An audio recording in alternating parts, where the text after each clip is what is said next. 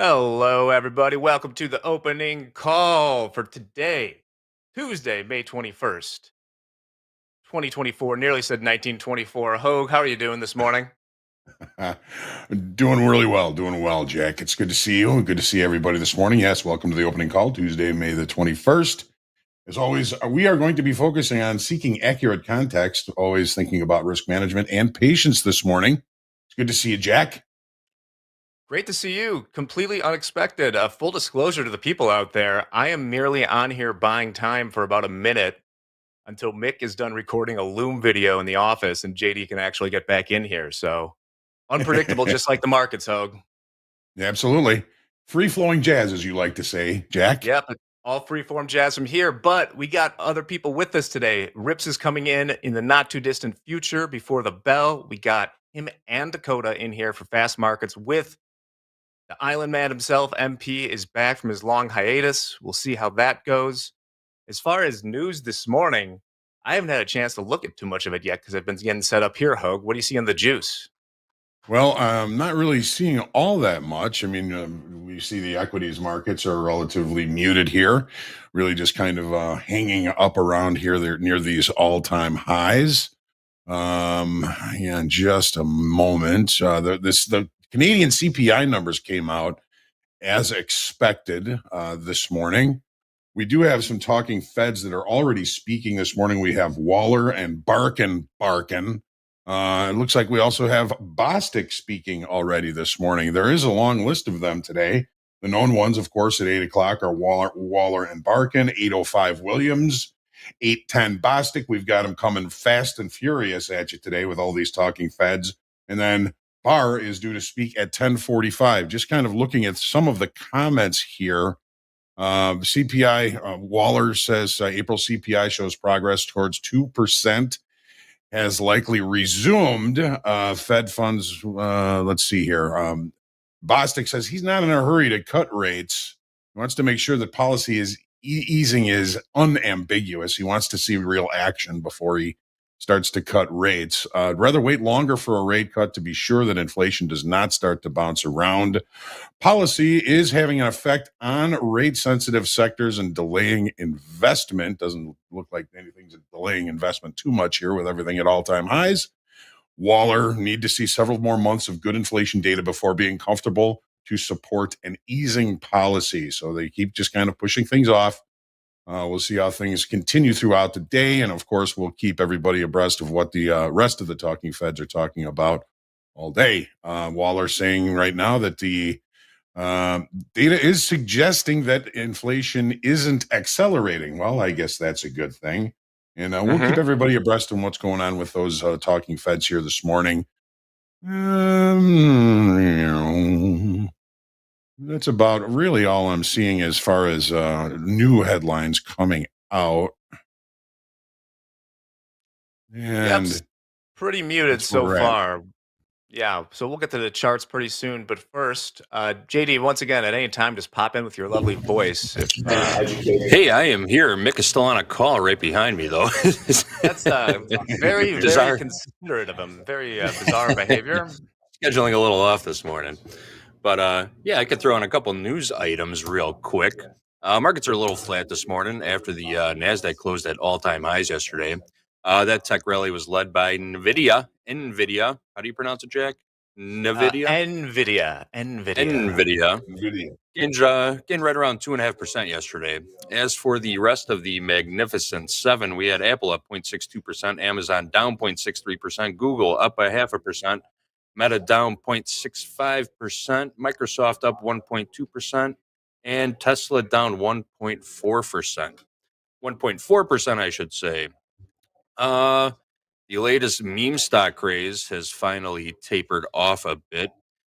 GameStop stock has fallen more than 70% since last Monday's high. According to Barron's, retail investors have lost more than $13 billion in the last week trading these meme stocks. Can you believe that? This whole, I was going to throw out an expletive. This whole storm is all fueled by a rogue tweet from the infamous Roaring Kitty last week. Even MP and Jack jumped on board this one. We did Uh, different directions. Also, if you haven't watched when Tuckman was on last week, probably one of the best 10 minutes of financial ranting I've ever seen when he was talking about the GameStop thing. yes, we All should time banger definitely quotes in there. Watch that. we should definitely be clipping that and sharing it for posterity. Also, Yes, how many of you guys are in the market for electronic vehicles right now? Anybody? it could be, but I need to Yeah. hear your news first. The parent company of Kelly Blue Book, name of which is Cox Automotive, just completed a new study showing that it will take close to a decade for 80% of electric vehicle skeptics to even consider buying an electric car. Close to a Hmm. decade to even consider it. Well, Seems like a stretch, right? does seem like a stretch. Those plug-in hybrids have been coming like pretty fast and furious, though. Anyway, JD, it sounds like it's calmed down a little bit behind you. Yep. What Yeah, go say ahead. Throw me on. I'll do the tip of the week real quick with Hope because I can see the shots already got me in it. So, Yep. real quick, tip of the week: find a trading buddy, a friend that you trade with. It's more fun when you trade with a buddy. Share your wins, share your losses, never trade alone. I got to say, from my time trading in a room with a bunch of people, that made me incredibly better. I would have been terrible without it because you got to have someone there holding your feet to the fire, kicking your ass if you need it, questioning you, showing you the way. Use the knowledge of others. What do you think, Hogue? Absolutely. And one of the best things about it is the accountability. You know, you tell your trading buddy that you're going to be following your rules and doing certain things. If you don't do them, your trading buddy can let you know about it and try and keep you accountable. So there's always, there's good things about trading buddies. A lot of good things, not too many bad things. Think about getting a trading buddy. Well, you guys are my trading buddies, but I am going to leave you now to go back to where I felt I was supposed to be, and I'll talk to y'all a little bit later during the quiz. I'll let you guys get back to it. Thanks for letting me be on. Thanks Thanks, for filling Jack. in, Jack. Thanks, Appreciate it. thanks, Jack.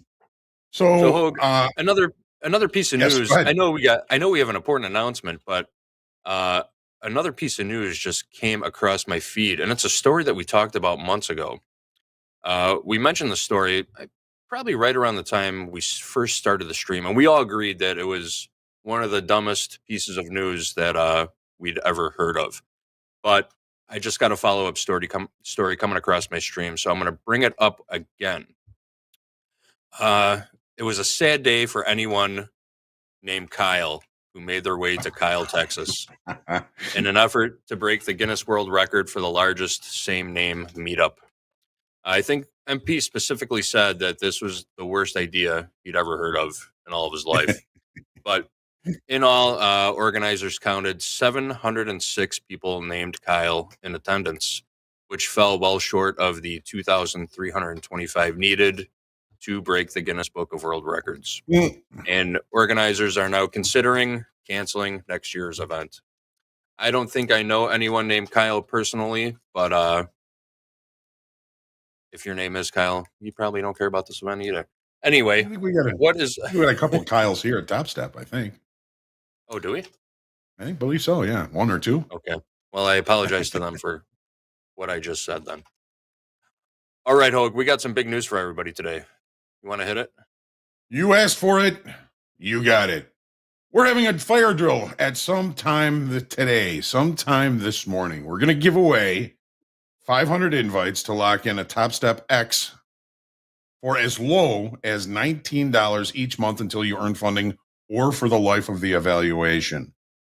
Those that win the giveaway will receive their code tomorrow morning via email. You asked for it. You got it. We got a fire drill today. Again, 500 invites to lock in a Topstep X trading combine for as low as $19 till you earn funding or for the life of the evaluation. As long as you keep that account, you're going to pay as low as $19 a month for it. So look forward to that today. Sometime this morning. I can't tell you when. They never tell me when they're going to do it. So we'll be hanging out together and get that chance for one of those 500 invites to lock it in again, for as low as $19. We're always looking forward to providing those for you.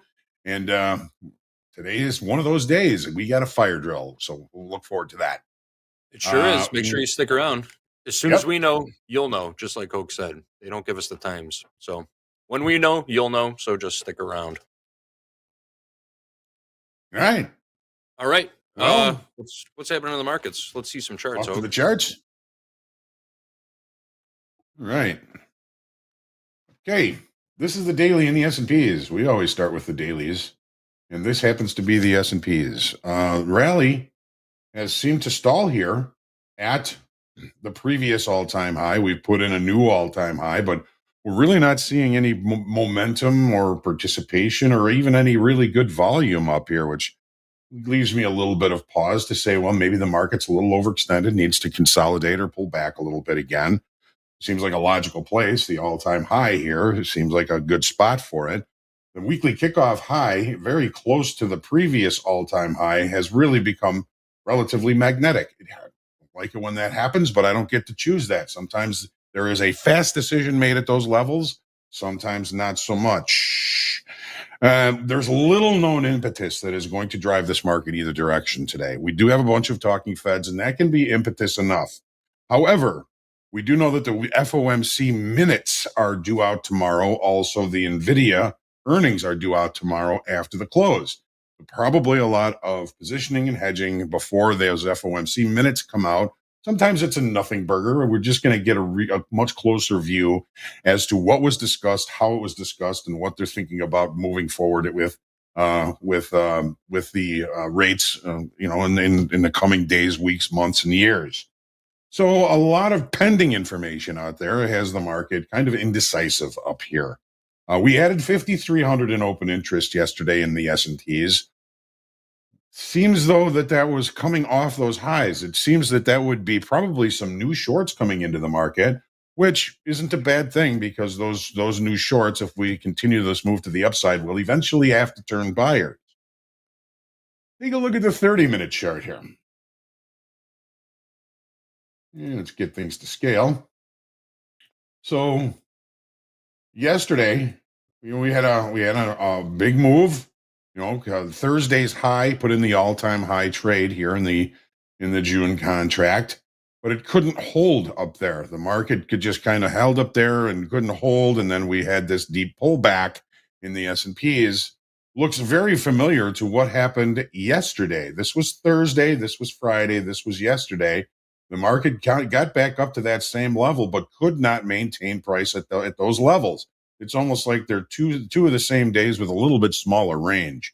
Right now, the overnight inventory is looking a little bit to the short side. We've seen some selling coming into these equities markets prior to the open.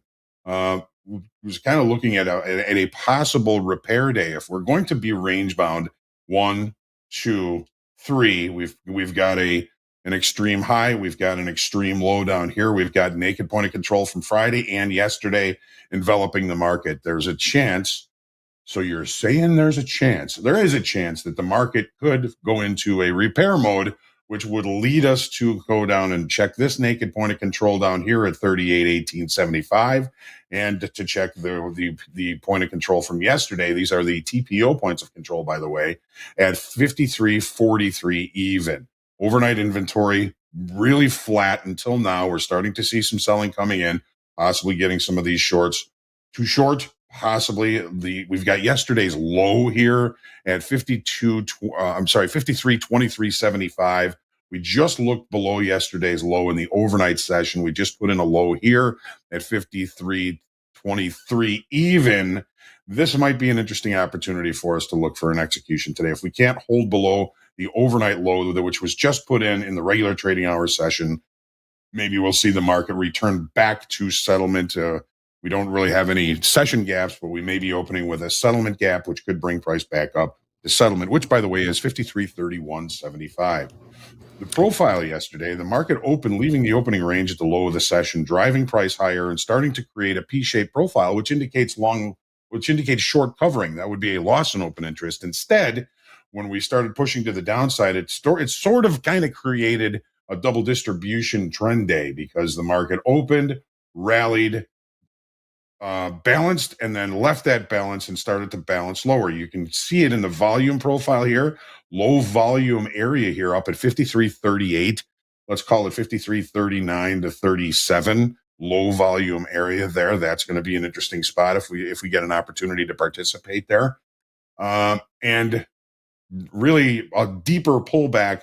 And look at how magnetic the weekly kickoff and the previous all-time high have been in the overnight sessions, just right at it, looked at both sides, came right back to it, looking at the other, looking away from it now. If there's no decision, the price could center right around that 53.33 weekly kickoff high level, 53.33 half, which is the previous all-time high, and we've got a 50 session moving average right at that level too. 53.33.73 is where that currently is at. So high target area here, high traffic area. We'll see if that offers us opportunities today. Let's take a look at the NASDAQ, which did present itself in a little bit of different light than the S&Ps yesterday. So we do have a close above that weekly kickoff high 18,710. If you remember, there was an opportunity when the market pulled back and the S&Ps put in new regular trading hour session lows. The NASDAQ traded right back to that level and then bounced. Well, we're still kind of fighting and wrestling in that area. We've got 18,710 as weekly kickoff high. We've got 18,709, which is the previous all-time high. So really just kind of centered around there. And again, the market is seeking new information. And there's really not a lot of known information that is due out other than some of these talking feds, and whatever they're going to say, yes, will affect the marketplace. So we closed at a new all-time high close, at least yesterday in the NASDAQ. Volume was pretty slow. Saw that the New York Stock Exchange was about 5% less in volume than the previous day yesterday. And again, with little data today, just talking feds, markets are kind of indecisive here. We lost 650 in open interest yesterday in the NASDAQ. Really inert, low volume. The market is seeking new information. So let's take a look at what we're seeing here on the 30-minute chart. So the market left the opening range at the low of the day in the NASDAQ and put up a P-shaped profile, which is usually indicative of short covering. And in the fact that we lost about 650 in open interest does suggest that that is the case. We lost a little bit of shorts, didn't really create any new contracts yesterday. So now we're looking at the market with no overnight inventory until now. I'm pretty sure those are some of the things that these talking feds are talking about are creating this little sell-off that we're seeing here. Where do we see opportunity? Well, there's a naked point of control down here. On this platform, it's 18,628 half. That could be a target. The point of control from yesterday up here, it's 18,747.75 could be an eventual target. Basically, if you're a ICT guy, we're in a what is it called? A something gap? A fair value gap. Fair value gap. Thank you. Thank you very much. There, JD. So you can call me JD. The profile P-shaped, it put in a pretty weak high. This is excess on the lows. I'm looking for this market to maybe put in some sort of base. And then, as Dakota says, where do we buy it? We'll have to find out throughout the day. Let's take a quick look at crude oil. Hey, real quick, checking in the chat, there's some questions coming in about where to find open interest. Open interest comes directly from the exchange. You can't find open interest in real time. So if you just go to the CME Group website and search for your market of choice, you will find daily open interest, which gets posted every morning at around 8 o'clock Central Time. Yes. Sound good? Anything else to add there? Yeah, I'll see if I can get the link up here. Okay, cool. I don't want to. I'll do that after the opening call here. I'll put that link in. We'll pin it to the chat for a little while so you can get that information. All right, back to crude oil. We're still holding downside structure from our head and shoulders pattern. Rollover is close to being over, and we're still trading in that rollover range. We looked above that weekly kickoff high 79.80 yesterday and we're pretty quickly rejected. So if we're in range bound and in range bound rules, the idea is if we can't take out the high of the range, we look to the low of the range. And I'm looking at the low of the range is pretty much weekly kickoff low 76.5 or 76.70 last week's low. I'm looking for a full rotation down to those levels, and then we can maybe see if we can get a break out to the downside and get to our eventual terminus of the measured move from the head and shoulders pattern, which takes us down to $73. Open interest, we added 4,700 off that high yesterday, indicating we did see some new selling coming in up at that level. Take a look at the 30-minute chart here briefly. All right, so overnight inventory. Very short overnight inventory. We've opened with a gap. If we cannot close the gap relatively early, the idea is still to look for opportunities to the short side.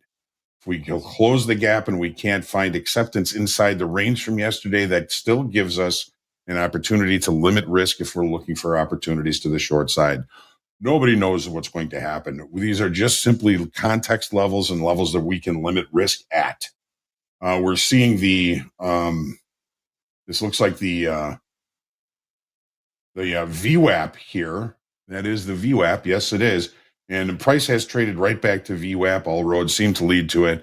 We'll see what happens here. The market just really opened about 20 minutes ago, and we're seeing a potential session gap close or maybe a settlement gap close, which would bring us into acceptance of value from yesterday. Again, we added 4,700 in open interest yesterday. Rollover is pretty much over. You can see the volume coming really nicely into the July contract. The profile yesterday was a normal variation day, neutral stance with a lot of high excess, a lot of excess on the high here. A lot of excess indicates the failure of a continuation of a move to the upside and the creation of a new downside move. And I believe we're still in that downside move. Taking a look at the tilt here in gold, in crude, 86% longs right now, 86% long. We saw it as high as 90% here before the opening call. Keep that in mind. Keep that in mind. All right, so now take a look at gold. Okay. So the upside auction is still in progress. Volume was pretty good yesterday. However, we did lose 11,000 in open interest. That's an estimate. It's an estimated number. The real number will come out around 9:30 today, but we can assume that there was a pretty substantial loss in open interest off this high yesterday. Possibly some long liquidation, some profit taking up there. Why wouldn't you? I'm giving the upside auction grade now down to a C because we're not seeing any participation and continuation above the previous high here. This market needs new business in order to continue this upside route. Is it out there? Watch the dollar, of course, and we'll see if we can't get this gold rally to continue. So that's just kind of what we're looking at here. Let's take a quick look at the 30-minute chart here. There is something very interesting going on.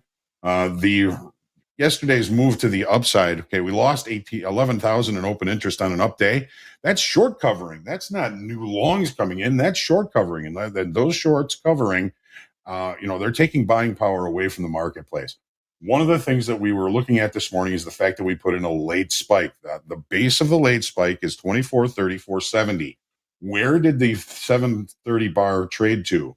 34.20. So within 5 points of the base of the late spike that we put in yesterday, we opened below it, which means possible acceptance of lower pricing. That kind of makes this level up here in a kind of an interesting level for an execution. We've seen several late spike opportunities that have played out. This one's coming from the other direction. This late spike to the upside indicates, well, we were looking for price to accept above there. It did not. It opened below the base of that late spike. So when we come to that late spike, this gives us an opportunity or a possible opportunity for an execution. We can kind of say that the value is already developing higher than yesterday. Value is all the way down here at 24.27 on the high end of it, possibly. So we seem to be rejecting value testing back to the base of the late spike. We'll keep an eye on this, and we'll see how this plays out for us for the rest of the day. Ladies and gentlemen, take your deep breath, stay humble, grateful, creative, and centered in your trading today, and make sure you pray for peace every day. And that's what we're looking at as far as the charts are concerned, JD. Yep, we are running just a little long here. We have someone knocking on the door. If you want to bring them in. Good morning, JD. Good morning, is. Hope. How are you, folks? Morning, Rips. What are we doing? Doing well. Had a little bit of a slow start this morning, but definitely agree with what Johnny was saying there on a lot of his points. Market is rolling right now on the heels of these Fed conversations that are happening right now. We have Bostic just kind of yapping away here. What's interesting is that we had the Canadian CPI that came out this morning alongside the Philly Fed non-manufacturing index. They were both kind of nothing burger prints, but the market started to kind of roll. We didn't catch any bids, and I was kind of thrown off by that. I was trying to long, and I ended up getting my face ripped off. Ended up catching a small little bounce for a little bit of a recovery. But the point is that it seems to me that somebody had an early copy of the speech that was coming out here. Let me go over to my trading view chart here. But right on the news, right here is kind of where we kind of had this little bit of a baby flushacito to the downside. We had these little perks up. I'm actually going to drop it into the 1 minute chart so we can get a little bit more granular here. But we had a little baby flushacito to the downside here. And then we had a perk back up, and then we just continued to tumble. And this is this big volume, and this is the volume down here, this big move to the downside. This was actually when we had the text come out from Bostic, and as well as not only Bostic, but Barkin, and also Waller, Williams. All of this kind of came out at the same time, and we started to see all of this text kind of swirling in the air, and algorithms trying to perceive that there was kind of an overarching theme in all of this. But the thing is that because the news was so soft going into that print, it was really strange to see that we had a lot of algo selling go into that. So it begs the question, did they know something before the general public knew something? And usually if you have to ask that question, the answer is usually resoundingly yes. So will the market continue to tumble? Have we found any extra news that's going to hold things up? I think that we could argue that NVIDIA could be going for a gap fill here. NVIDIA is reporting earnings tomorrow after the bell, and we do have a little bit of a baby gap down here that we're looking to fill. Baby gap, of course, has great deals right now on T-shirts for toddlers. So if we do get the NVIDIA failing down here to the downside, filling this baby gap, then we do have a chance of finding bids down there and solidifying and going a little bit higher. So that's what I'm going to be looking out for today. If we don't have any bids catching down there in that baby gap, then we will definitely be rolling lower. And I do have targets on NVIDIA all the way down into those 920s there, and on the S&P's targets as low as 53.10 today. So let's see how this all shakes up here, folks. I'm ready to trade. We have about, looks like 90 seconds till the bell hits off. I'm fired up. Here he comes. We'll see y'all later, guys. Oh, later, Johnny. Wow, here we are. What's up, fellas? Here we are. Back at it again. Here we are. Look at this for Back in, not bad. back in the saddle again. We need some AC/DC right now. Look who's back, dude. Look who's back. What's up, everybody? Welcome to TopstepTV. We got Coach Dakota. We got Rips. And the man is back in the saddle. Michael, what is happening? Opening bell coming up, guys. Do we have any levels that we're looking to take for the house account? Any trade ideas, fellas? Well, you know, Go ahead. Rips. Go ahead, Dakota, please. Yeah. Rips and I was actually just messaging each other back and forth a minute ago. And I was actually looking around the 680 to 670 level, essentially yesterday's highs, right? Are we, that's the level I'm looking at. 670? Sorry, just repeat that one more time, Dakota. Yeah, 18670 to 680. Like it's a nice little zone. Yesterday's like basically May 17th. Yeah, I don't. Can you see my charts? There we go. Speaking there of, we I go. need to get mine done. Here we go. Here we go. This All right, height, Michael, we're right go here, ahead. right now. This is a nice zone. I'm going to see if this resists support or resistance can become support. Man. Yeah, I'm watching here around these 91 quarters in the NASDAQ as well. If we do actually push above that and hold, then I am looking for longs. If we are rejecting against that, we do have room from 91 quarters all the way down to, by my count, 644 and 3/4, which was kind of the yesterday low, where we kind of had a lot of support. But, as we talked about, we do have a lot of Fed speakers on deck. The next Fed speaker is going to be Michael Barr, and that's going to be at 11:45. That's going to be the final capper for the day. But we could have some surprise appearances throughout the day like we had from Loretta Mester yesterday. Yeah. So we'll just have to be keeping our ear to the grindstone and see if there's any pop-ins maybe on Bloomberg TV or CNBC and see if there's anything in the way of trades off of that volatility that it should generate. Awesome. Why do they do surprise appearances, What Rips? was That's that? Just What was that yesterday? That was The technical reason is because they do have daughters and sons that have sweet 16s, and those BMW payments don't pay for themselves. I thought it's just because they're feeling themselves, and now they love the spotlight. Yeah. Oh yeah. Yeah. Where was what? They get speaking fees and hefty ones at that. I'm sure. Yes, they are. Okay, so we got perhaps a long between 670, 680 here. Rips, did you like that level as well? I do. I like 691 quarters. If that is basing out there, we have room up the way to 716 and 3/4 by my count here. I missed it. I'm gonna wait. Side. Yeah. Okay. I missed it, Rips. So I'm just gonna wait, see if it gives me another opportunity. I don't like taking trades the first 60 seconds of the market open. Oh, I love it, Dakota. Michael ain't scared. All right, Michael, you are back. You get your charts all figured out over there? I'm turning everything on. The old rocket launcher pad, rocket ship I'm in. Had to take a while to fire it up. All right. Rips, It's strange to see you without the waves behind you crashing, Mike. Oh, I can throw a little background in there if you'd like. Did you come home with a steel drum and maybe a little braid in your hair? Yeah, it's puka shell necklace. I Mike. Yeah, Topstep TV. Oh, there he is. Wow. Yeah, the linen shirts don't really work today considering it's snowing out right now. Is it really? Oh yeah, dude, it's so freaking beautiful. It's green, and then it's like snow, like up about 9,000 altitude or no elevation.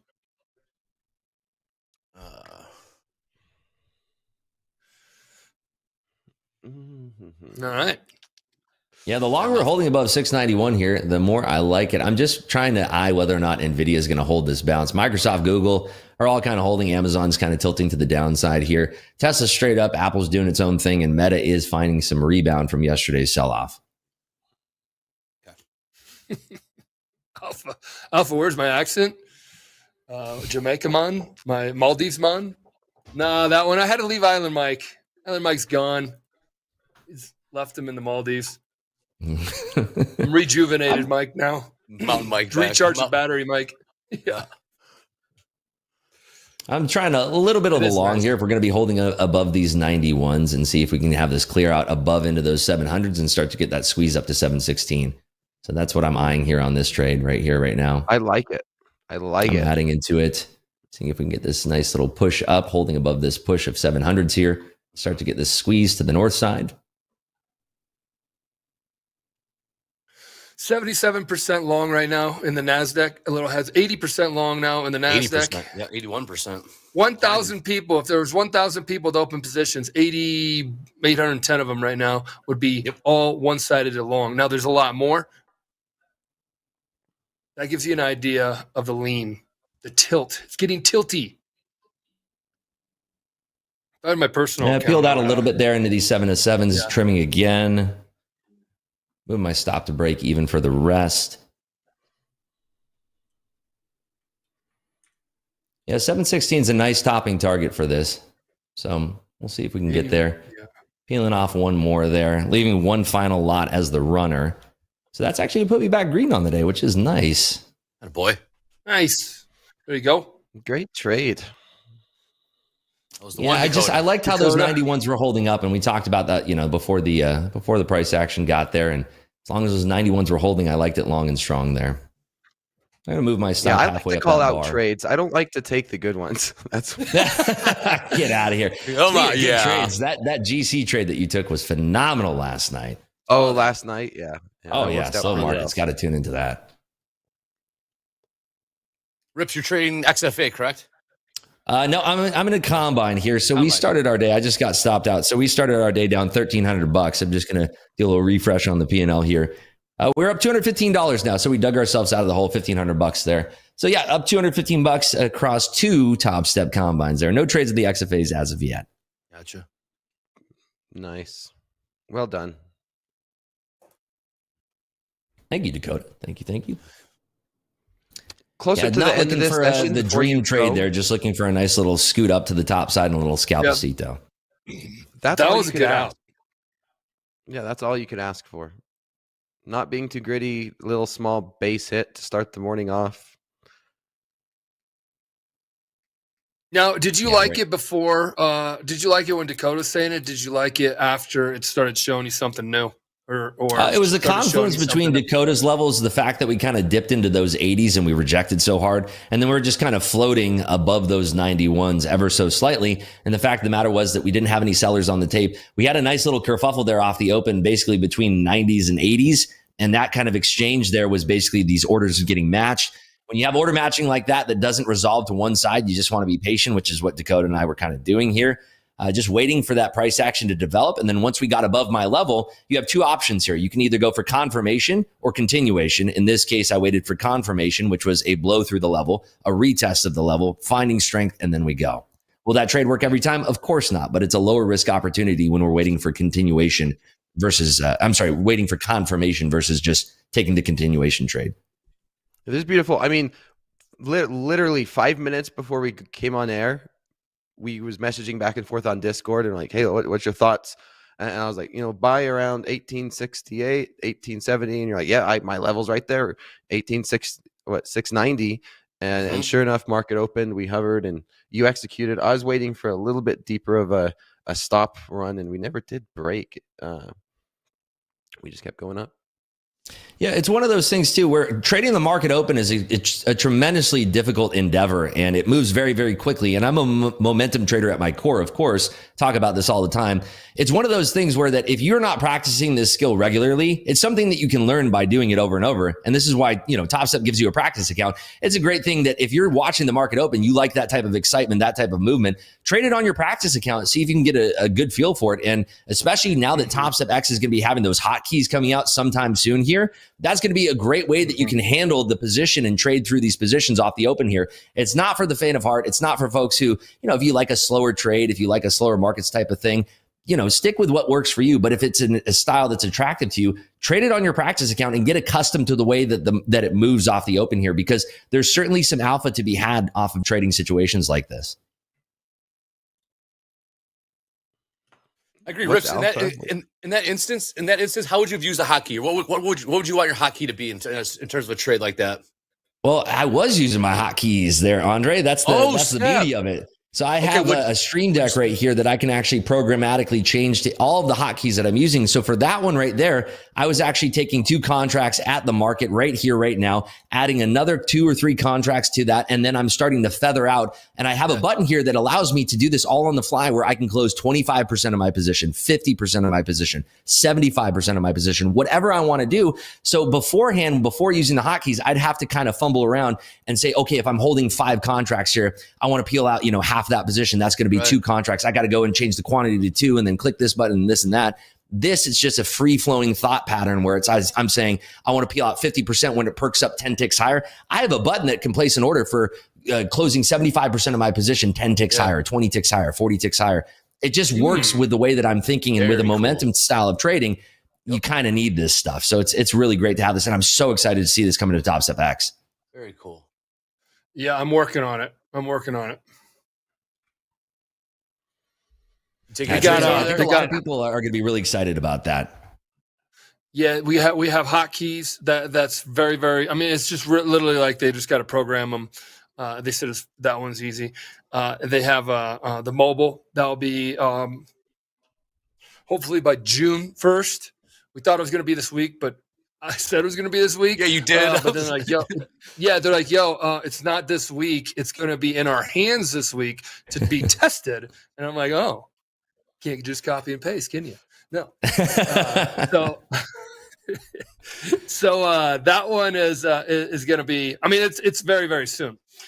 I should not ever put dates on anything. It drives people crazy. And then they email in and they said this, and the support team's like, "Yep." We're like, "Michael, please."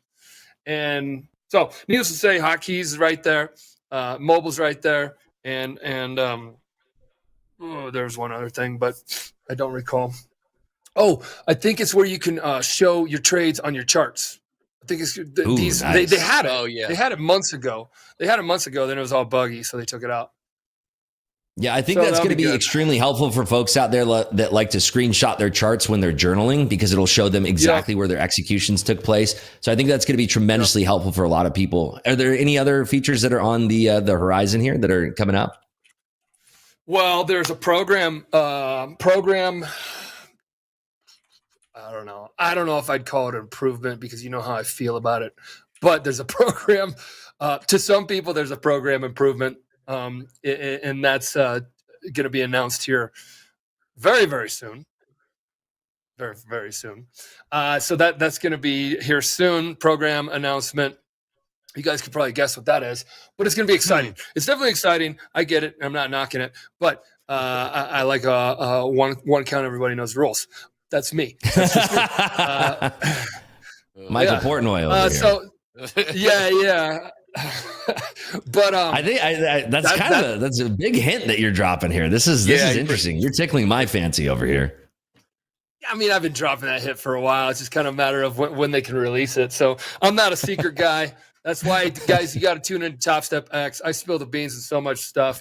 And it's not to cause disruption. It's just like I get really excited, and then it ends up being something I slightly say, and then people dogpile on it, and I go with them. Like, So that's exciting for a lot of people. Even for me, it is, because I know it makes a lot of people excited, and it suits their trading. I think that's the ones in the next couple weeks. I have a feeling that might be the proverbial nail in the prop funding coffin out there for the rest of the competitors. So I'm juiced, to say the least. I don't know. I think the nail in the coffin happened today when I just woke up. Twitter. What do you think? Drop my Twitter post in there. I woke up, and my buddy Robert, and he said, "Hey, I got some pretty interesting information." I took. He goes in here, and you can see that one. Can you just go to that? I don't know if you guys can just go to that one. Well, maybe I'll just say the one on the left is. We got it here, good. Michael. We got everything. Yeah, you guys are badass. You guys are ready to go. We said in here. Mostly we talked about this.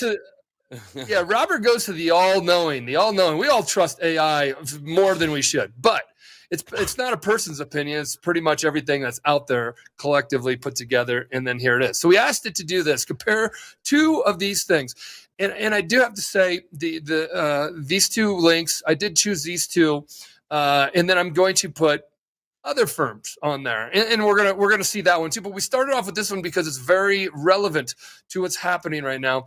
There's been some changes and whatnot. So some would say not changes; they've always been there, but enforcements that are now being enforced. So we did this. We dropped it in there. We asked ChatGPT, "What do you think?" And this is what ChatGPT said. And it was all about what's best for the traders. So Top Steps came in as this.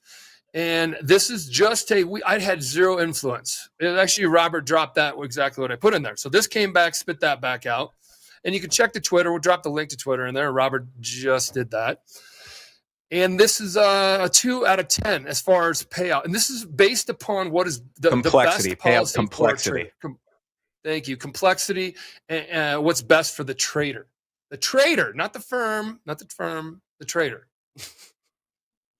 And then the next one is another firm out there, and they had an 8 out of 10. So I don't know. I mean, I get it, getting people in. I get it, getting them funded as quickly as possible. But if you have a complexity that a score of 8 out of 10, I don't know. Is it really helping you, especially if you can't dollar cost average, which would be buying one at 7? You can't. I watched it. You can't be in a losing trade and add to it. You can only add to it once.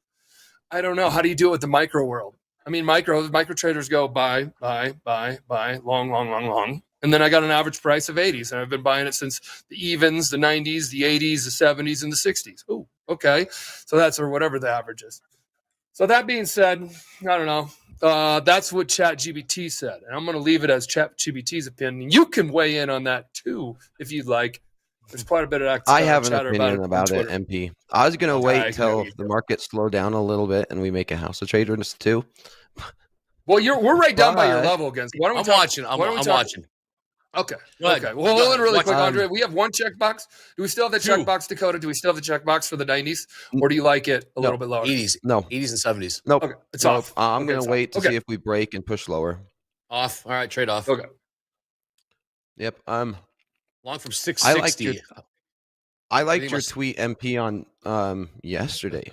I heard that you asked a question about simulated traders versus live traders, and I was gonna wait till the Oh, market to slow down a professional? little bit. Oh, that one? But I Well, I don't had know. something to It's say. it's I don't- moving, Dakota. It's moving right now. So I want to make sure that we're Okay, talking let's- shop right now. We got plenty of time, and these are all somebody's like, well, you blah blah blah, move on. It's just good to talk about the industry and things about it, so we can save that a little bit. Let's go back to levels really quick. It's back down here on the lows, or around the lows. Mm-hmm. Yeah, I took a, What do I you took a guys four think right contract now? short Dakota into that and- level since we retested those 91s. Took a short there with an 89 average, peeled off 75% of my position. I'm leaving one as a runner here. So caught a nice little trade on that flushacito of those 91s that we're looking for and just got stopped out. So, we added a couple ducats to our daily profit here. We were at 215 in the green. We're now sitting at $791. So not trading with hungry eyes today, keeping our positions tight and just trying to trade around these levels here. But it's swimming. The market is swimming up and downstream today, which makes it a little bit difficult. On a day like today, it's best to have a scalpier mindset if you're looking for here and now type of trades that, Dakota and I are kind of looking for these things right now. You don't want to have hungry eyes. You don't want to look for big continuation moves. Instead, you want to go for those 5 or 10 points on the NQ, maybe 2 to 5 points there on the S&Ps until we get some true resolution. Because right now we're just kind of swimming both up and downstream with all of the Fed speak that's coming out. In fact, Chris Waller just had some more Fed babble coming out of his mouth there. So that's what the market was reacting on there. Dakota, what do you think? And great out rips. You were out. What'd you get? Yep. 09s, 13s, whatever, 16, 709s, somewhere like that. Yeah. And it looks like we got, let me just look at my executions here. We got out 13s, at I think, were the 89s high. and 81s. Or I'm sorry, 89s and 81s is what we got out at. I'm talking about the 81s, long that you 83s. had. Oh, yeah, the Yeah, I'm long just up there. waiting. Yeah, we were out way up high there. Yeah. I think we. Yeah, it's good.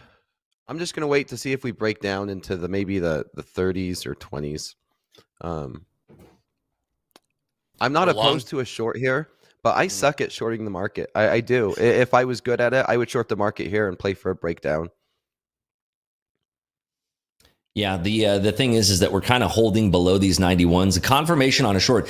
Now, here's the thing. When we're running into levels like this, when we're below this 91 level, at least the way that I read the market when I'm reading order flow, when I'm seeing that we're already catching a lot of bids up here, it opens up the door for a really nice trade opportunity that, let's say if we faded down to what my level is 644 and 3/4. If you want to write that down, Andre, 644 and 3/4. Big, strong level, which is where we kind of launched off of yesterday. If we're already catching bids into that fade down into that level, that says that we already have people who are defending these levels. So if we were to get down to 644 and find a lot of defense, the idea that we're going to pop up back out of that level is much higher versus if we're just fading into that, we're not finding any bids on the way down. So I'd like to see this fade down to that 644 and 3/4 level. If we don't make it down, that's perfectly fine too. There's going to be more opportunities, but it's very nice to take pause and kind of understand in this area of order flow below 91s here, we are collecting a lot of bids. So if we were to break below this, those bids are still going to be trying to defend their position, these larger institutional traders. And if they're starting to firm up those bids below Dakota's levels of the 60s and 50s, then there's a good chance that we could catch a nice bid down there into those 40s. Yep, I'll agree with that. All righty. I got them I right did down. miss Michael, a so crude oil long. we're looking at 44s and 660s ish level. So we got to see if way more of a pullback here in the NASDAQ if we're going to take a long. I'm going to catch a bit of Yeah, we're yapping about indices over here. What do you see over in crude, Dakota? Yeah. I mean, this morning we sold off right down to a key level, $77 and 3/4, 77 3/4 per barrel. That's what I was looking at this week. We sold off right down into that zone to the bottom and just bounced up pretty much $1 since the open.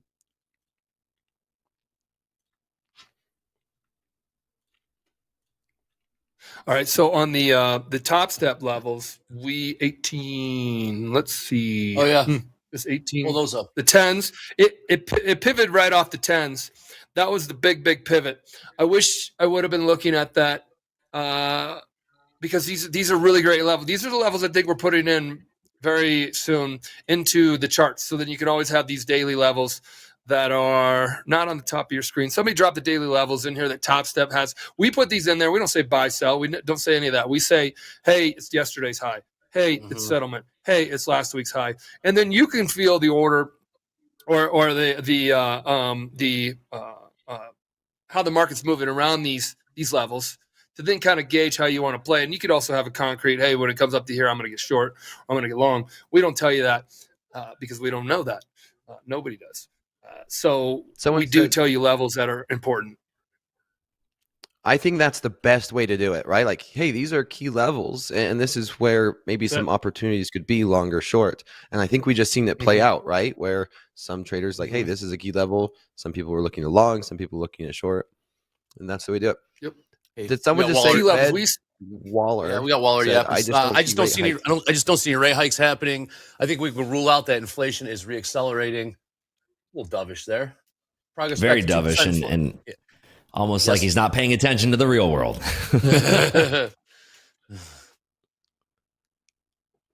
So the interesting thing about that, Andre, is that when we hear Waller saying dovish things, you have to remember that historically speaking, he is a very hawkish Fed member. He is also a voter. So when you have a hawkish member speaking dovish, the market tends to react sharply to the upside.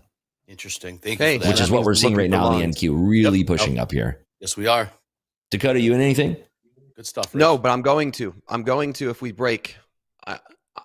We are pushing. If we get a nice little pullback, I want to get in long. Running into that 716 level as well. Yes, we are. So we have 83% of people long right now. Remember last time I said this, guys, and I'm not giving you a direction. I'm just saying what people do. There's a VWAP up here. There's a 710s that we're trading 710s. It's a weekly kickoff high. There's a long bias in NASDAQ right now. Dakota, you're looking for longs or are you looking for shorts? What are you looking for? Longs. I'm looking for opportunities to buy this market. Okay. All right. So you're looking to go with the majority, 81%, 82% now long. And then we have the levels that are right here, right now, that TopStep has weekly kickoff levels. So just follow what the markets are kind of digesting right now as far as market movement and decide what you want to do. And we'll throw a poll in here to find out what you are thinking right now. Do you want to get long or short at these levels? Or do nothing? Can we get a poll? Long, short, or do nothing? Long, short, or sit on my hands? Sit on your hands, yep. Because we're at that key level now. What is it, right? Dakota? The key level you're mentioning, right? I'm taking a long here. I have. Okay. We are right up at VWAP in the NASDAQ and S&Ps. We're in the VWAP at NVIDIA as well. So if we have a breakout to the top side of this level, it can get very, very strong to the top side here. Yeah, okay, I see that. We got liquidity to the upside here in S&Ps from 53.29 nice push up up here. We're looking for 750 and 3/4 now to the upside here as NVIDIA is seeing a strong push. S&Ps, if we get this continuation push to the top side, this thing can get very speedy here. And we could see a lot of these early shorts from this morning getting blown out. That commentary out of Waller also very, very dovish. Yeah, I could see us getting to the 30s. I could see us getting into the 730s. But I don't want to chase it. I want to wait for a pullback, but I might just have missed the bus. Everybody and their sister wants to be long right now. It's 83% right there. It's what's the 64. Pool, Andre? Yes, yes, 64. Yes, 64%, 83% long NASDAQ. I'm going to fade the world. I'm short 3. Good luck to you, Mike. It's going to be very, very light. If it wants to go what price? Up 20s, from what price, Michael? 17s. I'm short 3 from 17s. 18, 7, 17s. Thank you. So if we start to base out at these 710s here, I'm super, super adamant about holding this position. because that's going to be a strong indicator that we aren't going to fade here if we're as long as we're holding 710s. That's kind of the level that I'm watching here on the NASDAQ. That's John's weekly kickoff high. So right now, it's either going to poke its head above it, sell off. Well, I mean, it's going to do whatever it wants to do, or it's going to firm up like you're talking about. I'm a little bit in the money. Like I said, if it retests and does the 20s or 22s or anything really tight like that, actually, I'd put it like JD and pulls the levels. 731 is yesterday's value area low. Yesterday's value area low is 731. And I know, guys, we're talking a lot about NASDAQ right now.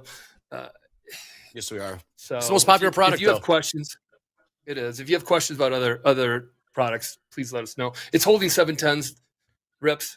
It's holding. Yeah, but we do have a little bit of overhead supply that is a little bit concerning. As long as we now we're starting to blow this out. So as long as I keep talking about it, we're just going to have these market makers blow this out for us to the top side. We just need loftier offers to the top side here. We just really need very thin liquidity, and that should start to invite us into this thicker liquidity up in these 730s here. So I'd be looking for this blowout here, especially in NVIDIA. If we can have call buyers jumping into NVIDIA here, we could be carried all the way back into that 945 level to the top side in NVIDIA as well. So just looking kind of, we're at inflection points across the board here. And right now it's just kind of bobbling above these 710s. We just need to see that strength being solidified above those 710s here and now. I want to get in on this pullback. Dakota wants to get long. MP is short. Rips, you're short as well. I'm long. I'm long right now. I'm long looking for a retest of 710s. Yeah, I took one off because I have 10 handles into it. So that I'm going to leave a 2 riding, and I'm still going to get out. I got my 25s, 725s. There probably should be 730s. I'm long. I got long 706 on that pullback. Good luck to you, Dakota. 706. 3 contracts. long 706 3 times, Robert. MP short. I mean, technically, if that's a live account, Waller just said we're trying to put downward pressure on spending. He's saying the economy is very resilient. So we are at the mercy right now of what he has to say. Yes, we are.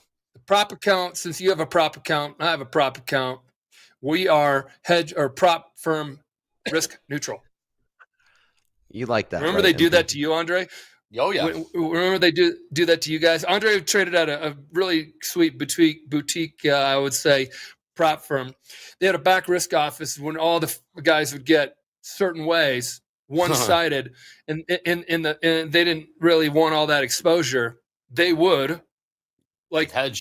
Take positions. Yeah, you could hedge. You can hedge it's prop. You can hedge your prop guys. And it's all managing the risk of the firm. It's not because you're like, oh, I'm going against my guys or girls or whatever. You get the point. Is there any girls that traded at El Dorado? There was one. Megan Van Hayes. I won't say her last name. One. And yeah, she was badass. Badass. A little more even keeled than the dudes. Yes, they are. Coming down for what looks like to be a 700 test here. I mean, it's still 80%. People are holding on for dear life in the NASDAQ. Yeah, 80%. Average 8% long. Yeah, average price of longs right now is 18,706. Right where Dakota is. That's right. That's my price. Dakota's price.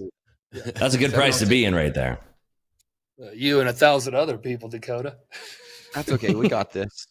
Okay, I'm going to do what you can't do somewhere else. I'm adding. Prove a point, Dakota. I'm going to call the funding team and say, deny that man's payout. Deny him. It's gambling. It's classified as gambling over there, even though they sell the world of gambling. They are like selling like FOMO and size up and blah, blah, blah. Okay, nice perk up here back into these 7-Elevens. This is a nice perk up. We're seeing a nice burst of volume coming into NVIDIA as well here. Super, super nice to see this. I want to see this really start to squeeze out those early shorts that were into that move. No shade at you, Michael, but those types of traders that were taking Michael's trade there, just that type of price action is what I'm looking for to fuel this next leg to the upside here. Yeah. I got my 725s up there, and it's 85%. I haven't seen it this 5%. this Yeah, it is. long. Now I would see there's 5,000 people here, so maybe they all jumped on Dakota's trade. I can't blame them. Number one trader on all of Topstep. I can't blame them for that. 85% long tilt right now. Well, he's challenging the whole world right now, so I'd say he's the best in the whole world because I got my money on him, literally. That's true. Hey, 85% long right now, NASDAQ tilt. Wow. Yeah, we really need to see the NVIDIA blow out this 938 to the top side. If we start to see that, this thing can catch some legs. But right now we're being constrained just under the VWAP. And NVIDIA being the number 3 weight of the NASDAQ is just holding us back here. So we need to see a flurry of call buyers, say 945, 955 calls into NVIDIA, and that should start to boogie the price action here to the top side. Running into a little bit of that topping resistance up here at 716, which is conveniently at the VWAP for NQ. But we do have a stack of liquidity up into those 730s that we are interested in possibly running into here. Quick poll results. Over 1,000 votes in 5 minutes. Which way to go on NQ right now? 63% say long. Wow. Everyone very, very bullish right now. Delta minus 400 in the NQ, minus 400. Minus 3,000 in S&Ps, though. We are testing the NVIDIA VWAP again to the top side here. Dakota, all you, buddy. And are you long too, Rips? I'm out. Yep, I'm long as well. Staying above the 10s. It's doing everything that you guys are talking about. In the majority is long on a pull in here. So let's just see if the markets allow it to continue towards. yeah. Just watch this. Did he close? MP, did you close your short? I mean, now I'm going to put it back on. Okay. No, don't do it. You can always join the winning team over here. Get in with the longs. Trust your. I'm sticking with my traders. I'm sticking with my 25s. I said 25s earlier. All right, we keep retesting. There's a lot of orders up at the 716 level that are getting backstopped right now. So if we get this blowout to the top side again, this should be tremendously strong, and then we could get continuation to the follow-through side. Tesla's perking up, Meta, Microsoft all perking up. Microsoft and Apple, number 1 and 2 weight here of the S&Ps, are all perking up here. We ran into those 720s. There's a lot of folks that are trying to short this market right now. Seen in the order flow here, a lot of folks still trying to short this market. The more folks that we have shorting right here and now, the more likely it is that we will slam right through to these 730s, which we are seeing here and now. Yep. Going up to 720s, retesting into these 722s, potentially breaking higher here. NVIDIA is tickling on that VWAP. Let's see if we can get this follow through here to the north side and blow MP to the south side. No. I got out. I got out. I'm not gonna fight this. If it blows up to the 31s, which is yesterday's value area low, it seems like it wants to pop, take the roof off a little bit. That's my feeling. You see the guys here that are trading with us, Rips, and they have a different feeling than I do. I see T short. Maybe that should be something I go with or go against or sit on my hands on. I don't know. But I'm going to watch you guys for a little bit. If it pops up to the 31s and it hesitates, I may do something. There's a lot of angry folks who are shorting this right now. I'm seeing a lot of very heavy offers that are being placed right now, a lot of non-believers for this market to run. So it's definitely a little bit concerning. But as I said, the more that we start to push into that, the more likely it is that we'll see a violent move through 31, potentially all the way up to those, looks like about 43 or so. I thought you said believer. Isn't that believers? Yeah, you got to be a believer. Never say never, Michael. Andre, I'd take him over Taylor. You're yeah. Hey, S&Ps, everything's S&Ps and NASDAQ pushing through view up like Rips said. These shorts could be fueling this move to the upside. I had Island Mike had a rough time for about 3 weeks of a month-long trip that we had. Taylor Swift dropped a new album, and my wife had to leave it on her phone every single day, over and over and over and over. And guess who sits by the pool or by the beach with her? I do. And I'm like, "Can you put your headphones on?" She's like, well, the kids like it too. I'm like, "Oh, yeah, they like anything mommy does." Yeah, it's actually not bad though. Got out of those short. Michael, you're flat, correct? I mean, yeah, it's hesitating up here at the 25s, which I said the 25s. Almost We 86. could always long. use some more moon fuel if you want to go short again. You know what? Don't tempt me, Rips. Almost 86% long in NASDAQ. Look at the tilt here.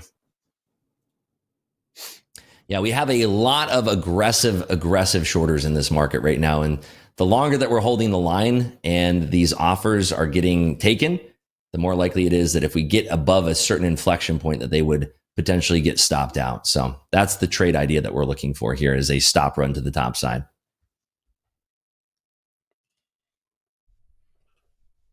Fair enough. Waller just said holding the rates for the next 3 to 4 months will not run the economy off a cliff. The market does like that. So basically saying that he's from the camp of holding rates, not hiking. Not a big surprise, but it is nice to hear a hawk being somewhat dovish, as we said. Tim in the chat, NQ Delta minus 5,300. Hope you confirm that? Minus 5,300. I have a negative 1,000 delta read on the NQ here. Okay. And negative 1700 About what I've got on too, the Rich. S&Ps. Okay. What is it, John? Negative 1,000? Negative 1,800 on the S&Ps and negative 1,000 in the NASDAQ right now. And that's day session only. And that does kind of exacerbate the point that we were making earlier, where as we're pushing up into this, we're seeing a lot of aggressive shorting as we are pushing higher.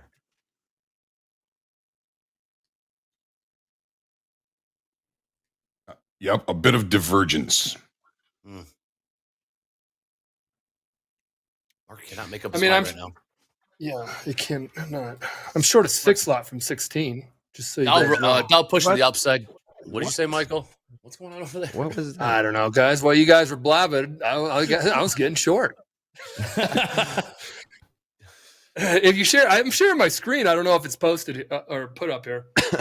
But also, it's not. I mean, it's still trading around the 10s. It's still trying to hold the 10s. MP short 6 from 16. Well done. Beautiful. Trying to hedge you guys up. You both long 6. Oh, I'm only long 3. I see what you're doing there. Okay. You like this? We'll just be risk neutral on the show forever because I'm always. We are pushing back up here to those 16s. That was a nice rejection there, tucked below those 710s. Long using the house account, but I guess it's a little. Wow, that was a nice draw there back to the downside. I'd just love to see some follow through these 20s now.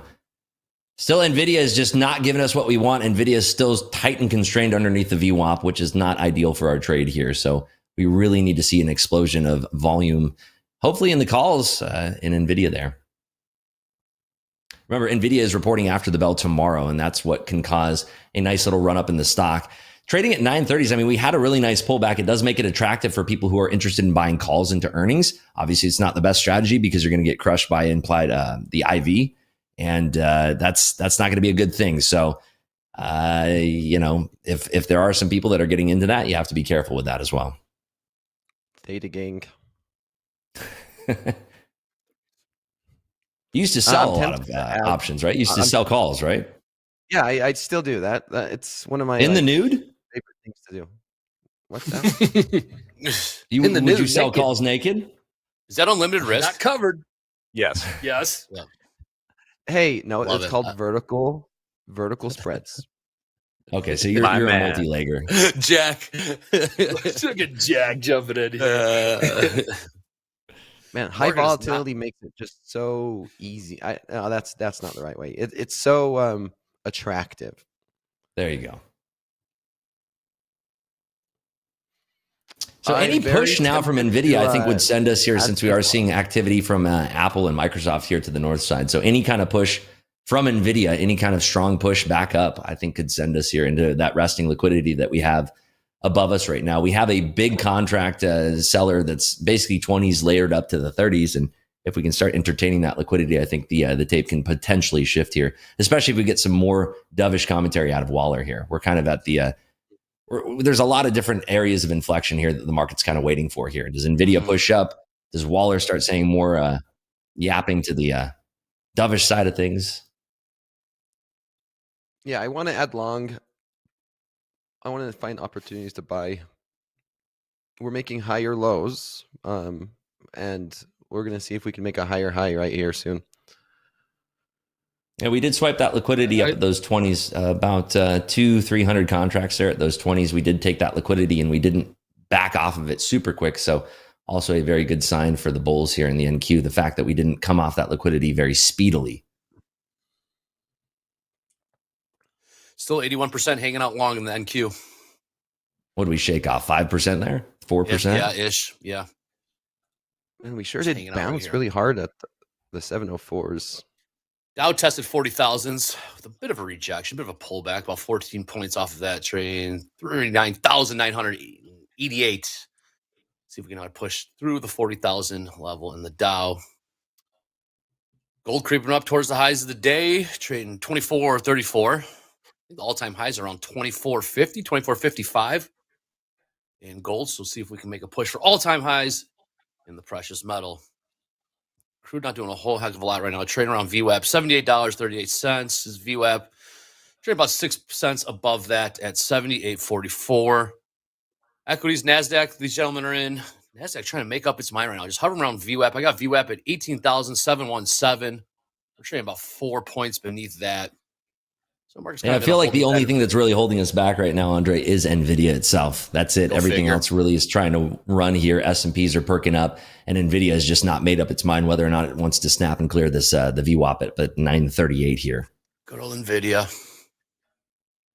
Running the show. It's a strong part of the weight. It's the number 3 weight of the NASDAQ 100, so it does carry a lot of weight. But it is a nice sight to see Microsoft and Apple both tuning up in tandem here. Earnings tomorrow for NVIDIA? Tomorrow after the bell, right? Tomorrow after the bell, yes. Mm-hmm.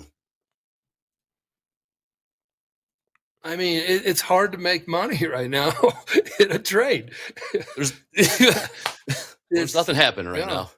There's nothing happening. Give me something. NASDAQ just beneath VWAP right here, trading 18,710. But the slope of VWAP has flattened out a bit. So it was downward sloping pretty significantly going into this open. After the opening bell, it's definitely flattened out a little bit. Like Hoop said, yep. Nick for a tick, chopped to death. Yep, Nick. It's been very choppy this morning. First 45 minutes of the trading session.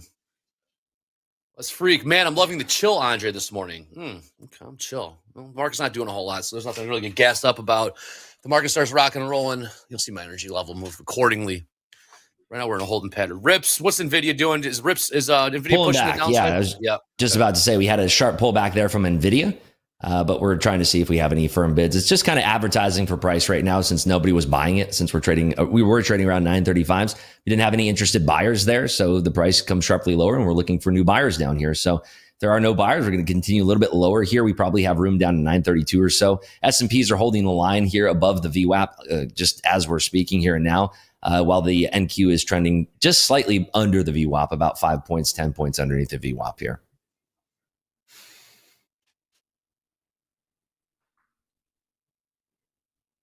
And like Dakota said, we do have these sharp pullbacks, but the NQ is rejecting these pullbacks, and we are finding strong buyers as soon as we advertise price lower. So little perk back up from an NVIDIA trading 935s again.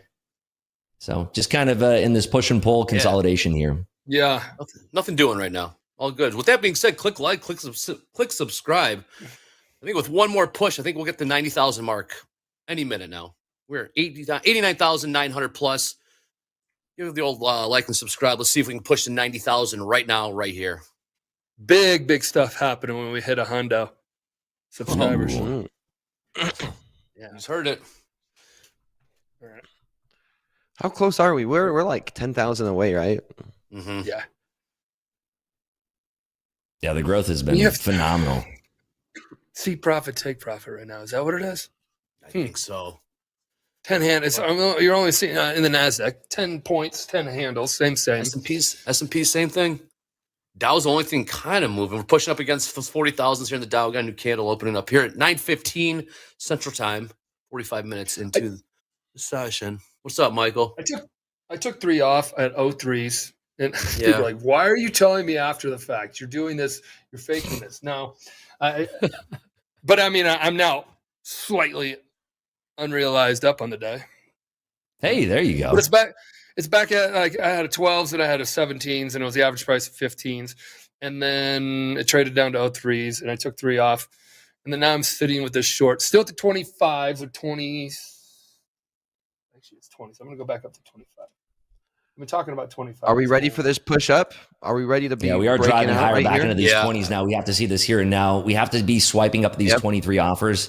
If we get up here, lickety split, this thing can definitely turn around. And if NVIDIA actually blows through the VWAP here, we do have a chance to explode. Yep, I think we have a chance to break to New York session highs. I like what I'm seeing from a technical standpoint.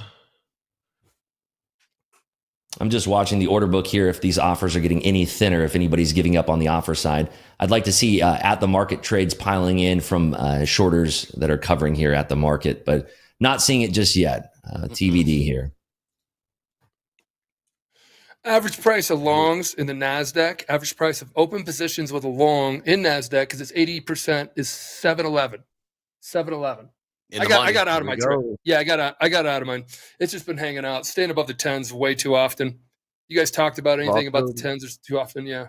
If we have a house account play, that's not my decision play. This is right now is my personal account, but the house account is the. We can't find a consensus right now. We can't find a consensus for the house account, and neither can this market. This market can't figure out if it wants to go higher or lower right now. So it's okay to be hands off on house account. What's up, Dakota? And I are sitting in longs, right? You're still in a long grip. Yes, I'm in. Okay, me too. I'm still in 706.25. I added to it, and I'm looking to see if we could break into those 30s. I think if we break above these 25s, we could have a run into the maybe 50s. Would that be fair to say? Yeah, 50 3/4 would be the level that I think that we would hit that tickling into. 937 3/4 is the VWAP now on NVIDIA. We are coming for that 15th test here on this chop and slop. If we get above that in the NVIDIA VWAP and we hold that break above, hold on to your hats because we could start really breaking out in these 25s in NQ here. Here we go. I'm liking it. We're starting to see a pickup in volatility. Now, I want to see if somebody swipes this 25 very heavily, because that would mean that we have a big player that's covering short here. Watching here at these 25s. Nobody's taking it just yet. They're advertising about 200 lots here. See if they want to take it. Nobody's really interested just yet. NVIDIA pull back right under the VWAP once more. So still not finding the mustard to break on through just yet. Yep, not that 25. Slight pullback from Microsoft as well. NVIDIA is still making up its mind, and Apple's still shooting for the moon here, trading 192 halves. So there's about 100 lots being offered. Nobody's taking it here and now, which means that there's not really any shorts panicking right here. Seeing if we swipe at that at all with some strength. And somebody just took it. So they were doing 92 on the offer. They ended up just selling into the market. Somebody absorbed it on the bid side there at 716. So that gives me a little bit of confidence to hold this long still. Yeah, but it's also not giving you guys anything on the long side either. I mean, it's giving nobody anything. It's not giving anyone anything, right? Yeah. I just said that, Andre. All right. All right, Trading Buddy. Hey, this week is Trading Buddy week, right, Michael? You know that? I know. We got our trading buddies right here, TopstepTV. One big trading community. Yep, Rips and I and you One too. big trading buddy. Yeah, man. Hold each other accountable, put out trade ideas, point out headlines, pick you up when you need to pick me up, kick you in the ass when you need a kick in the ass. Talk shop when we need to talk shop. Absolutely. All of it. Talk about the industry when we talk about the industry. Have funny jokes every now and then. Make fun of each other. Goof on your trade sometimes, Walk out on the show sometimes, Andre. Close out someone else's trade sometimes. House account. Close out. Moving on. VWAP. If we do hold this level down here, I don't mind a house account to trade on a clear out above 716s here, especially if the VWAP keeps coming lower in NVIDIA and it's giving us the opportunity for a breakout here to the north side. So I don't mind Funny a you house mentioned account that. long. I'm almost tempted to add into the long right there at 712s, and I just didn't. Yeah, we are breaking out. Yeah, you had the same look. Yes. Yep. I think it was a beautiful technical pullback. touch 712s. Market is confused. I'm looking for anything. We need to give it some direction here, Andre. It does. Gold's not doing anything. Oil's not doing anything. Dow can't figure out what to do with the 40,000 level. Let's just get the 50 lot going and then let's move some shit, Andre. You know what? Now you're thinking. Now you're now speaking we my can love move this sucker. Why don't we make this shit happen? If you guys were watching the chat, I put in there that there's a failed upside auction in gold that failed. It's come off about 60, 70 ticks off that. We also have a potential failed auction in crude oil right now. Crude, Why don't you closed share the your session screen? gap. Share your screen. We got it's trading 16s, 17s, 16, 17s, 15, 14, 10s, 20s. Same. Did you just add Dakota? I heard that. I just added. You hear it? I I added to my long. Dakota getting more bullish. Oh, I'm gonna build a position if we're gonna break. You can do that here. I'm actually liking that. You can do that here worry free because that's real trading.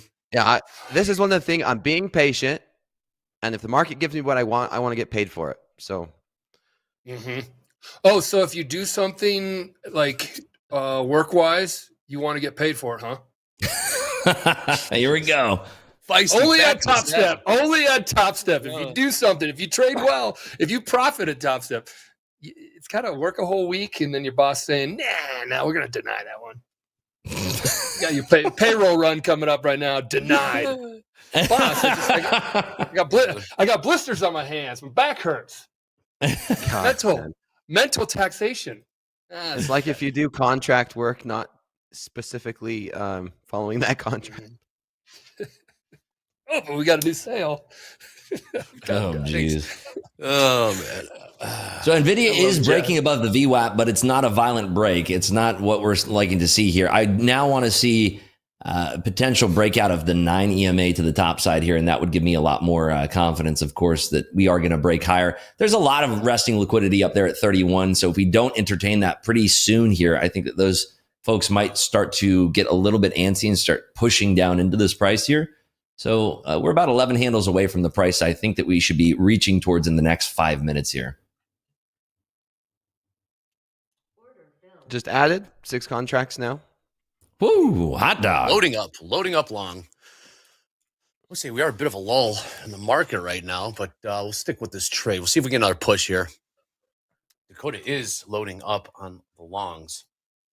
You can see very heavy offers here into this 25 push. Let's see if we actually get this breakout here and now that we're looking for, Dakota. Yeah, let's do it. Come on.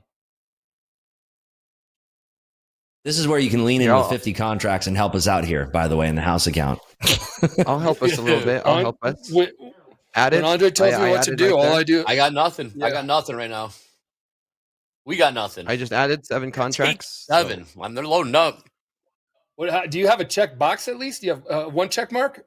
I got one check mark at long 660s. I got a check mark at long 644s. We're nowhere near those prices. I got a short idea up at 730.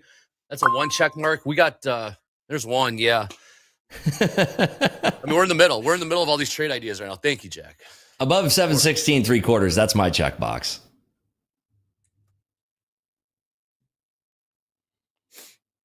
Yeah, I'm looking for a break right here, right now. If we don't get it in the next little bit, I might just bail for scratch.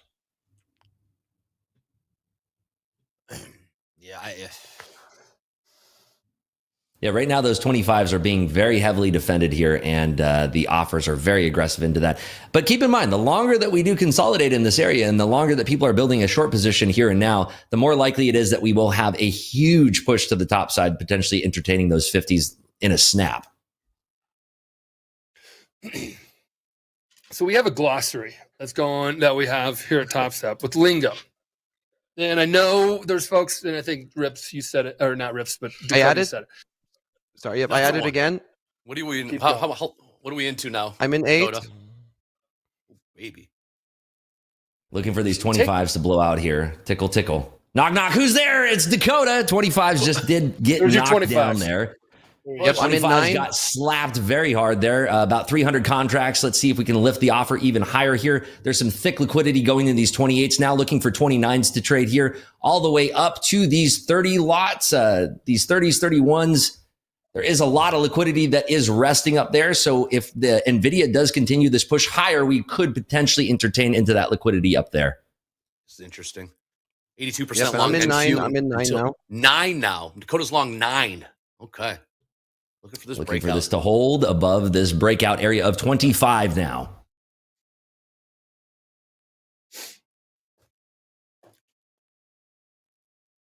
This is the moment of truth. Come on, take This the is the top moment off. of What truth. Randy Moss say, Dre? What'd he Take say? the top off. My job is to take the top off the defense. That's what That's we're trying to do right here. Cannot push. Trying to get a push here. I don't write checks. Oh, I like this price action. If we could just continue to hold above this.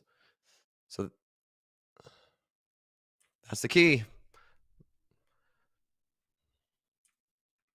All right, Dakota, talk us through your thinking. Why you keep adding into these longs? What are you liking about this price action that led you to get keep adding in? Well, that's Or is that the let's see secret how we sauce act right here. Gotcha. Let me finish this up. Yeah, Right here, right now, and then I'll talk about it. That's how the sausage is That's- made right there. yeah. That's a So we are 10,000 pushing hour into question the right there. the EMAs here on NVIDIA, and that is kind of holding us back a little bit. But if we do get a snap through this 941 halves level, I do think that we do see this tremendous push to the top side here. We just have a lot of liquidity that's been gathered to the short side that should give us that fuel and that push to the top side here. You can see at 928, we had about a 300 lot that got swiped. So we just want to see that continuation. And again, this is going to be artificially fueled by the shorts, looking for 31 and a quarter to give out in the S&Ps to the top side as well. So if all of these things kind of culminate together, it will create a nice push here and rocket fuel to the top side. And that's kind of what we're all waiting here for.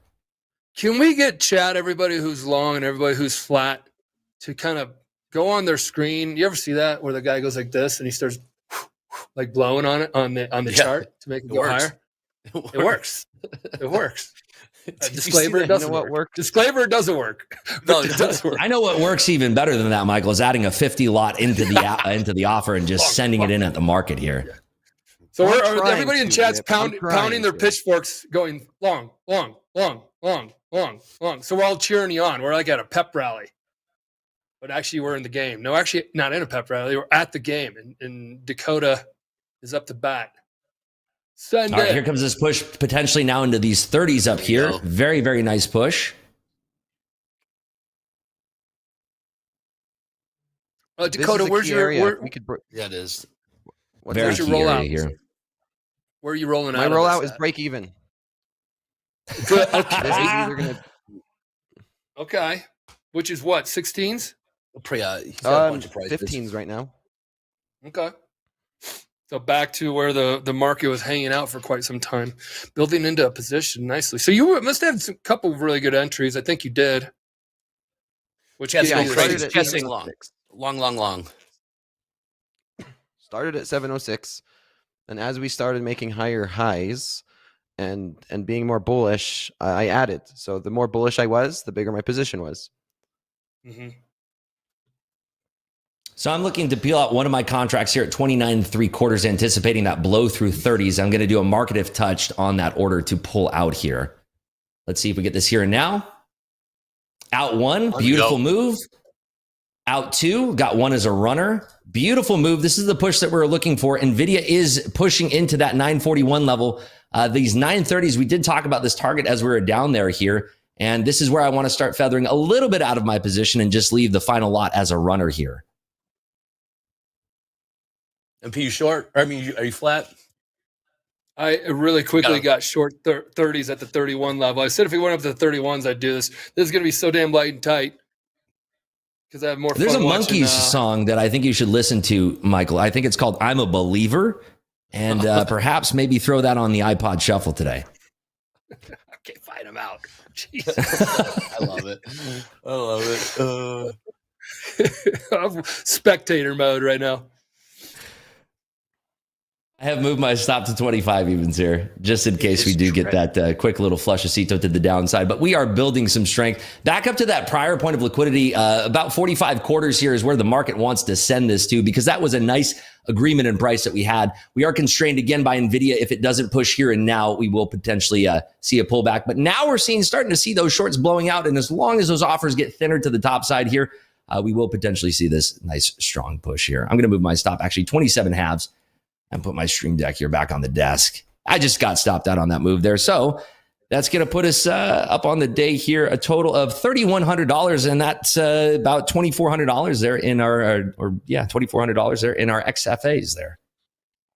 Beautiful trade, Rips. Love that. Thank you. Great trade. Yeah, Big shout out. $2,345 in our XFAs there. Yep, I'm holding. I like the closed out hold, with I really do. Contract here, but I'm holding, baby. I'm going to till maybe the 40s. We'll see how much it wants to. Well, there give you me are, here. almost. It's just grinding higher right now. Yeah, everybody's I do like picking that tops. we had a lot of believers here in Topstep with the tilt going as long as it was. Who was it? You said you said some iced tea was in chat saying it was a short or something like that, Andre? I think that's what they were saying in the chat. Yeah. Oh, some iced tea. Okay. Well, I prefer, Arnold Palmer myself. Splash some lemonade on that bad dog. Oh, delicious on a hot sunny day, Ribs. On a hot sunny I thought day. it was the iced tea. Yeah. He turned his career into an actor, didn't he? Did well. And Ice Cube. Okay, I closed out at Just 2 throw- from 36. Push Just it. two. Here. Come on. Yeah, no, 36. okay, cool. Risk.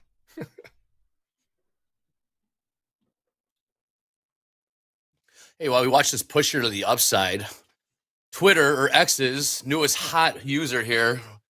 We got on top there, pinned to the top here. Go follow MP on Twitter. Get his daily thoughts, whatever's running around that head of his. I'm sure he'll just put it out there. He'll put it out there on the internet. He does have thoughts. He rolled out of bed this morning with a thought. Got the discussion rolling on complexity of payout policies.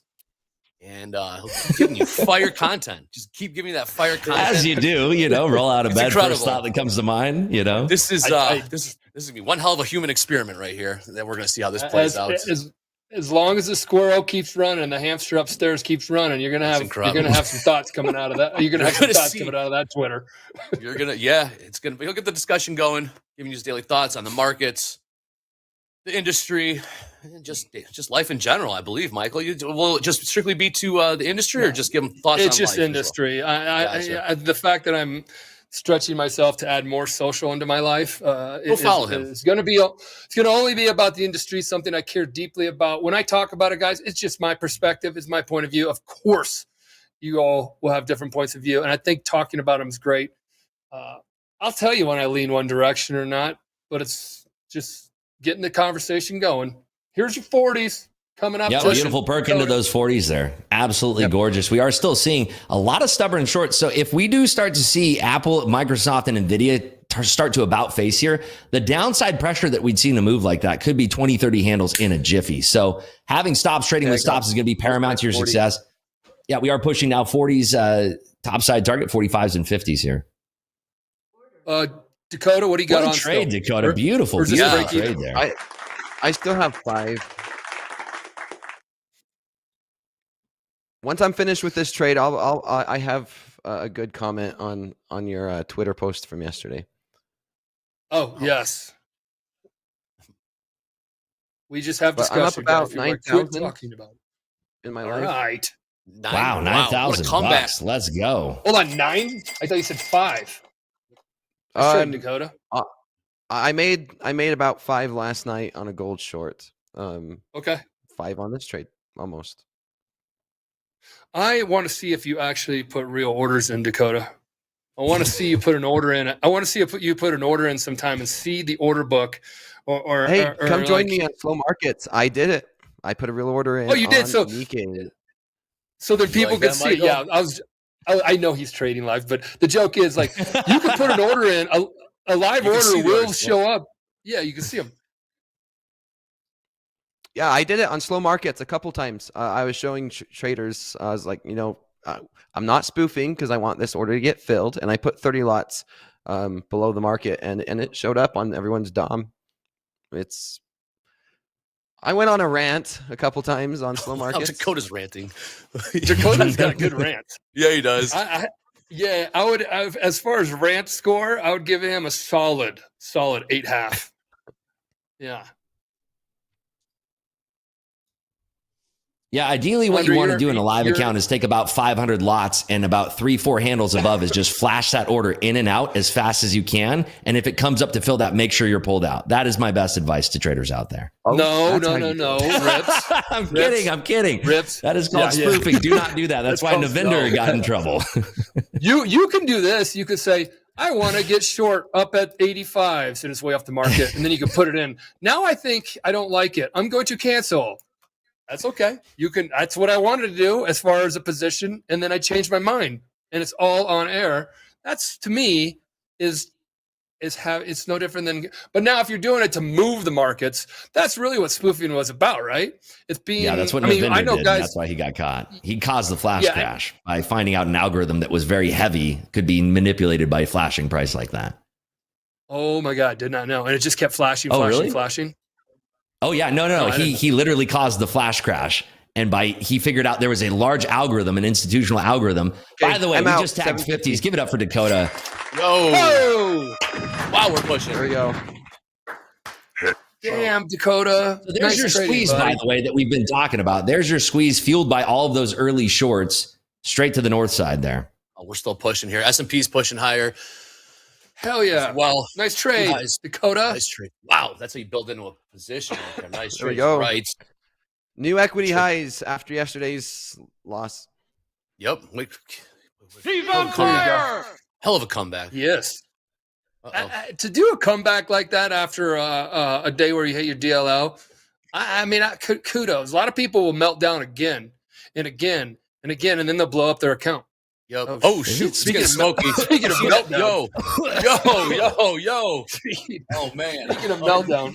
Michael, you seeing that, Michael? Yeah. Oh, I Holy cow. You know what that means, meltdown Michael. for sure. Oh Well, my God. all I know Here we go. Michael, turn that light. Jesus.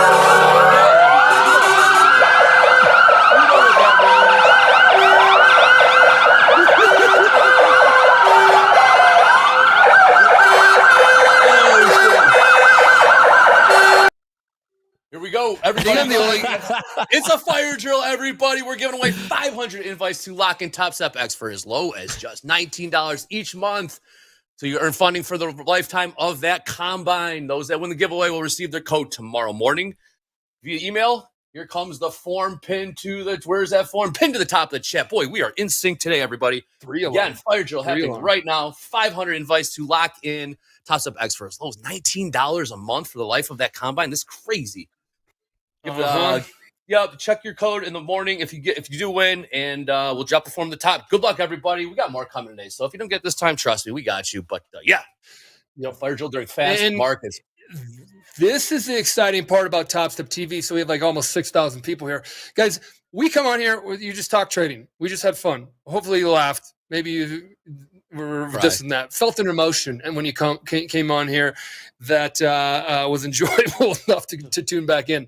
But also the cool part about this is you're going to get insider information on what we're talking about here at Topstep doing and program and platform and all that kind of stuff. And then you're going to get these kind of fun promos daily. We're going to try to do these things daily, whether it's TopQuiz, which is free stuff that we give to the winners and the participants, or this. That's where you're going to get it. We want you guys to tune in. Of course, there's an incentive to tune in, but hopefully you're having fun. This is one of them. This should continue. And yes, this is for Topstep X only, and it's just for 500 people. And we might do it again and again and again and again and again and again and again on Topstep TV only, as well as other community-wide ones that we just got done with as of last night. Yep. The Topstep release launch Look at that light behind him. code. Look at that And the light. party continues on Topstep TV. As he's in the disco, Go. folks. Look at that. Look at that strobe light in the background there. Hey, click subscribe. We are almost at 90,000. We're like 20 away, 30 away from getting 90,000. Please click subscribe. Crude pushing higher, making new highs here. $78.91. Dow trial. Looks like some stops went off in the Dow just above the 40,000 level. We peaked at 40,019. Looks like stops went off in about NASDAQ and S&P. So all those shorts kind of got puked there, got squeezed. Like Rips was saying, that's kind of maybe what We were fueled talking the about rally. that before that happened, Yes, we Andre. were. You know, there's a certain thing on the tape that we're looking for there, and that was the exact move. And You know, it's just, you know, when you see that type of heavy weight that's going in, when you see that delta that was offset where the price is driving higher, where you see people that are finessing into those shorts, you open up the door for that opportunity. And that's why Dakota even said, you know, he'd be interested in adding into that if we had a pullback, because that's a tremendous type of price action that invites a little miniature short squeeze. We're not talking about this is going to squeeze all day. We're talking about let's get these early shorts trapped so that when we have a blowout inflection point like we did, if NVIDIA is clearing over this point, if Microsoft continues tooling to the upside, if Apple continues its push, all of these things are on the table, and we're looking at all of these things to guide us through this trade. It's not putting on a guarantee. We're putting on risk here, and you know, the probabilities are high when we have all of these different confluences working in our favor. Exactly. Scaling in worked, huh? I know what you did there. I see what you did there. I don't know. Little. Oh, I think we snuck in a DCA in ours, so I don't know. I gotta. Well, you're an influencer, so you're an influencer, so I'll probably approve that one. I'll probably approve that one, but everybody else I'm not going to approve. But the influencers that I work with, okay, so I will approve those. That's a joke, guys. And we have insider here on what happens. Dakota's got something to get off his chest right now.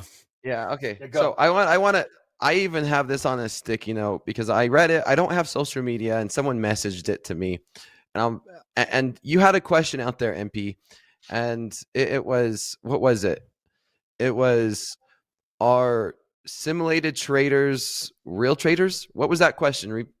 No. It's simply trade influencers, because you follow people. I follow people back in the day too, and all that. If they're only on sim versus other ones that are live, which ones? I put it out there. I don't know exactly what I said.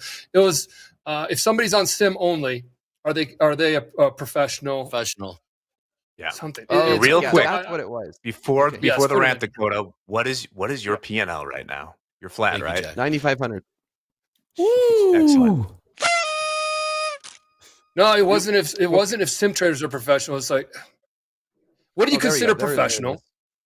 Yeah. In your opinion, not my opinion, and there are some I liked and whatnot.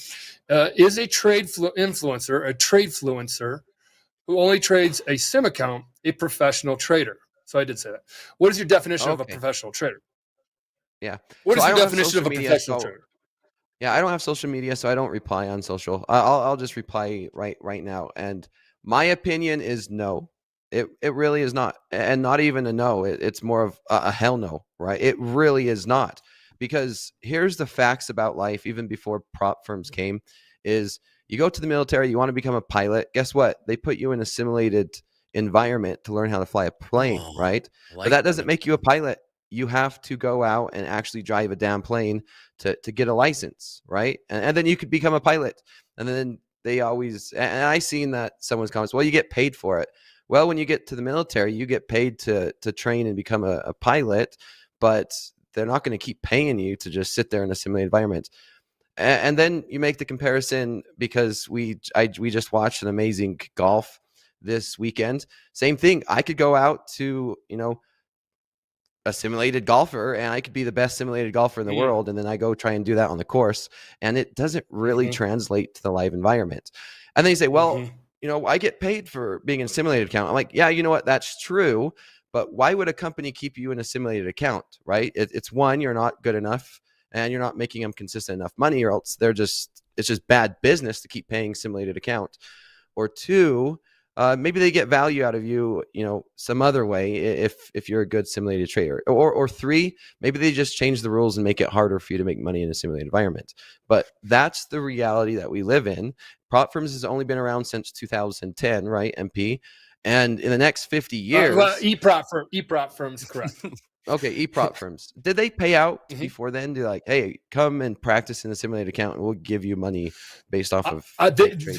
They didn't do that too much, but then as the real-time sim became pretty important, that's how I started in 2003 after I blew out of $100,000 of real live trading. That was how I started. And then I went to sim, and they go, when you prove to us you can trade, we'll flip the switch. And he also said, if you can't be a professional athlete in Chicago, you can become a professional trader here at Kottke Clearing Firm, Kottke. Look them up. And Neil Kotke, he was a rancher, and he started a prop firm in Chicago, and he wore his boots and all, big time grain trader on the floor. And he brought in 20 guys, and everybody traded on sim. And if you proved that they flipped the switch, that's when you were considered a professional. Andre had the same thing, right? You did that, and then you did well, and then you signed a contract as a professional trader underneath the prop, and everybody traded was live. So that's how I grew up. Perfect. Yeah, I love it. And I agree with it. Simulated environment is so key to everything, right? Like I was just saying, pilots is very key to start out there. And maybe there's an argument to be made like, hey, I'm a professional sim trader.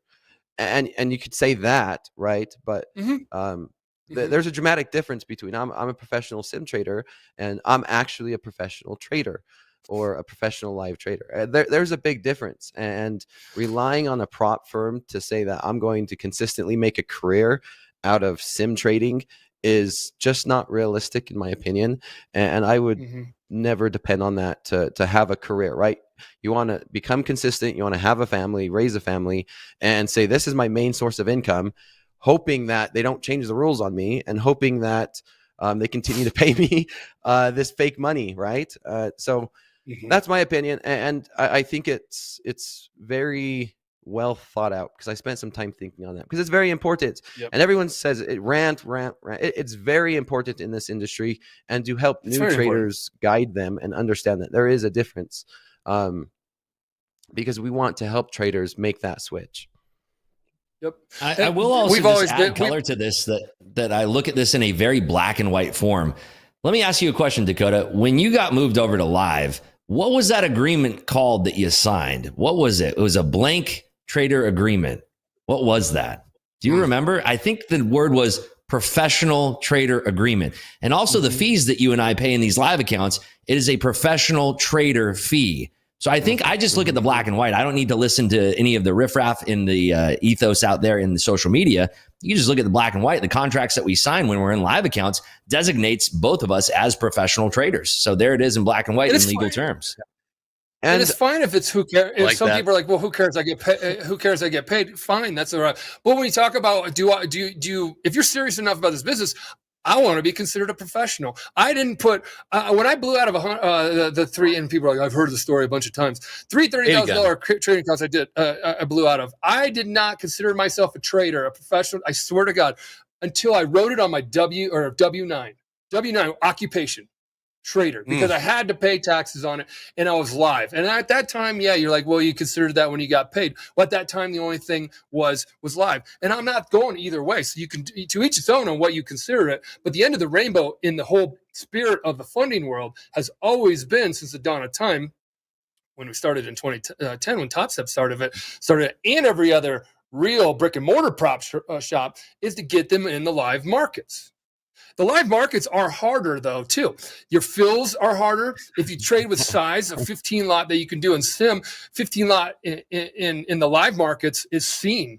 It's seen on the time and sales. It's, there's algos that are watching time and sales and all. So the game is a bit harder, but a professional with the skills that they've developed in the sim environment, which is so damn important. Even XFA is important because it's a little bit harder. You now have the sweat on your brow. You got to rise up because now you're at the funded level. You do get paid at that level. And it's for the data that you provide because we deem it valuable enough that we're willing to pay you a portion of your simulated profits as real money. But we'll never keep you on that account because if you're crushing it, we then bring you over to the prop account. It's how we manage our risk at the prop level. So that's just being said. I get it. I get the points on both sides. I know which way we lean because this is what we do. We leave you on put you on a live account at the very end. That's just our MO over here at Topstep. And Hoop, yes, I could make money all day in a sim environment, taking advantage of unrealistic fills. MP on Nikkei. I know. We make sure sim environment. We do audits. We make sure it's as indicative of a live market environment as possible, but it will never be a live market environment. It'll never be a live market environment. So fills do. Yeah, you wonder if the guy driving the helicopter for the Iranian president trained in a simulated environment. I think he thought he was still on sim. All right. There's all a right, difference. All right. All There's a right. All difference. right. Chill. It's as realistic as it gets. We're just having fun. Absolutely not. No, Absolutely not. Everybody here has the opportunity to become a professional here at TopStep. And when Rips talked about professional data is you pay a little bit more for the data because the CME deems you a professional if you're backed by a prop firm with real money. That's what he meant by that one. And that's what I think is really important. If you really care about that, if you don't care about that, that's totally fine. I cared about that when I started my career. I wanted to be a professional. Hell, I wanted to pay somebody to go sit next to them and watch them trade, a true professional. That's what I cared about. And if you have that passion towards it, I think you're going to have longevity, and I think you're going to finally make it work. And I think you're going to find consistency. And if you don't, then it's to each his own. Nope. I love it. I appreciate it. And that's all I wanted to say, right? Because we just want to make sure that traders are guided and everyone understands the difference. Like, hey, if somebody's could be a very great coach and help guide traders the right way, I don't care who it is, at least know the difference, right? And they should be able to explain, like, hey, you know what? I'm a professional simulator. This is a simulated account. And it's the same thing. And yeah. All right. So that was good. Dakota, thank you. That strobe light's still going off behind you, by the way. You got a headache, Andre? I don't know. It's just been funny. Party animal Mike over there.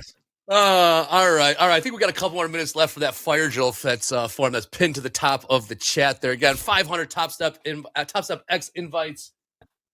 You can't turn it off, Andre. Unplug the damn thing. Just unplug it. Oh my god! And turn it off for him. Incredible, Jack. I'm about ready to throw this thing out the window. Tell you the truth. Those things get so hot too.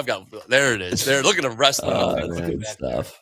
He's a trader, folks. He's an innovator. He's an entrepreneur. Dealing with strobe lights is not his strong suit, which is okay. There's people that can do that for him. Hey, our Jack, goal, Andre, is to always find out what is not our strong suit. Either neutralize it or leverage our strengths. That's what I was always told. Man, you've come a long way. You never used to talk or think like that when I first met you. You've come a long way. Thanks, Dad. Yeah, I'm just saying. So proud of you. All right. We're proud of you. Can Dakota Jack. explain that last trade? Go. Who wants to show me to explain that trade? Yeah, sure. Really quick, let's do that because that was a good trade. It's sitting back up here where you got out 50. What'd you get out? 50s. You're down here at the 15s, 715s, and the Nasdaq is where he started. Dakota was in at 706. I was in at 7. There you go, Rips. We're hanging right around VWAP. Rips, can you explain it? You're trading buddies with Dakota. Can you explain his trade? trade? Go ahead. We could go back and forth. That's what we're here for. Yeah, So absolutely. You explain your trade, and then I'll add to it.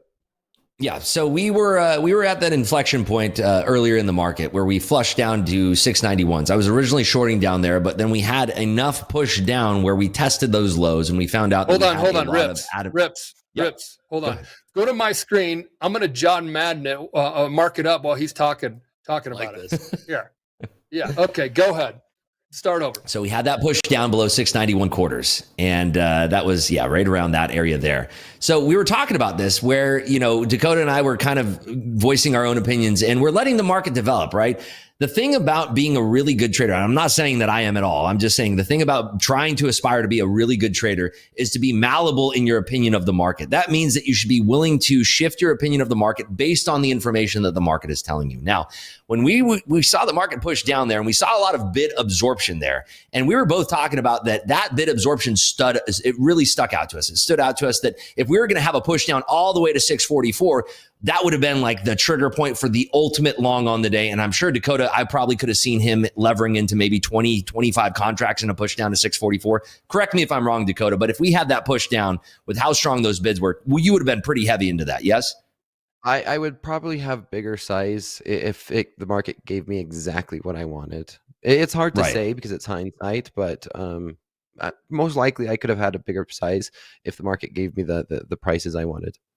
You were looking for 60s, 50s. I said my end point is 44 3/4. Had we got down to that level down there in a very strong push after what we saw with the reaction of those bidders, we talked about this live before the price even got up to those 715s, 716s. we were talking about, that's a very strong solidification of those bids. There's a lot of people that are buying this market. So if we are actually able to break down through that, and we had some, let's just say we had some temporary bad news from one of these Fed speakers, namely Waller, well, the price could have pushed down there, but it's artificial because we've already solidified that the market is interested in buying in those prices.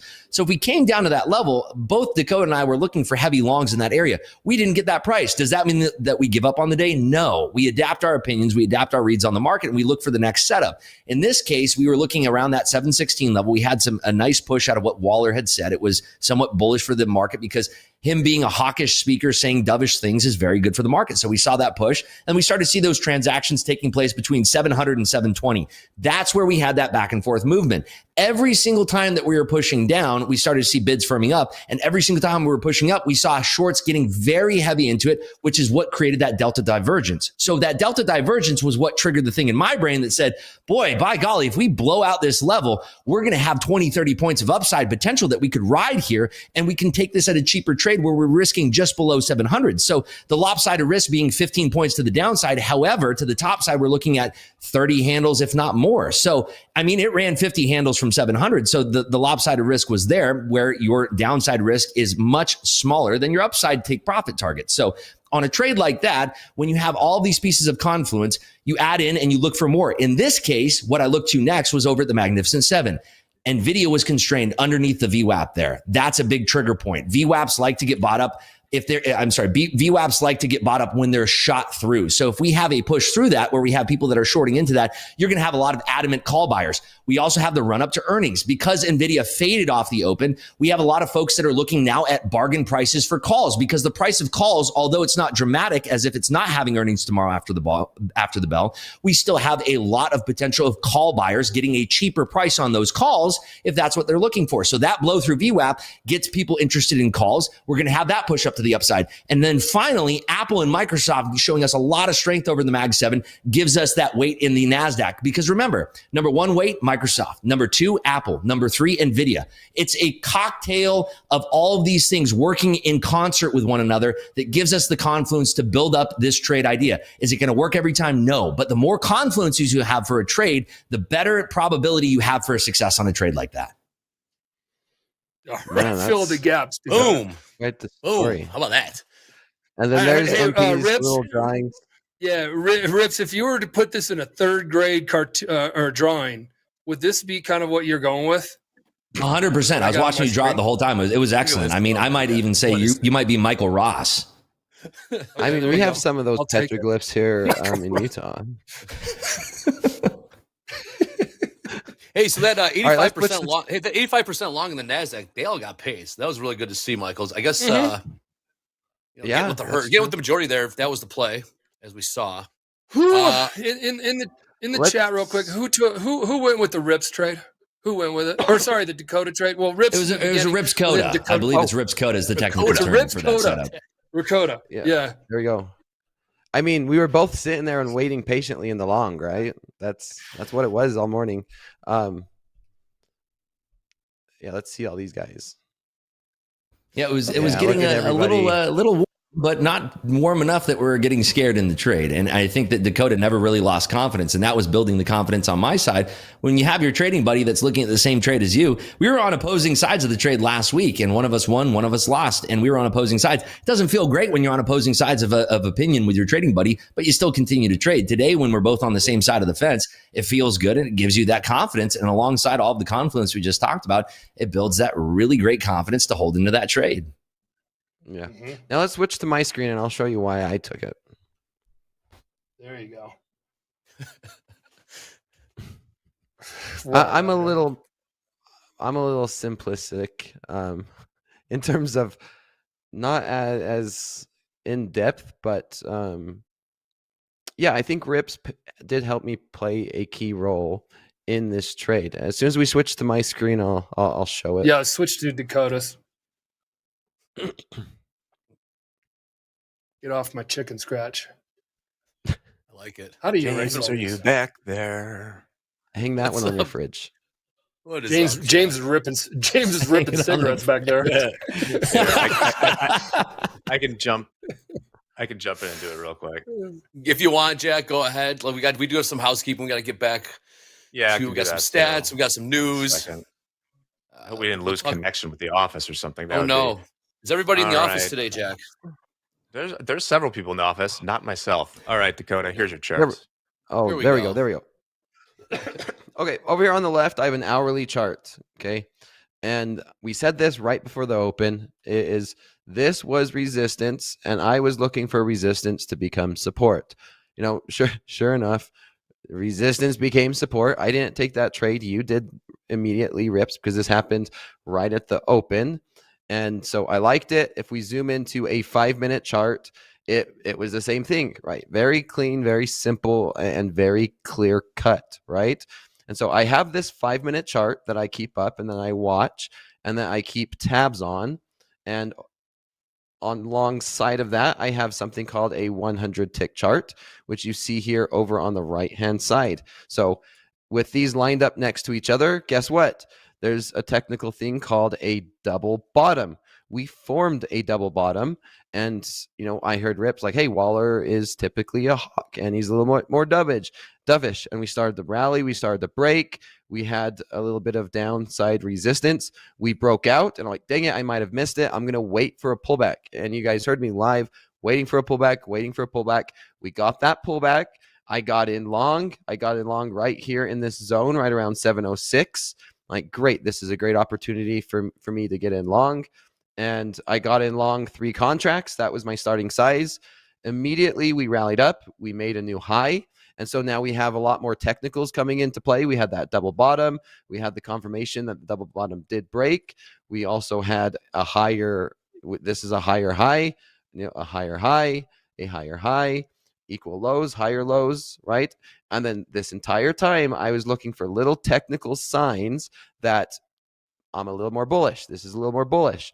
So I ended up adding, look, we broke out here again, same exact pattern you've seen that we just happened. This is happening really fast because it's a 100 tick chart. And so same exact pattern again, we broke out, we came back, we tested again. And then sure enough, I added, and then I added, and then I added some more.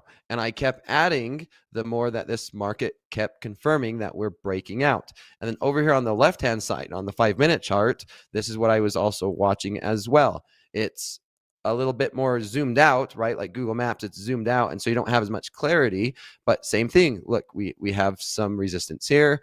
We had, look at all these highs that was forming. And then we have these higher highs, which happens to be, you can see, look, it's very, what are we going to get? Symmetric. Like the market could be very symmetric at times, which you guys could see where we had this double bottom. We're starting to form higher lows and forming higher highs. And then we finally got that nice, beautiful, clean break. And this entire time I was just adding, playing for this break. Now it doesn't happen, right? Anything can happen. There's no guarantee in the market. We could have very easily sold off and went back down, and I would have taken a loss. But since I started building a position, scaling in, my average cost kept going up and up and up. And, my break even, and if the market would have turned around, it was either, hey, I'm going to make a lot of money now because I got into a good position, or I'm just going to get a scratch trade. Worst case scenario, scratch, maybe lose a few $100s. Best case scenario, kind of just happened. And that was it. And like I said, I was listening to Rips. He was talking, and I love his commentary about, the Fed speaker, and he was holding. I'm like, okay, you know what? That's fair enough. That's what makes sense. We're kind of in line. I like what he's saying. Waller's saying that. We all seen what that was basically it. It's the same thing. Very basic, very simple. There's no indicator. There's no golden goose. And yeah, that was it. There's my little drawing as well. Well done. Hey, real quick, gold making new highs here. NASDAQ took a peek to the upside, making new highs. The Dow's just doing its own thing. Dow is off about 50 points from that 40,000 level. Went right to VWAP, trading 39,957-ish. Dow's 5-minute chart looks nothing like the S&Ps nor NASDAQ. NASDAQ and S&P somewhat more similar. Yep, gold continuing to push here. New highs in gold, trading 24.37 plus, and still pushing here. Dow's breaking through VWAP. I don't know what's going on with the Dow right now. I know JP Morgan NASDAQ is looking to have a potential breakout of the overnight highs too. It's looking for Globex highs to break out. So we just keep tapping into that level and kind of rejecting right now.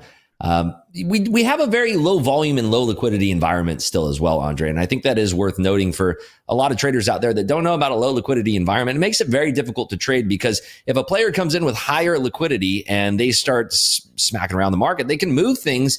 And it doesn't take a lot. And there can be a lot of bullying going on in these lower liquidity environments. And in fact, you can see the prints jump 2-3 points, 2-3 handles in the NQ often, where you can show 75 on a print going to a 72 print in the very next print. And it can happen all the time in lower liquidity environments. It's a very dangerous environment to trade in. You want a lot of high volatility, high liquidity. That's the best environment for a trader to make money in. So if you're not doing longer term trades where you're holding out and you're looking for more scalpy trades, it can be very difficult in this type of environment. So just keep that in mind as you are trading. Stuff. Completely agree with that, Rips. Do we have any levels up here, guys? Dakota, you got anything up here for potential house account trade? All our levels, longs never came in. We were trying to take a long from 660, never came in. 670, never came in. Potential short of 755. I do have a level. We have a level up here, 755. Potential short. Yeah, you could take a short up here if you want a cheap short, a cheap trade. I know MP might be all over that one. Jay likes this level as well. Why? Because I'm cheap? No, Because you love to short this market. Hey, we did it. you're a We go to perma McDonald's because Andre loves it so much. Why? I mean, as we're talking about it, Golden Market Makers are sending this thing lower. So Yeah, Golden Market Makers are taking this over. Well, really quickly, Dre, because I want to talk about the house count. But guys, they talked pretty quickly. If I'm a newbie, I'd be like, okay, what? You can go back, get a notepad, listen to what Rip said, and pause it and write it down. Listen, and then look at the charts, and then talk about, and then what Dakota said. And then if you want to go back even further, Dakota was actually saying this, the lows, was making higher lows. Well, what's the higher low? And then he kind of said that in the explanation. But if you go back, you could also see it happening before his trade played out. Super, super, super helpful stuff to do to stay in tune with what the professionals are seeing, saying, and doing. We get it all here, seeing, saying, and doing. And that's the exciting part about, again, why we want to be on Topstep TV, to show the transparency, both in the talking out the trade, but also the trade actually materializing, both good or bad, and all that kind of stuff. You got the whole smorgasbord there of education that you're probably gonna have to go back and just have it digest, and do that with note taking. I do this, and maybe someday we'll start handing these out, but it's a notebook. So go get one and take notes. Super helpful. And then after you rewatch it, go ahead and leave a like and a nice review, because this crap is all free for you guys. Yes, which is just beyond. Man, you guys are feisty today. Very, very feisty today. I am happy to report some breaking news I just saw. We officially just hit 90,000 subscribers on the YouTube channel. That is YouTube true. We did it, Jack. We did it, Jack. And we've done it. Also, yeah, we have gained a subscriber for each dollar in MP's $30,000 accounts we have heard so much of over the years. So we did it. Oh, so much. We did it. If I had a nickel for every time I said that, I'd be able to clear Dakota's payouts. 90,000 subscribers. I mean, what payouts? Maybe for 100,000 subscribers, maybe I'll take 100,000 payout. Oh, wow. Yeah. Ooh, what would you do with 100 grand right now?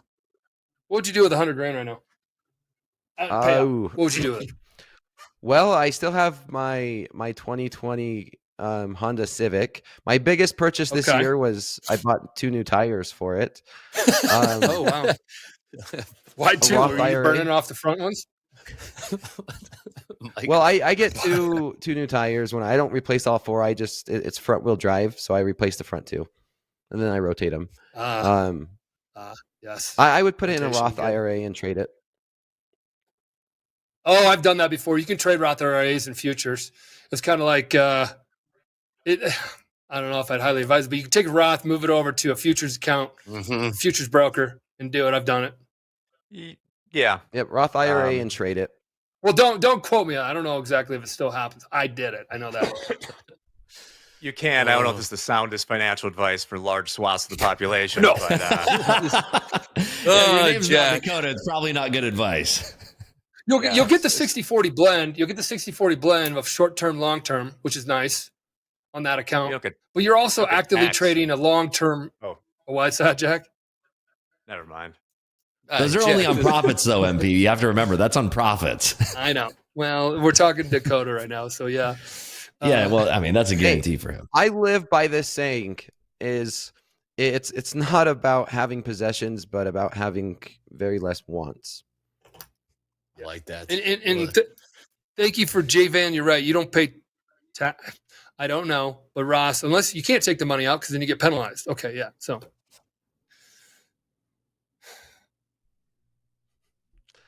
I mean, you could buy a Lambo, used one. I know a few guys have done that before that we've had on. Buy 100 sparkler bottles with Andre at Tao. Yeah, you could definitely go that route too. Yep. Yep, they come on the side. Yep, all that. You come out with a big board. If I was to buy a car, it'd be a '69 Dodge Charger, or maybe even a Challenger. I don't want. My old man's got those. Appreciates. My old man's got those. He's got like the Chargers and the Novas and the Mustangs, and they're all originals and all that kind of good stuff. So if you're interested, he knows Mike's Classic Cars. Go figure. He really reached on that name. But in his motto, it's something about quality. I forget. And he knows if there's a little paint mark that goes on the conveyor line of the Mustang back in 64 and a half, and Mustangs that, that they would have done at the Ford Center. He's like, and they'll restore cars perfectly to that. So if you're looking for a fully restored one, original, cars for okay. The what's that auction that they do in Vegas every year? But he restores old trucks and cars. And they they auction them off Barrett all the time. Jackson? So I wouldn't. Barrett Jackson, the Barrett Jackson auction down there in Las Vegas. I wouldn't buy a new one. I would buy an old one and see if I could restore it with my brother. So my old man, it works in the country way of bidding up markets. He had a pretty large collection of Boss 429 Mustangs and the 69, 68, all that kind of stuff. Beautiful, probably 25 of them, something like that. Back in early 2000. I don't know when it was, but he went to Barrett Jackson, which is televised, and he made sure. He came up there and there was one that came off. Everybody was coveted and blah, blah, blah. It was rare. And he bid it up so high. Then he hit it on the highest Boss Mustangs ever been paid for. Follow me on this. Lifton Markets.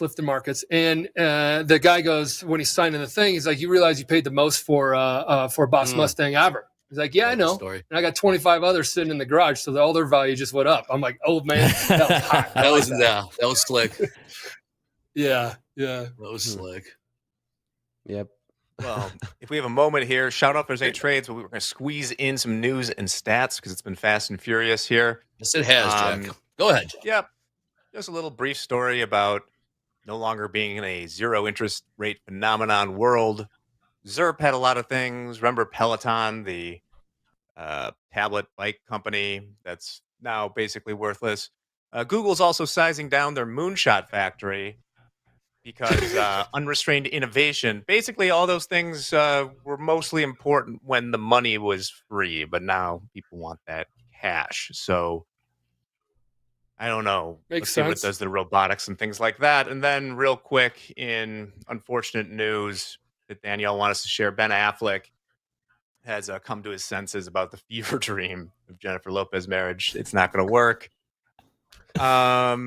Yeah, maybe they'll try again. Hold on. He's dumping her or she's dumping him? Or is this mutual? I think that of course their who agents knows? say mutual. I haven't talked to either of them, but I think that it's just probably difficult to stay married to it, which brings us to my favorite photo of Ben Affleck ever. But really, this is only a warm up to show. I don't know if we showed this before. But we got to find the right place. And while Eddie's out, I love this image right here that we got to use. I mean, that is what Eddie did way back in the day in Smoker's Alley, right below the Chicago Board of Trade. He'd go out and he had a cigarette, and yeah. I got to go back. That's your buddy Ben Affleck, right? You did a movie with him, Good Will Hunting, right? Yeah, it was actually pretty good. I mean, he's he was a little grumpy off the set. Gotcha. Yeah.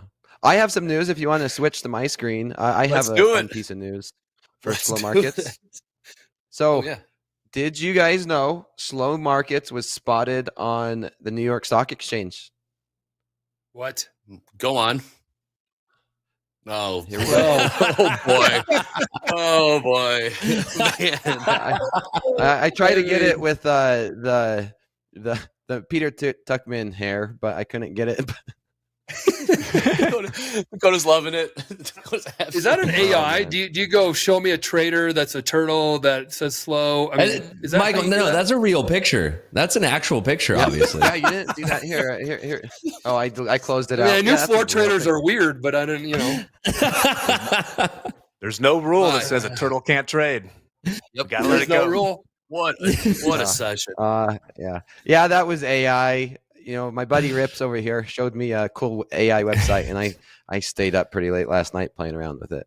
Oh, that's hilarious. Send that to me, Dakota. What, I'll see what we can do. What? Yeah, I'll send it to you right now. I mean, how do you pump this much content? I'm just kind of looking at it from how much we talked about today, and then education-wise and fun-wise, because I've had a blast with you guys and the people in chat.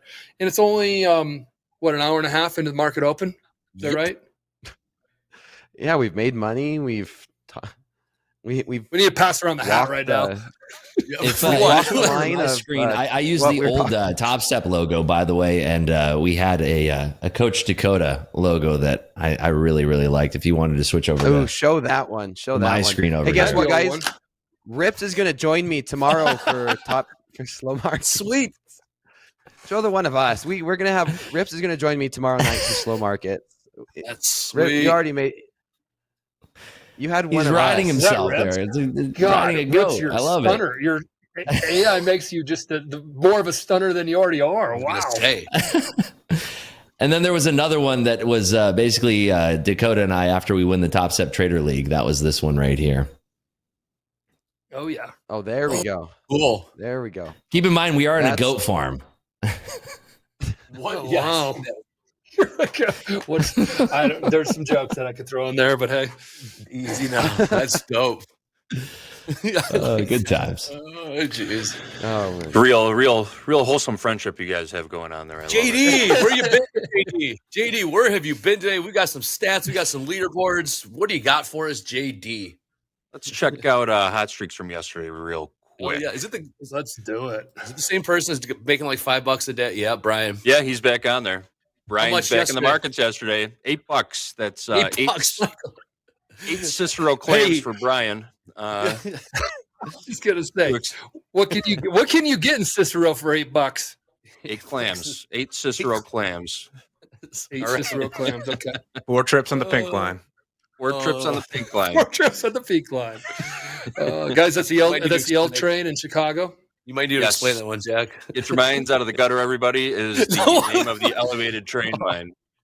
It goes through Yes. Cicero. Yes, it is. It goes through Uh-huh. Cicero. All right.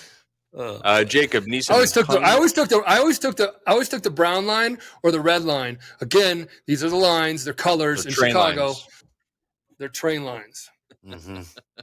Wow. We did lose one trader on the list. Valdez hit the daily loss limit and ended his hot streak at 21 days. All right, yesterday's best live funded P&Ls. There's Salmon right at the top. We've been hearing a lot about this trader Yep. lately. Mick had some nice things say about him in the shoulder tap yesterday, and he peeled close to $12,000 off the NASDAQ yesterday. Salmon was also number 7 on the Topstep leaderboard. We'll see him in just a little bit, see if he moved up on that list. Shervin had a nice day trading gold, and Fatima, Eddie, and Christopher all carved it up nicely Nice. trading the NASDAQ yesterday. Well done, everyone. Love it. Hey, Since we're running late, JD, should we who's the just do it? JD, who's JD, the up and comer? Go ahead. Solomon. Yeah, JD, let's get those out, JD's, because I know people love this. They're everyone's favorite leaderboard, so let's get that going. Yeah, we're running a little behind, so I'm just going to hit the leaderboard here. Salman. All right, starting at the top, Raphael took a small drawdown, just a few bucks. Seriously, $9. He lost $9 yesterday. Fell from 5th down to 6th place. John G did not trade and jumped from 9th up to 7th. Interesting move there. Josh is new to the list. He was in 39th place yesterday, jumped up to 8th place after picking up about $12,000 trading the NASDAQ and a pair of XFAs. No trades for Isaac yesterday. He dropped from 8th to 9th. And Justin J is back in the mix after spreading $7,500 across 3 XFAs. Justin's been in the top 25 for a couple weeks now, and he's been on and off the list every so often. So welcome back, Justin. Nice. All right. Yeah.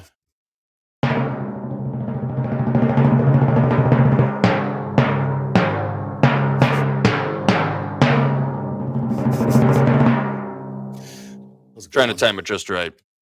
All right, starting at the bottom, there's Salmon again. We just mentioned him. Had that nice $12,000 day, jumped from 7th up to 5th place. Basil was trading NASDAQ in 3 XFAs yesterday for a total of $22,653 in profits. Basil was in 15th place yesterday. Been hanging out in the top 25 for a while now also. Ming and Drew switched spots again. Ming was in 2nd place and Drew was in 3rd place yesterday. Ming made $2,500 and Drew made close to $8,000 to regain that 2nd place spot. And Dakota, not the best day yesterday, but he's up pretty good today, right? $9,500 trading.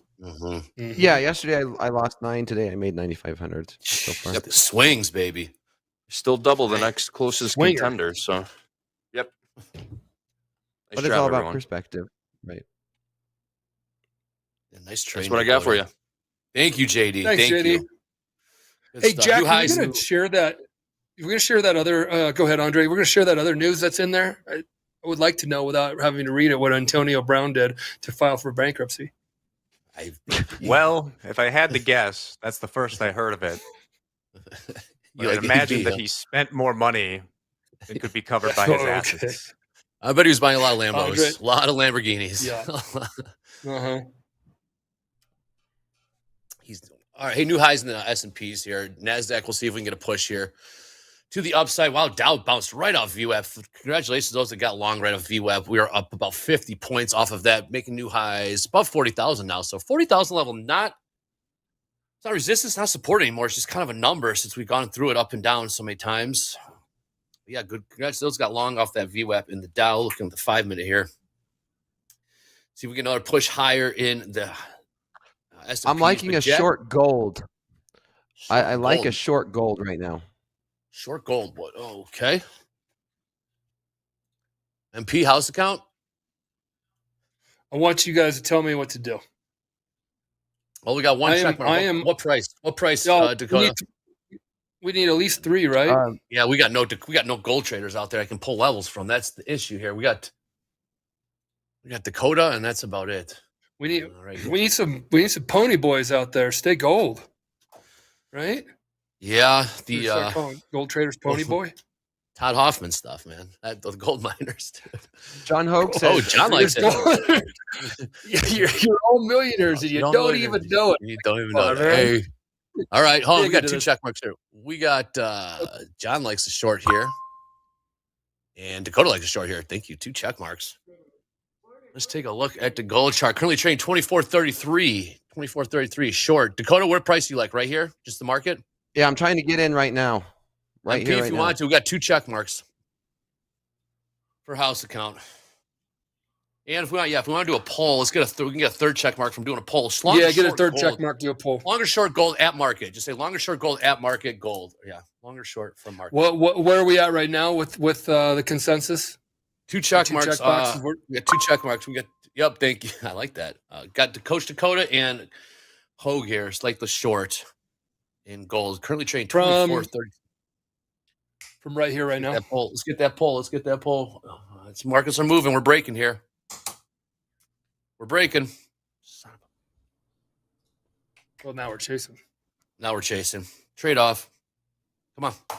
Gotta be quick with it, guys. Come on. We might get a bounce. We might get a little bounce up. If we get a bounce, Yeah, if we get a I'm getting in. retest, so let's get the poll on there. There we go. Here we go. Long or short. Guys, gold long or level short up or do nothing. 24, Always a 3rd one to say do 3. nothing. Yeah. 67 So 24, yard. 28 spot 3. If we hold at that level, I could see this kind of holding and bouncing. Short 32. Short 33s. Got a lot of shorts in there. 66% Do short. you want to call that a check mark? Dakota, we got John. I don't know. Which side are you want, looking for, Dakota? What's that? Which side are you looking for? Are you looking for the long side or the short side? Oh, short, 100% short. I'm trying to get Gotcha. in. I'd like the little bounce up to 433, but this is short for me all day. Look at the hourly chart. This is a beautiful short from a technical standpoint. It's just, yeah. Okay, why are you thinking shorts? Because you got higher highs, higher lows, all the way up there on the hourly chart. Just to help me out.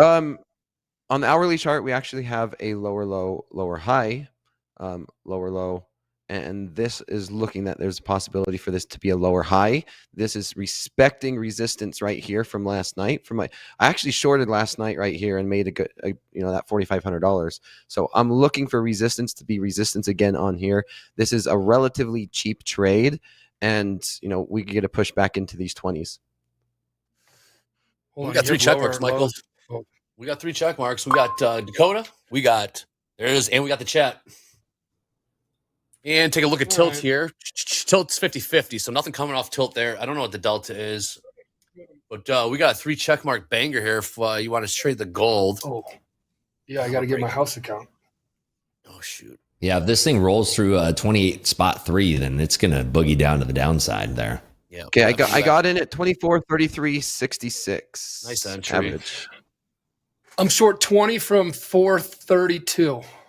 432, short 20 lot, 20 at 432. 432, short 20. What are we looking at for stops? And yeah, what's looking at for risk? Short 20 from 22. Nice. 38 for an extended stop. I would like 25 as a take profit. 25, that's VWAP right there. Is it? Yep. All roads lead to it. Man, how about What's that tilt? for a call? Till 50-50 Right. in gold. Okay, 56% short. I wonder if they all jumped on this trade with us. They might have just jumped on this trade with the house because it was 50-50. Now it just upticked. We could be like Ross over at Warrior Trading when you call out something and everybody jumps on it. It's like self-fulfilling. It works pretty good. 100%. It works. Kramer did it all the time. Kramer did it all does it all the time on the floor. Right, so Just to butt in one more time real quick. 4 of our top 5 P&L leaders from yesterday all made money trading gold, Dakota included. Do we have anybody what right time now? of day did they make it? Does it show what time of day they made it? No, I can't see detailed trade reports like that. But Dan T in an XFA picked up $12,185 trading gold. We also had Jordan M in an XFA with 9,300, and who else? Shervin in the live account, $9,000. Pretty big I numbers would traded. love to Those know are the all time of straight day. gold traders. Yeah, no Strictly kidding. trading gold. Huh. Good stuff, I JD. would love to JD? know the time of day. Yeah, JD, do we have any live fund of traders short gold right now, long gold right now? I could ask Mick. Hang on a second. Yeah. We are short gold 20 times.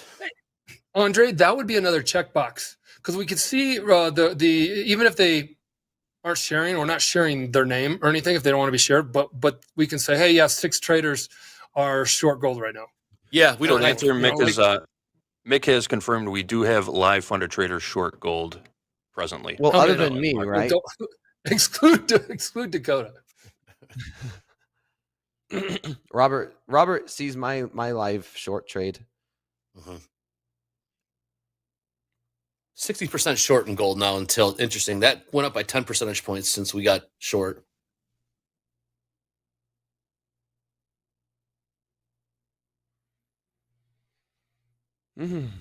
So we're short gold in the house account. 20 at what price? I think from 32. 32 even. Love it. If it trades up to 38, it would be a $12,000 loss, and that's the high. So the stop is up there. Okay. Just to have everybody know. And I will be right back. I have a stop in. So I was going to feel say, very where good you about go? You want me to? And he's gone, folks. $12,000 of risk. Got to go for, hey, when nature calls, everybody. So what are you going to do? Wow, and he's in the live Yeah. markets here, right? Oh, yeah. He has a stop in, so Yes, it's true. risk is there. Yes, it If is. you have a Yeah, I stop like in, this trade a lot here. you can go to the bathroom. 58%. I'm all locked up for the day, so I'm not joining the party bus with you folks, but I'm rooting for you both.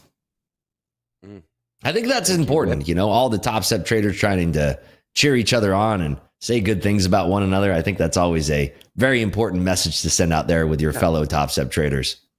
Your trading buddies. I love it. 100%. Yeah, we're all in this together. And even if you're not at TopStep, I 100% will cheer you on.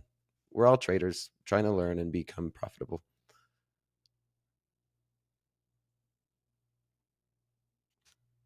Like I said, VWAP is 24.25. Dakota to the downside here. So that's about $7 away. Yeah, I like that zone. Not Mhm. like that's a great zone that I would like to see us get to. Nothing really doing any equities. Dow chopping around that 40,000 level. Bit of a pullback here in S&Ps off the highs, about $3 off the highs in S&Ps. Currently, the house account is short. Point left from 24.32. Now, for those that might not be that familiar with gold markets, Dakota, you do trade gold a little bit. You trade oil a little bit. Of course, NASDAQ. Gold, how does it move in terms of volatility, price velocity, price action? How does it move compared to those other markets? I don't know. I mean, it's technical analysis. All right. The same, in my opinion. I mean, technical analysis is the same the way I look at it anyway on these different markets. There's little fine details in each of the markets that you kind of have to get used to. But gold has like little spikes, or not little spikes. They have big spikes in one direction every once in a while that I've noticed. But yeah, gold definitely has its own characteristics. But the overall very basic concept of technical analysis, to me, it works. And I've been trading gold the same way you see me trade the NASDAQ this morning.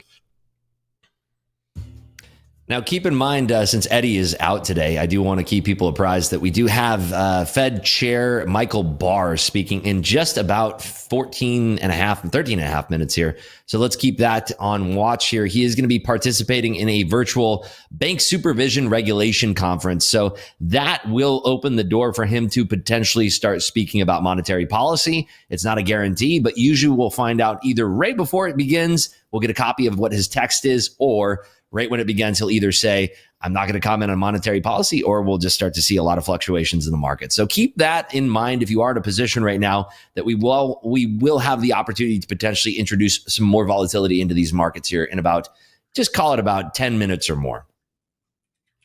Thank you for that, Rips.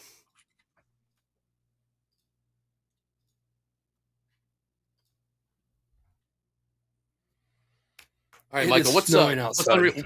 That's crazy. End of May.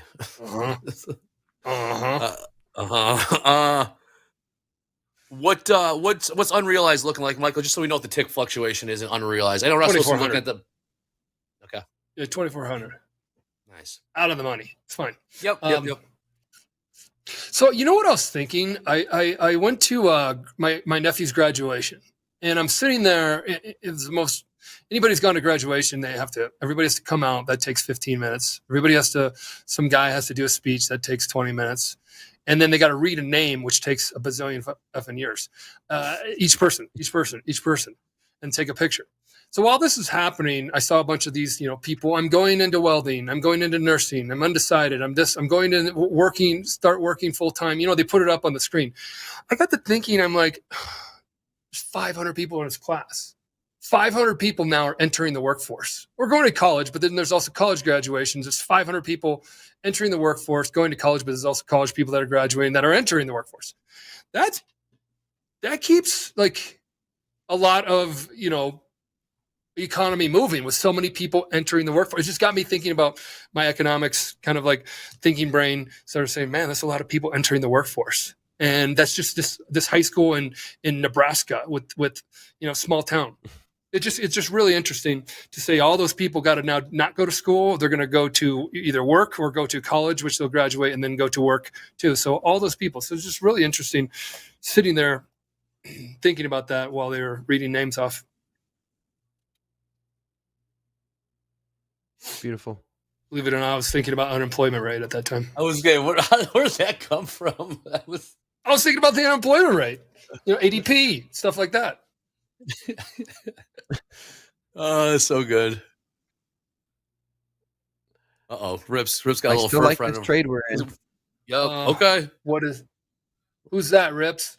What do you got there, Rips? Just a little Bengal bear. That's a Bengal cat right there. I like it. It's beautiful. Thank you so much. Nothing really doing in these markets. The reverse ramp. We got bar speaker Carl, I at just 10. hit you up. Carl, I hit you up on Twitter. Saw you in there. I think it's you. So we're still short in this house account. House account is short. There's 3 check marks. We had Dakota, Hogue, and Chat. Okay, I added to my position. I'm using that beautiful thing that we were talking about this morning is scaling in. Well, you can't do that. You're out of the money. I know somebody in here was like, "You guys are effing wrong." We hid the thing because they use a cuss word. Like you can scale in. Yes, you can only scale in one direction, and then the other direction is the other. Just you can only, if you're out of the money, you can only put one entry in. I don't know how big that it can be, but I think there's a zone play is what Dakota always talks about, is little areas of zones where, yeah, you can put it on and you'll be out of the money, but you're still playing the little zone area. Unless you can carve the market, carve it, which is always what we used to say, carve in right when it pivots, out right when it pivots. You saw Rips do that this morning when he got out right at the 10s with the 18.7 10s and the 13s were the high. That's called carving the market up, is where you get right at the turns. So it's just hard to consider yourself a trader if people are denying you the ability to play a zone. It just makes look. I added right there. I'm now 4 contracts short, and I like that ad. Obviously, I like it now that we've sold off a little bit, but that ability to add, I just love it so much. It's the way that I trade, and it's made me more money. Being able to scale in and scale into a position and scale out as well. And I added when it was going against me a little bit. And it's scary to do made that. me an extra few $100s right now. Mm-hmm. And here we go. Mm-hmm. I mean, if the market's, if you're very confident in a trade idea and the market's going to give you a cheaper price, who is your prop firm to tell you that you shouldn't be getting a better value on your trade, and especially multiplying your potential upside, as long as you are, keeping your risk intact? Mm-hmm. That's the key. Risk management. There's a difference between moron and a very well planned out trade with risk management. How's the house account short looking? We're up 18. I'm looking and I'm liking. Yeah, let's go full. Let's go full screen to the house account. Oh, there it is. Is this full screen house account? No, it could go bigger. You're right. Oh, look at Dre. Okay, yeah. Stops up here at the old highs. And it's 20 contracts, right? 20 lot. Crude selling off here. Man.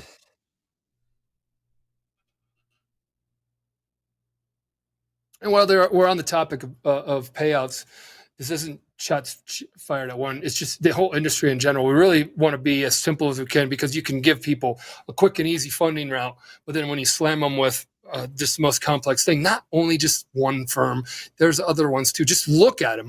Go to ChatGPT and ask them, I want to know where Topstep ranks. Tell you the truth, I know Robert's doing this, but it's just complex. Put the same thing in and see what that comes up. I know we're 2 out of 10. I'll take 2 out of 10. If there's a 1 out of 10, okay, cool. That's awesome too. But there's other ones that are really, really solid too. But if you're making it difficult, you kind of see the writing on the wall, what they're trying to do.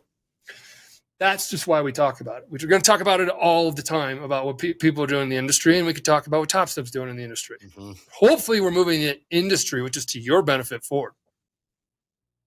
100%. Oh, yeah, just one more thing on the whole DCA. Oh, sorry, Dakota, go ahead, please. No, I just said it's benefiting the consumer. That's 100% a fact. It's 100% benefiting. All this is benefiting the consumer. Absolutely. We're playing the economics game. Go ahead, Rips. Yeah, one more thing I was going to say on the DCA stuff. There's one very important thing when it comes to trading futures, and that's when you notice that the market can be mispriced. And this can be caused in a very quick fluctuation in price where you have a larger player who's trying to get in or out of the market, and that can cause a temporary mispricing of the market. And who is a prop firm to tell you whether or not that mispricing should be taken or not? And removing that from your trading arsenal is a big deal. Mispricing happens often in futures markets, and not being able to take advantage of that is a huge missing piece of successful trading, in my opinion. Not for everybody, but at least the way that I view the markets, it's extremely important. I agree. And look, you want to have trust in your platform to confidence to trade, and you want to have the confidence to trade when you request a payout that you're going to get the payout. Then you're like, well, Topstep had a couple issues along the way. X. Yeah, you know, and we're going to try to make it good. We try to make all those trades good. If you had a losing trade in yesterday, there's a little outage that happened. If you had a losing trade that happened in that, it got removed. There wasn't any, like, we didn't like have to, fight with you on it. We just removed them. So then we try to make it as good as possible. Hey, do you like the 25s? Is that what you like down here, Dakota? Yep. 25s. I That's do. what I VWAP is. do. Still pushing But here. I'm pilling one off right now. I'm pilling one off right now. All right. I pilled one off at Perhaps we shave as well. 24.30. You're up over 5 figures on the day now, right, Dakota? Damn. Yeah, I am. Yeah, I'm over 10K. Another one. I don't really look at the Another profit one. until I'm after, but yeah, sure. I peeled off 6 of them while Dakota peeled off 1. Okay. We got 14 on now. House account is up. How Like much 3K realized right there, right? Michael? How much did the house account realize on that? Just 700 about All right. on the 6th lot. We got to stop up at We 38. didn't get we didn't add to our losing position like Dakota did, which he was still in the range. And when I say losing position, that doesn't mean anything bad. It just means he was out of the money, and he put it on because he still saw this. All the reasons why he got into the trade were still valid, and actually probably added a new reason because he was pretty adamant on jumping back into that. Well, we said that, right? Like, okay, let's see if we can get a nice little bounce here so we can get in. Yep. And that's exactly what happened. Yeah, there's a certain style of trading too, where in futures, it's very different than a lot of different other markets. They trade very different. They're very unique. It's a very specific instrument. And futures contracts, based on whatever you're trading, crude will trade a lot different than index options, index contracts, futures contracts will. And it trades different than like an options market, where in an options market, you're trying to kind of anticipate where the price is heading. Futures is right here, right now. So for instance, if you have a market that's moving in a direction where you believe that the trade is going to go in a certain place, you can put on a trade, but then you can have a temporary fluctuation in that price where you need to dollar cost average, where you are getting a better price, where it is still going to face the same direction where you're going. And you have sort of two options where if you're taking a trade and you're following that continuation of the trade, sometimes you won't get pullbacks and you still get a profitable trade, but sometimes you do get pullbacks. It becomes a value price where you must be adding to it. And again, if you're respecting your risk, this is a great strategy. So again, I hate to keep talking about DCA, but it's just so important for futures. Well, it's so important, but also aspects. just really quickly, is it DCA? I thought dollar cost averaging was an investing term. No? Yeah, I mean, I've never heard anybody talk about active traders. Never. I agree with you on that. No, so that always makes me question what the hell is going on. Robert also did a funny thing. He looked at Topstep's payout policy help center article, and he looked at the others help center article on payouts, and we have like 1,000 words or something like that. They have 3,300 words to explain. He did a word count. How many words are on this page? And actually, the page of all their help centers with the most amount of words by like 3 times is the payout. Look it up and say, put that link in there and say, hey, out of that Top Step 2, Trade Day, wherever you go, all these other ones that are out there, and just have some fun with it. Chat GPT.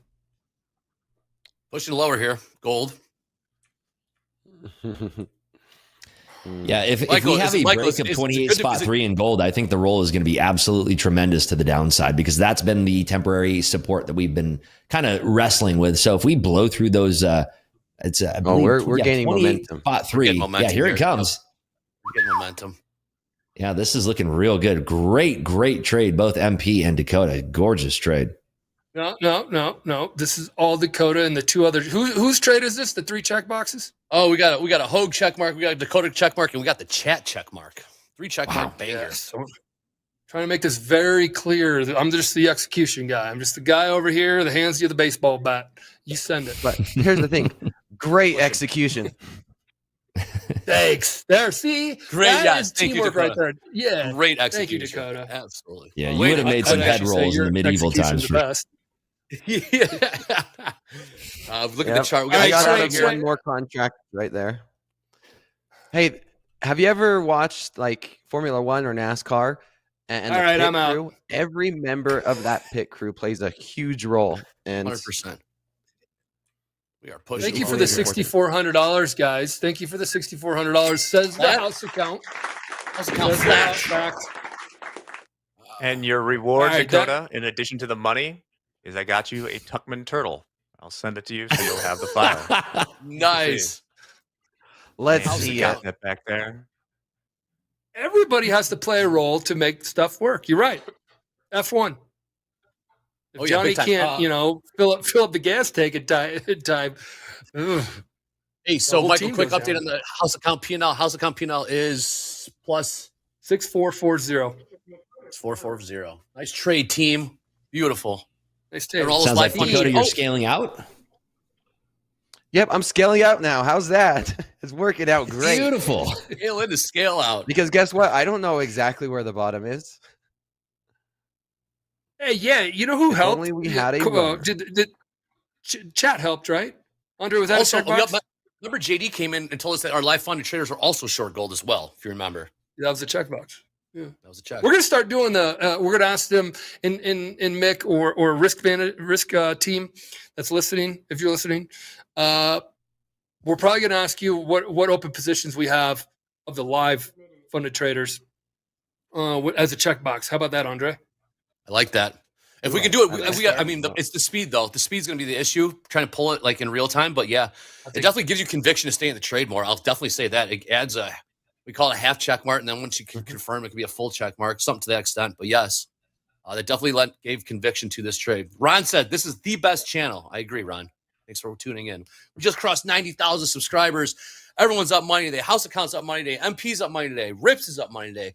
Dakota No, I'm obviously not. up No, money. I'm not. I'm the only one what- down. who- House. MP was Get this shorting blanket the attitude NASDAQ out of this here. The morning. live account's up. Come on, MP. Oh, you aren't up. Well, I mean, oh, my bad. I overall, misread that. overall in life, yeah, I do feel up. But when I look at my personal You're account, up on I'm down life. 750.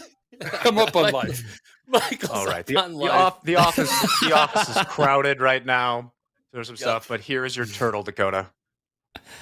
Peter He Tuckman. does that. That's for you. Oh, look at the hair. Oh man, that's good. Oh, That's good. There we go. dude. You got the glasses too. We need glasses. Yeah. Oh gosh. Okay, while we have Amazing. some time remaining, really quickly, Braden, Go ahead. is it Braden? Why did you take the GC trade? Can you please explain? Can you do it short and sweet? Yeah. Let's do it. All right, guys, take notes.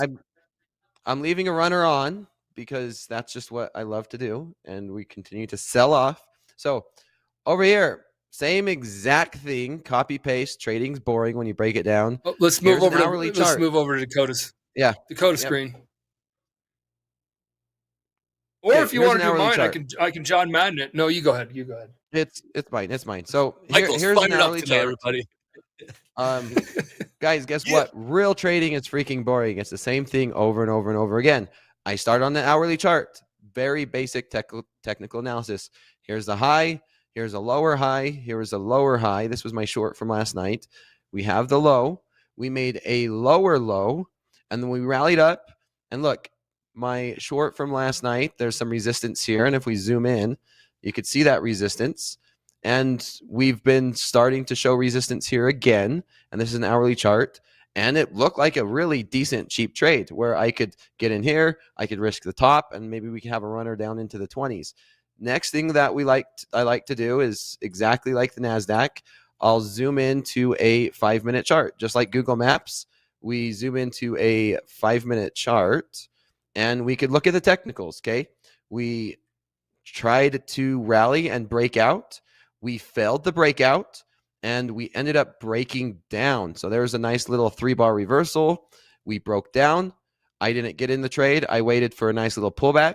I got in on the pullback, and the rest is history. And look at this. Here's our 24-25 target looking to get hit. Nice. Man, Okay, there you go. If you missed it, go What back. a trade. Take notes. I mean, just incredible. Go, Just two trades, go back to when we first called it out, and then jumped over, guys. We were Nasdaq, and then we jumped over here because Dakota. Who saw that? Who saw something there? Somebody saw something there, and then we jumped over. Yep. Yeah. So remember, you can go all the way back find- to that and digest that. Go ahead. 100%. Sorry to interrupt. We were struggling to find a trade. These two guys, they got long the NASDAQ right around VWAP. We couldn't really get the check marks we needed at that level, so we were sitting on our hands, the house account, that is. Eventually, nothing was going on in the S&Ps, NASDAQ, or Dow for that matter. And then we looked over and something caught Dakota's eyes. He just showed it. John came in and said, yep, I agree. Then we got the chat going, as well as the live funded shares. We are still pushing lower, right to 25s, Dakota. How many do you have on still, sir? Just one, and I'm Let actually that just going runner to close run. it out and call it. I'm going to call it a day. Close it out and call it a day. Ooh, lock it up. Show us the I P&L. actually Final have, tally on that P&L. Yeah, what's that P&L looking Yeah, like? I'll pull it. I actually have a tea time. Men's league is Tuesdays for golf. My man. God. What a life. What a life. This is a trader. This is a trader life right now, and we saw it because you see people trade really well. They're like, okay, I'm going to go here. I'm going to go, and it was just the most. It was the most beautiful life because you had total freedom. Every decision was yours, and you could wake up and do whatever. And then also, if you traded well, then you could go have the freedom of that. With great freedom comes great responsibility, but also great enjoyment because you're living your life to your fullest. So good stuff. Wow, and look at bounce right yeah, off just VWAP under there. 12,000. Just under 12,000. But Tuesdays, Real money, real trades, real accounts, real P&Ls. So good. Real just so everybody knows, professionals. Tuesdays is my relaxed day. Tuesdays and then Friday afternoons. The rest of the day, when I'm not trading, I'm actually working. I work 12-hour shifts on top of what I do here at TopStep and trading. Jeez, what an I animal. mean, hold on. How are you? I'm doing the math right now, and I'm wondering There's if there's you, not enough time in the if day. if you steal time in a day now, I don't know how. Well, like slow markets is time- only an hour, right? got a time And that's the machine, beauty okay. of trading, and that's why I got into trading. Is I spent an hour at night trading, and the rest of the day I was doing work in school, and I do a lot of work outside of trading because I enjoy it. It keeps me busy, and just like my grandpa would say, is when he first retired, it drove him nuts, and he had to have a job, and also the camaraderie with working with people. It's uncomparable to. It's not a job if you love what you do. And 100%. to be able to go and just like, hey, hang out with the guys and talk about some things that you love and work and be productive, it feels good. Awesome. Well, have fun with Yeah. golfing. Have fun at golf today. Keep us posted on how the scorecard We'll comes on. see, We do man. have I shot a speaking right now. 49 on 9 holes the first time on Friday. Oh, man, so that's we'll good in see my how it world. goes. I played the first hole with my pants down because I didn't hit it past the ladies' tees. And that's the boy. rule that I played with that group. They're drinking beers, and if you don't hit it past the ladies' tee, you play the rest of that hole with your pants down. So I had my pants down for that hole, and it wasn't fun. And I shot a 49, and man, it was not a great day Friday. And so I was happy. You know what? Screw this. I'm going to go make some money on the market. And so that's why I did like that hashtag power hour and made that money. So I was like, whatever. Oh boy. Okay. Hey, Rips, what do you got? I've seen some headlines coming out from Barr. This is the final Fed speaker of today. Barr is a voting member. Rips, what are you seeing coming across the wire right now? That is right. He is the final speaker of the day, save for we do get to hear from Bostic again this evening at 7 p.m. So you Globex traders out there for the Wednesday session, the beginning of the Wednesday session, it will be affecting you. But just a couple notes here. He did say that, quote, we need to finish the job on inflation, need to sit tight a while longer than previously imagined. Interest rate risk will continue, but it needs to be managed. So not much in the way of market shifting volatility news, but still kind of holding fast on pushing the whole higher for longer. Rates are going to be held here, but we're not looking at a hike. So nothing really new there, but nothing really dangerous. But the market initially seeing a little bit of a fade in the NQ back down to the 730s here, but a nice little bounce and return back up to 745. Excellent. Nice. Gold selling off still. Gold is selling off. Right to VWAP. All roads, George. George, if you're out there today, all roads, man. Did it in the Dow, did it in the House account S&Ps. is flat. Yeah, we're flat. Yep. I'm flat. Mhm. Dakota, you still got that runner on. I'm flat now. Yep, we hit my Okay, 25 target. Up $12,000 today. Rips up 3,100 plus another 2,300. House account up. This is great to see. Boy, what a session today. What a fast market Education, session. think tank. Andre, think tank is full. Think tank is full. This is an absolute masterclass today. Beautiful commentary by Rips. Thought process, calling out trades, pushing the momentum higher in that NASDAQ trade. Then we got the gold trade. We got the levels from Dakota. We got from Hogue, the chat, JD with the live funded traders. It's just absolute textbook execution. And Michael, just flawless stuff. Man, this is what Topstep. Oh, we also crossed 90,000 subscribers today in fast markets. We're getting to 100,000, hopefully sometime next month, which is going to be wild. Beautiful. Absolutely crazy. Absolutely crazy. Dakota's going to sit on those profits, lock it up, go play some golf today. Just an And we're great still figuring out the details of that challenge. So Yes, we are. Yes, we are. Oh yeah, My goodness. yes we are. Mm-hmm. Absolute great vibes today. Great trading today. Like Rip said, bar last speaker, we're going to keep an eye out for those headlines coming out from them. A voting member, like Rip said as well. All the markets. So do a quick recap. We got 2 minutes left here in fast markets. Rips, what are we looking for the rest of this trading day? Anything of note, or just kind of wait and see?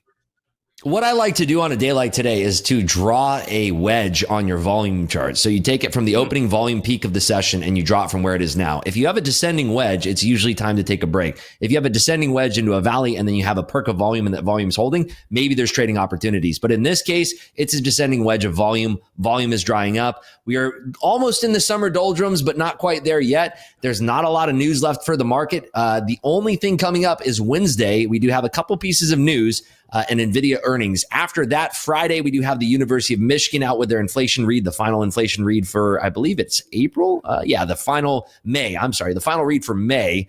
Get your months right here. But the final read for May, that's going to be coming up on Friday. So don't expect a lot from this market, right? Don't expect too much, but trade around that ideology of not expecting too much. Because if you go to the market every day with hungry eyes, you have no control over whatever the market does. It's like a surfer going out to the waves and shouting at them for not being great. Be the smart trader who navigates the markets, not forces their trades onto the market, and observe what's going on. And the easiest way to find that out for newer traders is watching volume. Love that. I love the surfing analogy. I don't think there's a better analogy out there when it comes to trading. You need waves to surf. You need volume to trade. So that's perfectly said. I've loved that analogy forever. Dakota. And don't paddle after every wave, Andre, or you won't have the energy or the powder in the cannon to fire when you see something setting up. I like that. Words of wisdom. Great stuff. Dakota, you enjoy your tea time today. Good luck with the men's league. Absolute masterclass today. Dakota, don't forget to tune in for Slow Markets this evening, 8 p.m. Central, to watch the master do his show. I jumped in there yesterday, saw you doing that trade. Very great stuff. Dakota, thank you again for your time. Please, you're just going to go enjoy your day today? Are you locking it up, or are you done trading today? I'm done trading. And then Rips is going to join me tomorrow during Slow Markets as well. So that's going to be a banger of a session. Ooh, nice. Dakota, beautiful. I would love to have you show how to lock it up, but we don't have to do that. I just trust you're going to lock it up because that's a hell of a day. And great trading. Rips, same thing. Great trading, guys. Awesome trading today. Absolutely amazing. Yeah, we have power players. I'm not on Topstep X. I'm not on Topstep X, so I don't have that ability. Whoa! Don't say that out loud. I just have to turn off my computer and then trust that I won't look at my phone if I get stuck behind a slow foursome. The worst. If you ain't wearing pants, then I'd stay focused on something else. But yeah. All right. Jeez, on that note, we got power players coming up next. Mark D. Everyone's going to get to meet Mark D., one of our funded traders here at Topstep. Stay tuned with us. Let's have a quick turnaround, gentlemen. That was absolutely incredible, amazing, fast markets there. Let's turn this over to power players. Well done, everybody. Stay tuned.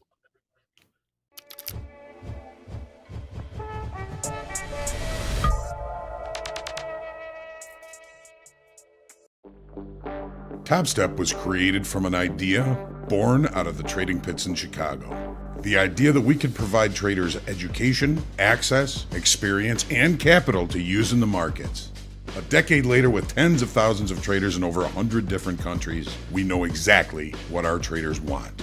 That gave us another idea, to build a platform specifically for our traders and their unique needs. Wait, a trading platform and an evaluation company in one? Does that exist? Well, it does now. Introducing Topstep X, the first of its kind trading platform built by and for futures traders, creating the first end-to-end ultimate trading experience. Topstep X is purpose-built for your unique needs, using over a decade of insights, customer feedback, and experience. Featuring integrated licensed trading view charts, our proprietary trading indicator, the Tilt, a built-in trade copier, our own dedicated data feed direct from the CME, and even a live stream of TopstepTV. And get this, with our extra fast connection, once you sign up, you are trading within 30 seconds. No connection instructions needed. It's web-based, so you can use it on your Mac or PC, with a dedicated mobile app for iOS and Android coming very soon. We haven't just built a trading platform. Topstep X is a fully immersive trading environment, and it will continue to evolve with new features, becoming your go-to source for trade execution and funding, education, community, support, and even entertainment. Oh yeah, never pay any commissions on Topstep X. That's right, Topstep X is the only platform in the futures industry that has no commissions. Experience the future today.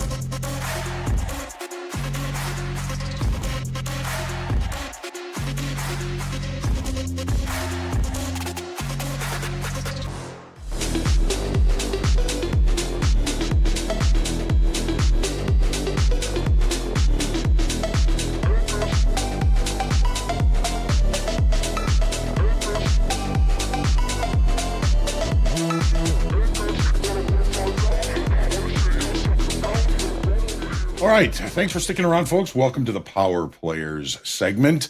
Very exciting fast markets this morning, and we've got another rising star coming up. I'm John Hoagland. With me is Coach Bob Robert, and we've got a rising star here at TopStep, Mark D. Now, Mark has been with TopStep Trader for about a year and a half. He started trading with TopStep in December of 2022. Overall, he's been trading on and off for the last 12 years. He got into futures due to the intrigue of the market. Lots of market intrigue in these futures markets. He's made some incredible progress with TopStep. He has both a express funded and a live account. And he's been doing very well. Additionally, Mark is halfway to passing another 150K trading combine. He's up about $1,560. I think more than that now. We'll talk to him about that shortly in his XFA, and he's even more established in his live funded account. The live funded account, current account balance, $15,375. Winning day percentage, 91%. That's pretty good. Winning trade percentage, 71.6%. Awesome stuff. Average daily P&L, $874. Reward over risk ratio, about 1-to-1. But on the live leaderboard, Mark is currently 114th on the leaderboard, trading NASDAQ, ES, and while trading, Mark focuses on support and resistance and when making trade execution decisions. Outside of trading, Mark is passionate about traveling, and he just got back into the country not too long ago. Originally from Maryland. We got a few folks here from Maryland. We got our Robert here, also from Maryland. Please give him a warm welcome to the show. Mark, how are you doing today? I'm doing great, guys. I appreciate you having me on. It's like I said, it's nice being on just to associate with you guys a little bit and maybe pick up some tips and stuff too, because where I have a great percentages, but I tend to let my losers hang around a little too long. So I'm trying to get better at keeping them down. But in general, I win more than I lose. So that's the game, right? We all know there are going to be losses. You can always work on limiting those more and more, but we're just happy that you're doing well. You're here with us. You're a little bit under the weather today. We understand that, but you just really got moved into your new place there, and you've been overseas quite a bit, and you've been trading while you were overseas. How was that working out for you? It's pretty unique. I trade for cruise ships. I go like 5-6 cruises a year. So I've traded on cruise ships. I've traded we flew down to Argentina. I traded from down there, and we went down to the Antarctica. So I was trading on a cruise ship in Antarctica in February, and last August we were trading up in Iceland on a cruise ship up there. I just got back from France and Italy and Spain, and I trade everywhere I go. So I take my laptop and my single monitor that goes along with it, and I set up wherever we're at. My wife still does some work wherever we go. I'm pretty much retired. But she works, so since she's working, I figure I may as well do some trading. So it's unique. It's quality. The internet connection is always the issue, but in general, it's getting pretty darn good. I mean, you can trade from almost any place you want to trade from these days, especially with like Starlink and stuff. With Elon Musk put that out there, it's pretty good service for traveling. So you're really living the trader lifestyle here. You can trade from anywhere, and you certainly seem to be doing a lot of traveling and trading. What was your favorite recent vacation where you were trading, and what was the best internet? Would have been Antarctica, that's just because it's my favorite place. It was awesome down there.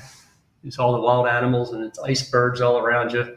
That's pretty cool. But then you can go back in the room and do a little trade, and you come back out again, sit on the back porch. But that's got to be my favorite spot. And for just trading, I'll trade anywhere. It's the same thing. You're in a little private little room, and you do what you got to do. But as far as sites and stuff, I got to say my best place we've been to in the last couple of years, I've been to a lot of places, is Antarctica. And, that's like Argentina. Amazing down there. Yeah. Argentina. I mean, you can go down there and bottles of wine, which are $50 and $60 here, or $15, $10. We went to the number one steakhouse in the world, and I think by the time we bought for wine and steaks and everything, it was $130. We're getting 1,000 pesos to the dollar because of their inflation down there. Right. So we were like living like kings down there. So that's pretty neat. I have never thought about going to Antarctica on a vacation. Maybe something I should consider. Well, you got seals and whales and you got so many Penguins. things. Penguins, you got penguins, seals, whales. You got so much wildlife down there, and it's like when you open the door up and you open the door, there's not a sound other than wild animals and stuff. That's the most you can hear. It's really cool. I tell you what, it's a big destination. You're a trader. You're used to risk. Were you worried about running into an iceberg or anything out there? I leave that to the captain, right? It's not my. I don't have to worry about that. These things to ship. Well, it's my time, right? I don't know. Hopefully, I don't pick a cruise on the Titanic. You know. Right. Go ahead, Robert. I was say that's it. We have there was an intentional mute because I had to cough. Mark, pleasure being on here with you, and thanks for taking the time out of your day and going to share your story with this. Hope you did a great job going through all your basics here, and for you saying that you're doing all of this traveling, that's been a goal of mine this year. Is each month to take a few days or something and go somewhere. So and literally last night, I wrote down on my whiteboard, my little dream whiteboard. I have like 30 of them here, but on the refrigerator. Each month, the place that I would like to go to, and the irony is being Ireland. I want to get back to Ireland, so that's on the list. That's awesome. I like Ireland. Yeah. It'd be in August. Iceland is also on the list, and I'm going there for the Northern Lights. Back in the day, I went to Alaska to see the Northern Lights, and unfortunately, prior to the trip, everybody's telling me that I've lived here for 35 years. I've never seen them this bright. You're coming at the right time. And unfortunately, the day I landed, it rained. I was there for 4 days. It rained for 4 days. And then I left. They showed up the next night. So unfortunately, I didn't get it. But I hear Iceland is absolutely amazing. So I'm going there, and I'm going to take the lead from you here about the trading. Bring that laptop. Yeah. Making that connection. We were in Iceland, Elon Musk. Great. Right before that earthquake, right before they had that earthquake that sunk part of that town, Reykjavik. We were in Reykjavik the week before it happened. Wow. Wow. Lava came out, not the earthquake, but the volcano came up, and it put 7 miles of lava down through there. It ruined, what I understand, the Blue Lake that we went to and stuff is no longer there. Oh, my goodness. We were there a week ahead of that. It's been quite a bit seismic activity up there. And because I'm looking at your bio here, and you use Topstep X for your trading. You also use Bookmap as well, and Topstep X being web-based, you can just run it on a little laptop, open up your web browser, and get your Starlink connection. You're all set. Yep, exactly. And I'm also TradingView. I use TradingView and NinjaTrader, so I got so much stuff. I really got to narrow some stuff down, yeah. But I got certain indicators I like on TradingView. I don't know if you guys have ever used Lux Algo, but I use theirs. It makes it easy. It zeroes in on all the support and resistance areas, and some of the ones I would have missed, and it brings them out. They don't all hold up and work, as we all know, but sure, they've really given you a good idea. Yeah, it's a good idea. I've heard a lot of stuff on that Lux Algo. That's what I did prior to Topstep. Is like I have 60, 70 indicators built out of TradingView. That there's, I think, literally 30,000 people using them now. Free, not a dime. No mind this, not a dime. And it's a really cool platform. And as you see with the Topstep X, it's the TradingView charts that are embedded in there. And we're working on getting those custom ones so we can actually build them and open the API and make all that connection. But yeah, I've heard good things about the Lux Algo. I personally have not used it, but some of the traders that I know do. They like it. Like any other indicator, it's just kind of like, hey, this is a good idea. You may want to consider this. It's not a end all be all. None of them are. And but yeah, I've heard good things about that. Throw it on web based. They have one that works off of momentum. A set that works off of momentum it's just off of directional trading. It doesn't do anything special other than it tells you if things are moving this way. It gives you some support and resistance, and it's pretty simple. That's the one I like the best with them. How was trading today? You mentioned that you had some good trades today. I had some good trades on the. I followed along with you guys earlier, and I picked up in a couple of the trades, and I ended up. I was up to 4,500 yesterday. I added the other 4,500 on another account, so now I have another XFA. I got four in the wings now. Nice. 4 150 accounts is what I have that are all just waiting to be used. So I filled one of those out today. So that was 4,500. But then I'm down 2,500 in live account, but I can't access it. So I would have probably gotten that back instead. I would have much rather have done that. But I'll wait till tomorrow. Mark, question for you on your trading. What adjustments did you make when you went from your XFAs into live? Because the combine, there's a little change in the XFAs, but the scaling plan from XFA to live, did those adjustments hit you like emotionally, mentally, psychologically, or did you just jump right into it? I just played the same way. It's all the same Nice. to me. It's like I don't try to change anything because of the platform. Whether it's live, fake, or whatever, I try to treat it the same. If it's a valid trade, it looks like something on either momentum or support and resistance. Momentum, I'm just getting in for usually 10 points or so, maybe with a runner. And then if it's support and resistance, I want to stay a little longer. And I've really got to get used to staying longer in some of my trades because I watch them. If I would have just stayed in the damn trade, I would have made 2, 3, 4 more grand for the day, But I get to $1,000 or so, I just close everything up and run for the day, Do you ever just leave a runner on? Well, that's what I got to start doing. I keep saying I'm going to do it, and I put it on, and I'm like, well, let me just keep moving the stop up, and then all of a sudden you get stopped out. So, yeah, well, trailing stops is an art form I've never been very good at. So, yeah, I feel you there. Well, it seems like you're doing really well. I mean, you got some XFAs in the closet if you need them, but you're doing well in your funded account, and you said you've been trading for about 12 years. Has your trading gotten a lot better in the last year and a half since you've been here with TopStep? Yeah, well, I took a couple of years off because I lost so much money the first time I came into futures. It was like, damn, I lost a lot of damn money. So I shot it around. I like going to the casinos and all. I pretty much have stopped now, but I used to go to the casinos a lot. So when you get here, it's like almost like a gambling casino here. So you have to get that mentality out of your head. Because if you come in here with that mentality, you could easily. That's when I have my limit down days. It's like all of a sudden I jump in. I decide, well, 3 is okay, but if I put 13 in, I'm going to do really good. And then boom, 10 points against you, and you hit limit down. So. Yeah, well, one of my dad's wisdoms was always when the market's going against you, you'll always have too many on.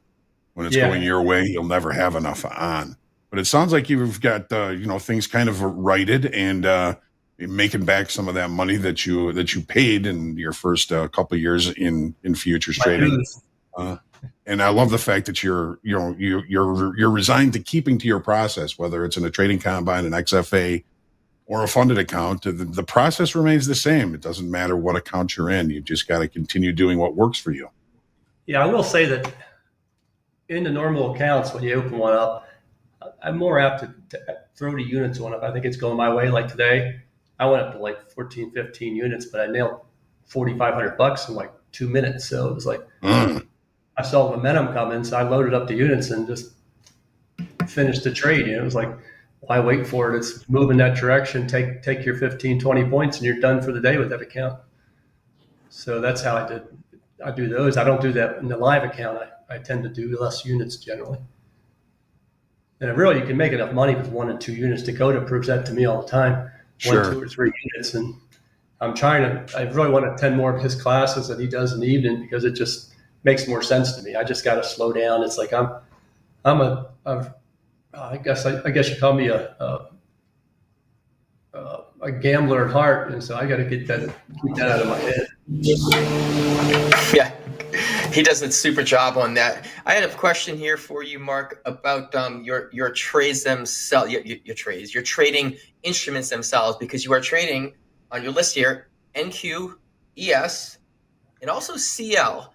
So I'm curious as to how you look at those differently. I could see NQ and ES having the similarities because of the equities, and even YM having something similar. But CL is just like an entirely different animal. So can you share your style on those? What you look for the differences, please.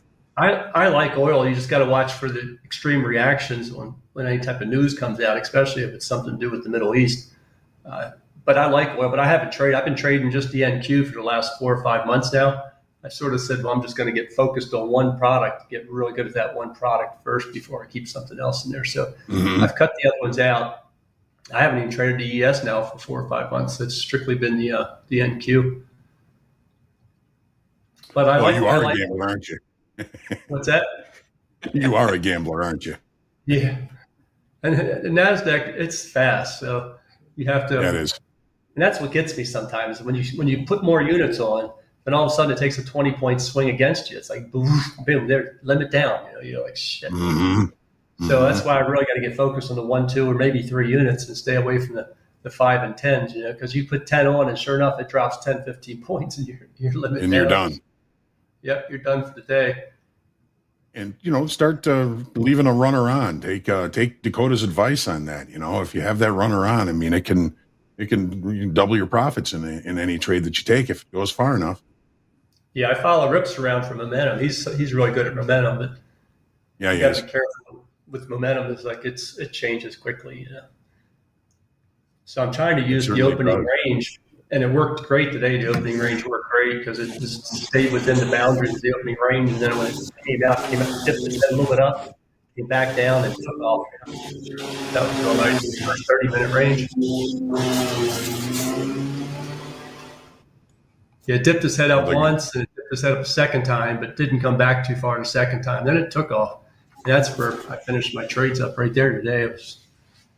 That was a nice. I got that from you, Hogue. So I looked all around for a good opening range at. So I found a good 30-minute opening range. And it's been working good. It's like if it stays within about 60 points, then I'm waiting for a breakout of one side or the other. If it goes to like 100+ points, it's usually going to stay within those points range for the day. So when it gets to either side, I take it the other direction.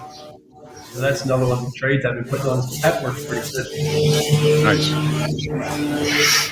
Now, do you decide on which trades you're taking as far as, okay, you just mentioned the opening range. Do you look at the opening range on ES and NQ and CL? Or do you say, no, opening range is only on NQ. And if it's moving too fast, I'm going to switch over to ES and CL. And if there's news coming out of CL, I'm going to go to ES. Is that how you do it? So walk us through your processes. Every trade's different. We'd like the 6,000 viewers watching, so maybe you can help them out. Yeah, I haven't been doing that. I've been sticking strictly with the NQ. I wouldn't do the opening range, I don't think, on CL. I don't think it's much of an opening range because it trades overnight. But ES, I would do the opening range with. I've only, like I said, for 4 or 5 months now, I've strictly been doing the NQ. I'm just trying to get really good at the NQ. And I'm getting better at those 20-point swings against me. I'm prepared for them better than I ever have been. So I'm getting better there. That's what I want to do. I want to get better to where I don't get knocked out every time I get a 20-point swing against you. It's either you're out. If you can have your stop in there at 10, which is, I hate doing that because you get 10-point swings all the time. You get stopped out all day long. You end up being way down. So you pull them too tight, you get stopped out. You have them too loose, and it runs against you. If you have too many units, it's the only problem. So the too many units has been my detriment. I tell you what, that's been my Achilles heel. It's trading too big. Trading too big, yes. I'm really focused right now. Is focused on trying to trade smaller. But I looked at today and I traded 15 units on the one, right? So it's hard to get out of. Once you're in that mindset, it's hard to get out of. At least I'm trying to do it on my live account, and I have a separate account too that I trade. And that one, I don't know what the thing is, but with that account, I can trade 1, 2, or 3 units. Even with the live account here, I find myself tempted to use more units. It's like it's not the same value in my head, I guess. Sure. It's a little bit of a challenge, so I think I'm up for it though. So. Okay. When I ask you, you mentioned you withstood some considerable losses when you were trading on your own in futures. Did you have like a personal daily loss limit, or was there a loss limit on the account that you could have used to maybe help you trim some of those losses? Oh, yeah. And how do you like the limits on TopStep? No, I like what you guys are doing with that because it locks me out. Also allows me to lock myself out because I've had days when I was up $5,000 and $6,000, $7,000, and all of a sudden I go back in. At the end of the day, I'm down $1,500, $2,000. You're like, oh, see, that's cool. Let that go, So I've locked myself out a couple times with TopStep's items just because it's there. I think on the live account, when I first got in there, they told me that I had to have the $3,000 stop limit. I'd rather have a $1,000 stop limit on it, even though it's okay. alive. I'd rather be able to set that one too, and lock me out for like $1,000, $1,200, something like that, as opposed to 3,000. Because I tend to make 500,000, 500,000, 2 or 3 accounts, and get back 3,000 at one time. Boy, you just set my whole week back. It's like, so I'd rather walk $1,000 loss and start again tomorrow, and make my 1,000, 500,000 again, 500,000, and then within a couple of days, I'm way ahead again. So yes, the control is that's what I've been missing, is control. First time I traded, I had no control. I would put 20 damn units on there and lose $15,000, $20,000 in 2 minutes. You're like, damn, I just got washed for 100 points, man, with 20 units. Didn't have my stops in half the time, and now I always have stops in, or I'm actually getting pretty good now that I just click close if I need to. So much better with that kind of stuff. And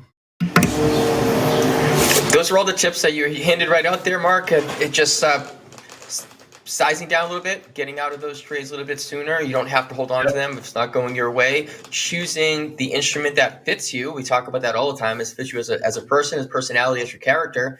And then understanding them. The way CL moves, I mean, you talk about CL, how you have to really watch the news, and talking about NQ, how you just get these whippy spikes out of anywhere. And I'm with you, man. I was an MQ person, and for the most part, NQ is, it just seems like when you have your stops on, they're always too tight and you get stopped out and it goes your way, or it's too far and you go, I'm going to give a little more room, and it just flips around on you and just drives. So it is really, really hard. And I forgot the number, but it's something somewhere around 88 or so percent of the traders are trading NQ. And we're looking on YM a little bit more, because it moves very similar. It's just, it's $5 a point, not $20 a point, and you won't have those big giant movements like that. So that's something that we talk about a lot. I just want to do a quick check on the markets here. Right 11:30 hour in Central Time. I just pulled up a 4-chart screen on TopstepX. Just give me a quick look at them. So NQ, we're hovering around 18,760. Looks like that's been right around the overnight high. It's not going too much more. High of day looks like it's up around 18,771. So we got a little ways to go on there. The ES doing the same thing. We just poke over that overnight high, but we're hovering around 5333. That's kind of right where those trades were taken earlier today. The Dow, YM on the bottom right over here, same thing. Everything poked up overnight, hung around for about an hour and a half, and then just coming right back down to where they were. And gold, the gold trade right here is at 2425. This is the only one that was a little bit different, but it did reach up to the overnight high right around the same time everything else did, and then they dropped off. And I don't have the oil on my screen, so let's take and pop CL in there. After that big push down at 10:30 Central Time, we got the last hour or so. It's not doing too much. We recovered about half of that. So not a heck of a lot going on in the markets. It was not a huge economic day today. We had the few of the Fed speakers speaking, but that's just a little bit of a market update. And back to you, Hogue. Yeah, just looking at the markets, as far as the 4 that I have on my screen, the ES, the NASDAQ, gold, and crude. Crude is the only market that did not close the gap to settlement. S&P has really kind of been centering around it, but the NASDAQ just kind of popped up right back to settlement. Gold, that short that we took during fast markets was coming right off of settlement, a settlement gap close. And crude oil, the only market that has not closed that gap to settlement. So we'll see how that plays out for the rest of the day. Microsoft's over 430 now. That's over $5 higher than it was yesterday. Everybody's looking for it to hit 425. We're right to 430. And NVIDIA is trying to fight that 950 off again. Yes, it is. NVIDIA's been really pushing the markets around. Mark, we have a question from you in the chat. It looks like it's been asked a couple of times. You talked about the Lux Algo. We have a trader that is looking, since they have several of them, there's a couple free ones, a lot of paid ones. They're asking what specifically one that you use, or if you use more of them. You can go ahead and share what you're using off of them, if you don't mind. No, I use the price action concepts. And they have 2. They have the price actions and they have signal and overlays, which is their supposedly their 2 best indicators. And the price action one is works strictly off of price action. They're not looking at anything fancy, algorithms or nothing. They're saying price action. And to me, that's where it's all at, is you want to know where the price is going. So I like their price action concepts, and you can set in there how many of what type of support and resistance you want to see on the screen, so you can adjust your support and resistance zones to where they're supposed to be at, or if you only want to see the last 5, you can see the last 5, 3.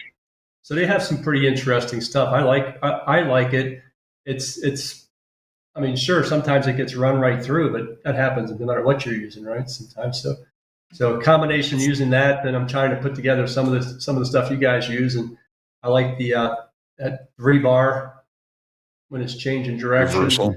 That because rebar reversal, because I was always the first one just slam mine in there. It runs by you 40 points. You're like, damn, that's a quick loss. It took like 30 seconds to lose my day limit. Yeah, I'm thinking that this is a nice pullback to get involved in here on the market, as long as NVIDIA holds at 950 and the microstall stays up at 430. There's going to be a good trade in an hour or two.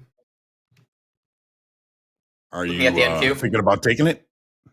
Yeah, I'll be putting at least a unit on board there to see if I can take it somewhere. Probably I like this. It's almost down where I think it's probably going to take a stop, but the Lux Algos is telling me that the next real good support would be all the way down at 18,741. It's on what's called a chalk plus, which means it made a higher high before. And when it gets back in touch with that is when you're supposed to take the trade with their system. I don't always do everything it tells me I'm looking. So right where it's at now, it could make the change, but I'd be waiting. Another 10 points down would be ideal, but it's right now, it's probably going to end up holding the spot where they said it should hold it, but we'll see. Does that indicator kind of give you kind of failure levels or stop levels as well? Well, what it gives you the risk or support area, and so it's supposed to make its move in that area. If it goes past it, then you should be out. Past it, you're done. Yeah, past it, you're done. I usually give it 2 or 3 points past it just to be safe. Interesting. Yeah, it gives you a lot of good little support and resistance, all based off of price action. And right now is where what's called a chalk plus. That's just a previous high that made a new high and then made a second high. That's the chalk plus. Chalk is just because it made a new high, but then when it made a second one, that's really showing its momentum change. And it's right back where it made that chalk plus earlier on a 1-minute chart. So I mean, 1-minute charts aren't it's not the holy grail on a 1-minute chart, but it tends to hold up a bit. Well, there's another vocabulary word we're gonna have to learn. What, the Chach and the Chach plus? Chach plus. Yeah, that's big. On Lux Algo, that's how they call it. And also, it's a change of market. When they see a change of market, and all of a sudden it's come down, all of a sudden then it makes its first higher high, it names that a Chach. And then if it comes back again, it makes a second one that calls that a Chach plus. And that Chach plus is supposed to be like that's the real good. That's the good one. Yeah, that's the good one. Yeah. And my big thing is patience, just to wait for some of that to happen. You know, I tend to see the momentum, and I think that's probably why I like watching RIPS. You know, because he's all momentum. He doesn't do nothing else besides momentum. You know, right? So he feeds my devil inside of me. So somebody in the chat here is saying that chalk is change of character. Change of character, yeah. Change of character. That's what Got it is, it. yeah. And then change of character plus means it's made, and what all that means is made a new high. It went down, and per the bar you're on, it made a new high. And then when it comes out again, if it makes a second new high, that's a chalk plus. Understood. That's interesting. See? It's on the chart. Do you also use your DOM? I noticed that you have level 2 up there in your DOM, your order panels. Do you use that as well as just looking at the chart patterns? And I'm sure you look at them differently, correct? Well, yeah. You know, I'm trying to use Bookmap. It just seems like it has so much potential, but I just haven't really been able to really get to where I understand it yet. So I know that's something that Rip said he's going to put a couple videos out on. So I'd like to see his videos and what he thinks, because he's always saying, I see all this action here. There's all these people are here and they're looking going on. I don't quite see that. I see some things, but I don't see nothing like he sees. It is a good thing. It does take some getting used to. And John, I'm going to run this out there as far as I came up with this definition the other day for working with a trader that wanted to know the differences. Like, what if what's the biggest difference is like a chart, a DOM trader, and then like a bookmap trader. Well, here's what I came up with, and then please, chat and say yay or nay if you like them. No, seriously, go ahead. I love to hear the chat's feedback. I love to hear Mark's feedback, John's feedback, and anybody in Topstep that's listening. A DOM is what's happening now. What's happening now? The chart is what happened in the last X amount of time, meaning minute, 5 minute, 10 minute. Just to see. I'm sorry. Go ahead. If you're trading, talk about the trade first. We can talk about this after. What did you enter? It came back, hit that chalk, and it's been having some support there. If it comes down more than a few points, I'll probably get out. I gotta stop it only. Where are you long? I'm long at 54.5. 54 and 3 points against me when I got in. Figures. 18.7. That's an NQ 18.754.5. Yeah. It was looking like it was bouncing off of there pretty good. It came down a second time, so I took it right there. But more than I took it, it went just against me there. But it's only 1 unit, so that's not a big deal. It's only 4 points. Looks like it's probably risk is pretty small on that too, huh? Yeah, I'm only risking about $150 or so. All right, and maybe we'll keep an eye on that. I'm going to go down to 39 for my risk, just because I think it actually encompasses the whole other support line that they have. So if it gets down around 43, I'll add one to it, and then I'll have a stop at 38. Yeah, I'm exactly looking back at that 39 as well. I'm with you with that, Mark, as far as 18.730. I technically have 737 if we want to get really accurate. And then the one below that would be 18.729 as a secondary location, meaning if I'm in two, I might pull one off and pull the second one. We can add to that position and, in hopes that it will come back up. And if it doesn't, you just get back out again. So hopefully that works out for you. So we have the DOM as it's what's happening right now. We have the candlestick charts, which is what has happened in the X amount of time frame. X meaning if you have a 1 minute chart, what happened in the last 1 minute? What happened in the last 5 minutes, last 30 minutes? Bookmap is a stream of consciousness. It's what's continuously happening. So you can see it in its historic information, right? So those are just kind of 3 ways to look at the market. And if you have that on the right-hand side, if you're a DOM, you have a chart up, and then you have the stream of bookmap on the left-hand side there. And Quantower has it also. It's called DOM Surface. If anybody wants to use that. It seems like it's a really killer combination. I need to get a little bit more versed in the bookmap realm or that type of stream as well. DOM trading, chart trading, fine. But yeah, it's I'm glad you were able to use that and share. You have so many platforms, so many ways to trade, several instruments that you're trading. Just for those stats out there, your winning trade percentage is 71%. Winning day percent is 91%. Average daily P&L, $874, and just over 1-to-1 risk reward. Those are all superb numbers. And so we want to, just definitely congratulate you on that. Keep up the good work, being the live funded trader, number 114 on the list of live funded traders. You have XFAs out there as well, and you have more combines. You're just about finished passing another 150K trading combine. That's how you do it. Stack them up there, different platforms, different combines, travel, enjoy the trader life. John, you want to wrap that up? Sure, get the last word in there, and appreciate Mark. Yeah. All right. Yep. I appreciate you guys having me on. Thanks, man. Well, we appreciate you coming on, Mark. Thank you very much. We'll be keeping an eye on you. Make sure that you join us again one of these days, and we're going to be a little bit out of time here. So we're going to move on to Top Quiz. We got Jack and Sarah. Then we've got Shoulder Tap with Andre and Mick. Group coaching with me and JD, Andre, Robert, Deeyana, and Coach Jay on Market Stalking with D, and then Power Hour with Andre, Dolby, and Austin Silver. Mark, a great pleasure meeting you. Best of luck in your trading, and then including the current trade that you're in. And we'll look forward to seeing you again soon. Keep in touch. All right. Thanks, guys. Have a good day. We'll see you in a minute.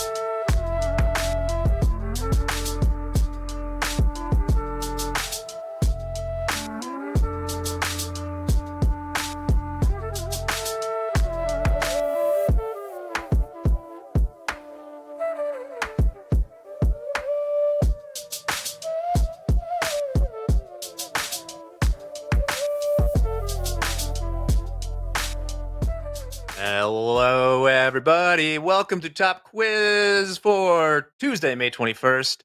We have the great honor today of being joined for the first time since Halloween when she was dressed as the human embodiment of a fire drill. Sarah Z, how is your day going, Sarah Z? Jack, my day is going very well. That It is good the to hear. last official full day of school for my kids here. So summer starts tomorrow. Oh, well, that must be fun. I can't wait till I can send my kids to school. Love them, love him. But yeah, it'd be nice to have him away for 6 or 7 hours a day. But that's not what you're here for. You're here for Top Quiz. So click that link to join, as many of you have, over 1,000. And then you'll get 4 multiple choice questions. Answer them as they appear on your device. If you get 3 or 4 correct, you enter a raffle for one of 60 free resets. The top 5 finishers also get automatic resets. That's So Jack, about it, Sarah. I have a quick question. Now that you've been doing this top quiz for so long, are you seeing a lot of repeat players? Oh, of course. I try and keep Repeat out winners? there's been many repeat winners. I mean, when we Really? started doing this, Sarah, the first week of Topstep TV, I was looking at the stats the other day. We had like 600 average or like peak concurrent viewers.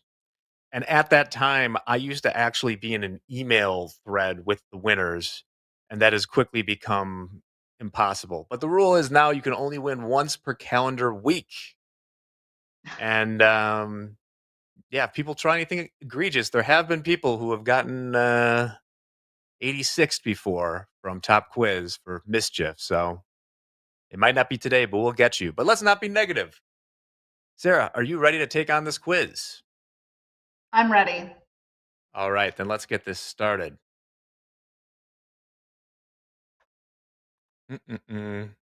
Still the same long intro as when you were last on for Halloween, but here we go. Question number 1.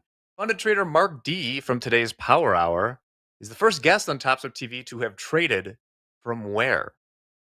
A ship off the coast of Antarctica, a rally car in Bolivia, a tractor in Nebraska, or outer space? Sarah, I know you're busy, so you may not have watched this, but if you did, what was it? Well, I didn't watch because I've been in meetings all morning. So I'm going to go with like an answer that I think is super fun because I live. Oh, is that already the answer? Yeah, you have 20 No, seconds, but I wanted to say a tractor in Nebraska. I'm in so Nebraska. the thing with tractor in Nebraska though is even if he had, he would not be the first. We have, through some weird cosmic coincidence, I feel like have had many people who have traded on tractors who have joined us. So there you go. All right, let's go. Day trading coffee, doo-doo eater, Scott, Fireball, PP. Let's do it. This famous actress recently accused OpenAI of stealing her voice for its chatbot. Was this Anne Hathaway, Scarlett Johansson, Charlize Theron, or Fran Drescher? Fran Drescher. That would be a hell of a voice. That's my final answer. Did they want the nanny on their phone? No, it was her herself. It was Scarlett Johansson who apparently told them they couldn't use it. And then that's kind of AI in a nutshell. They said that she said not to. They appear to have done it. Inside Trader. When is land, Jack? I don't know. My level's spiffy and Jack's shirt. Yes, that's right. I got my dinosaur shirt on today. Because my kid likes dinosaurs. Okay. Ready for question 3? I'm ready. Ready and enthused. I love it. How many voting members are there on the FOMC? Are there 5, 9, 12, or 15? And I'm sorry in advance, Sarah. I don't know, Jack. So I'm going to go with a guess of 9. That is a close guess, but is a weird thing. 3 of those numbers are odd, but the answer is even, which is a weird number to have on a committee, but it is 12 members. voting Yeah, on the that- FOMC. So with one question left, we have the very nice do eater. Very nice. Eddie's lover, my levels, pure gasser 6. All right. Let's see the final question. Oh, I like Eddie's lover. That's pretty funny. That's I creative. love people who say like the quiz is rigged. There is no motivation I have to rig a quiz. It does nothing for me. I pick the winners randomly. All right. Last question. For not driving a golf ball past the ladies' tees Friday, Dakota was forced to play the rest of the first hole. A, without access to the futures market. B, rocking ABBA at full volume. C, using only his driver. Or D, with his pants pulled down. This was mentioned this morning. You were in meetings, but throwing out there. Rocking ABBA at full volume. That would be so much more wholesome. It was with his pants pulled down. Oh, no. That's terrible. Yeah. Yeah. Sorry, Dakota, but turned out pretty good for him. Let's see the winners so we can get over to group coaching today, which is starting right after this. What do we got? Third place, Rob 27. Second place, 6. And in the winner, 6, is Doo-Doo Eater. So congratulations, Doo-Doo Eater. Maybe with that reset, you will not be forced to consume doo-doo anymore. Okay, we're doing shoulder tap actually next. I confuse those in my mind sometimes, so stick around. We'll be right back with that and a lot more this afternoon. Thanks again, Sarah. Thanks, Jack, for having me.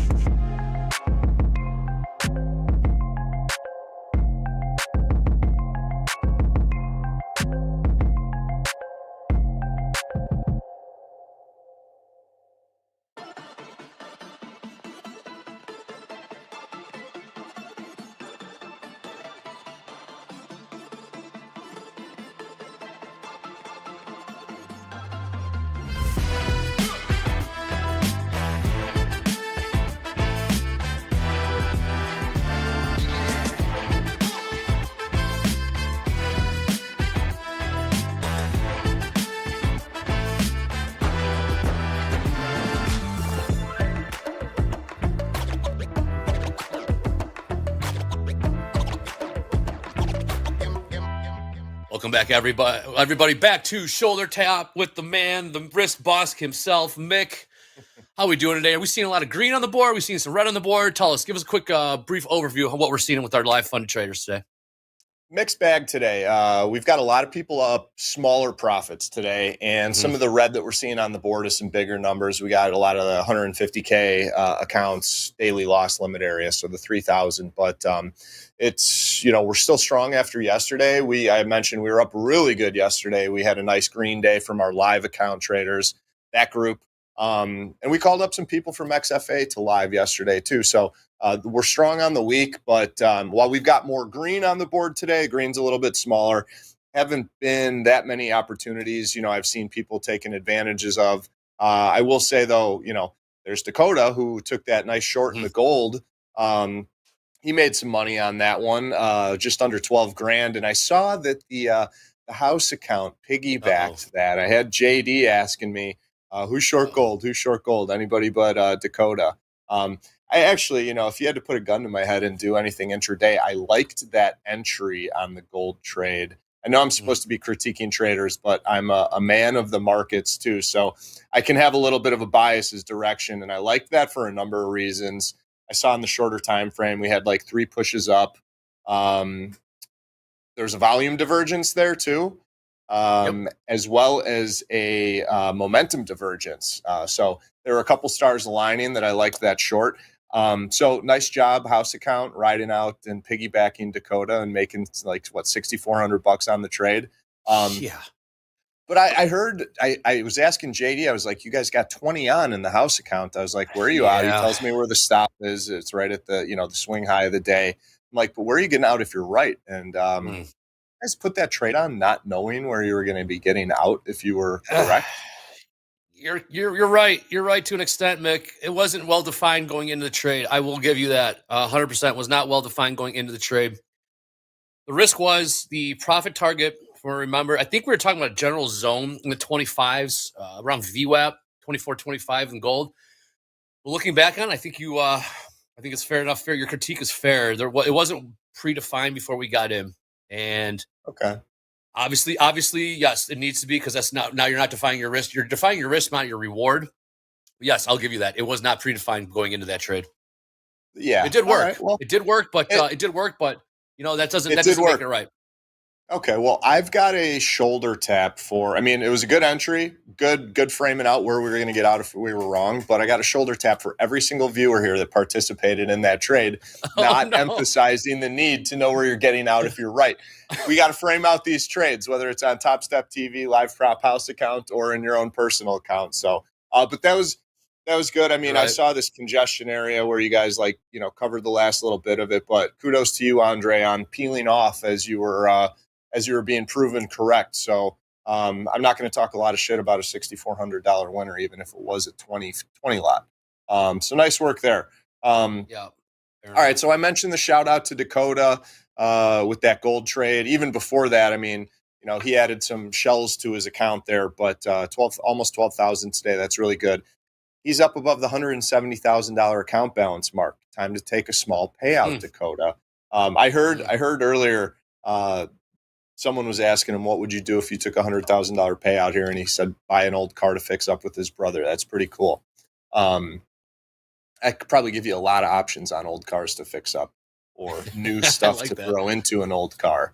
I got a shout out for Fatima. She's up 4,700. She was someone that we had featured a while back. Someone that the risk team really liked. We've had a good working relationship with her, talking to her over the phone.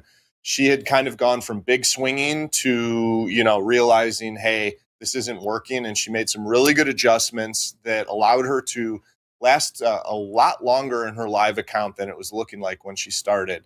That account had bled out, a couple months ago, but, she has made a lot of improvements since she's been in our program, and really happy to see that she's up 4,700 today. So I know she watches. Fatima, shout out to you. Keep up the good work. Let's lock in some of these profits. But let's dive into the cards. I know we used up a little time chatting about that house trade.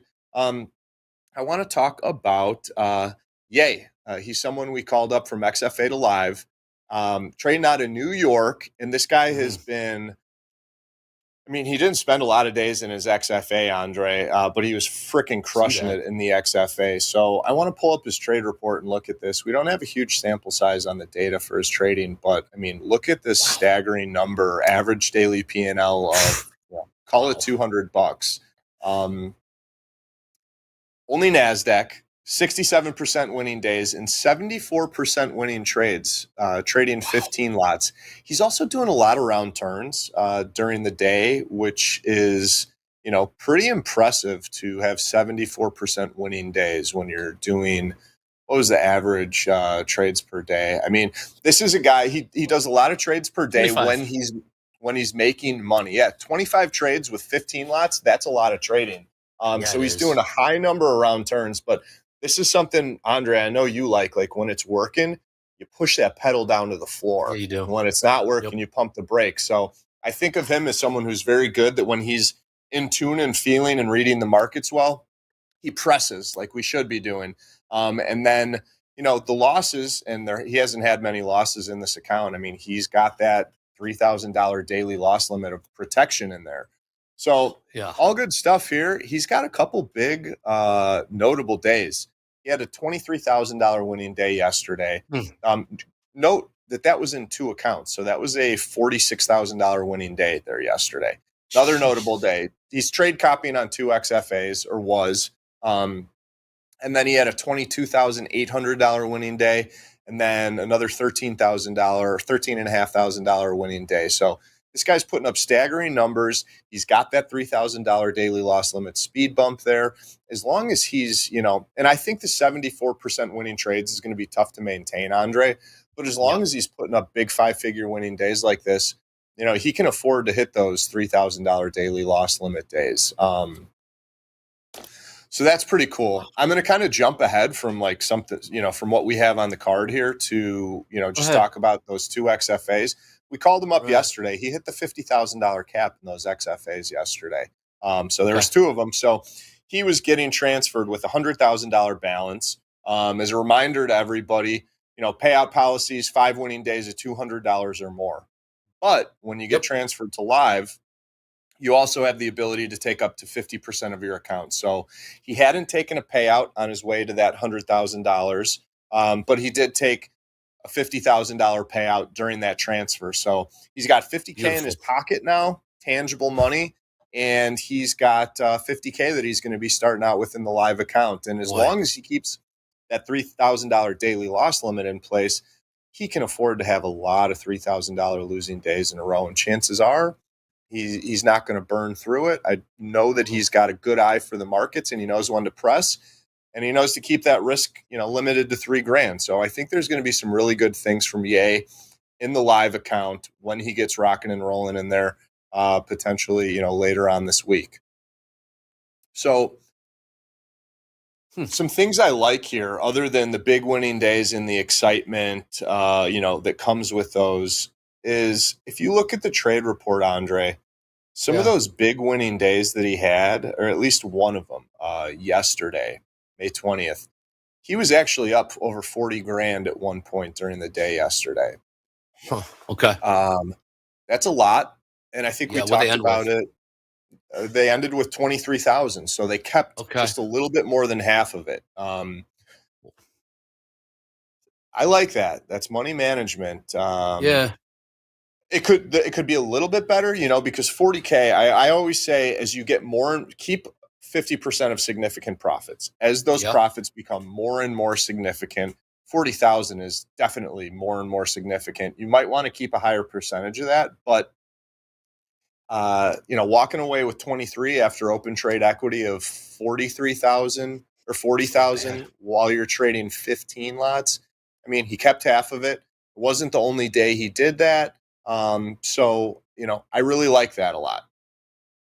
Wow. I hope this is essentially the model candidate here, Mick, right? With the $50,000, the payouts, $50,000 going to their live funded trading account balance. I mean, this is basically what we've been searching for, high and low, right? Yeah, I mean, it's a huge success story.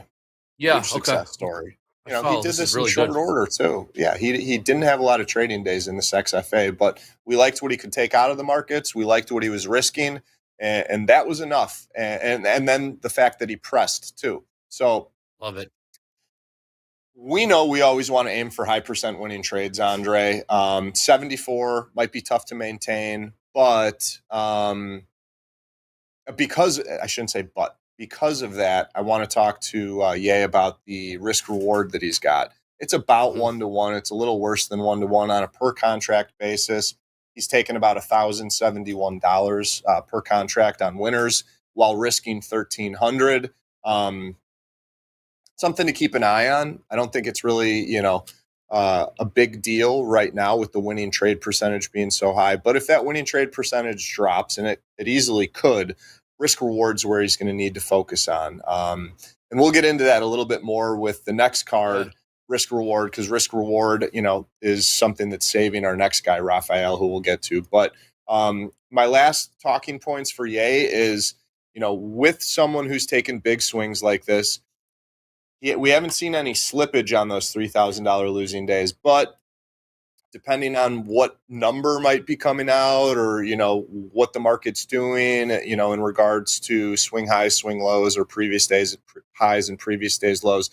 If you got 15 on, you could generate quite a bit of slippage if you're trading the NASDAQ. So I want him to think about, healthy account balance maintenance levels. He's going to be starting at 50 grand, but if he strings together 5 winning days, even if they're small ones, and then takes another half of that in payouts, putting himself, a little over 25,000 at that point, the account balance maintenance level is something that I want to keep a very close eye on, and I want Ye thinking about that as well. Yep. So I think I, covered just about everything I wanted to cover here. This is a total shout out to him. He knocked it out of the park very quickly, and we really feel confident that he'll be able to continue doing so in that live account that he's going to be trading in very shortly. Very good stuff. Elcor in the chat says, this is a motivation card. I 100% agree. This is what we are looking for. This is a success story. Absolutely, man. Great example of what we're looking for here at TopStep. Yeah, man, it is. I mean, and this is something that I'll say, Elkhorn, this is something that, he's been with us since, he's been a member with us since October of 2023. So he's not been with us too long. It seems to me like he's been in the markets for a while. And I think for anybody that starts small that, I don't know if his winning trade percentage was this or his winning days have been like this, but if you're someone who's not at this scale, let's say you're 1/10 of him and your average daily P&L is $900, but you have those consistent metrics, you can scale to be right where he's at. Yep.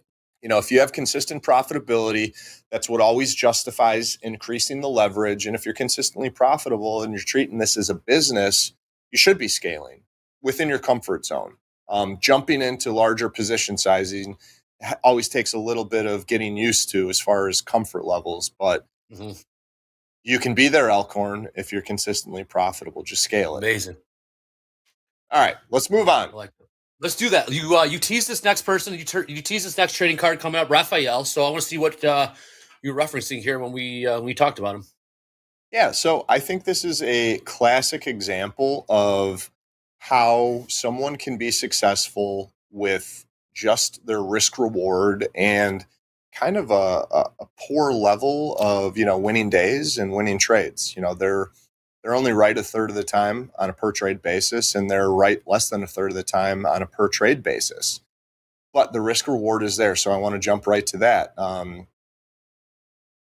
Their risk rewards, better than 2.5 to 1, almost call it 3 to 1. On a per contract basis, they're making $2,000 on a per contract basis. Beautiful. They're only risking $720. So this is, this is a nice work of art on the risk reward. And, they maintained that over 11 days isn't a ton of time to be in an XFA. They are in an XFA. This is not one of our live traders, but we really like the stuff that we see here. Best day in this account was almost $13,000. The worst day, $3,000 daily loss limit. But, despite the winning days being a small percentage of their trading days, I got to look at the metrics here, Dre, and say that the average winning day is like $6,500, and their average losing day, and they've had more losing days than winning days, but they're capping that average losing day to under $900 on a 150K account. So they're risking less than a third of what they're allowed to. I like that from a money management standpoint. They have one day where they hit the $3,000 mark. Only one daily loss limit day. Yeah. But then these other days, they've stopped at $600 in losses or $900 in losses. And, I always like seeing that because so many times I see a big swinger, and you could, maybe say someone like him who puts up 3,000, 5,500, 4,400, 13,000. You might call him a big swinger, but if they're not using everything that they have on the downside and going to that daily loss limit, they might be, trading big size, but they're managing their downside pretty well. So definitely worth featuring this person. I like that they're selective. They're doing all this trading 1 to 3 contracts, 5 trades a day, incredible. 1 to 3 lots. Yeah. Really incredible. What else we got on him here? Do you see anything on the trade report that you good risk reward? Trades smaller than he can. I want to know, what do you mean by that? Trades smaller than he can. That's what caught. What does that mean to you? What that means to me, and I think that's really important, is the people that trade smaller than they can. So he's got an account balance that warrants him trading 15 lots. He's in the big account size. He's got a bigger daily loss limit. And he's not going in there and trading 15 lots every single time. That speaks volumes to me from a risk standpoint. When you consider what someone's doing with their money management, just because I can trade 100 contracts doesn't mean I should take 100 contracts on every single trade. Correct. They always say, you should live well within your means. You can trade well within your means too. There's a time and place for leverage. I know, heck, when I was, at a hedge fund, we would have a unit size. Didn't matter how many contracts the unit size was, but we would, maybe start out with a quarter unit, or we'd do a half of unit, go to a full unit. Maybe we'd have 4 units on, but you always make adjustments. So that's one example when I was at a hedge fund. And then during volatile times too, there's a time and place for everything. If you're someone sitting there watching corn and corn's not moving, you're in a 6-cent range on the day, a 24-tick range.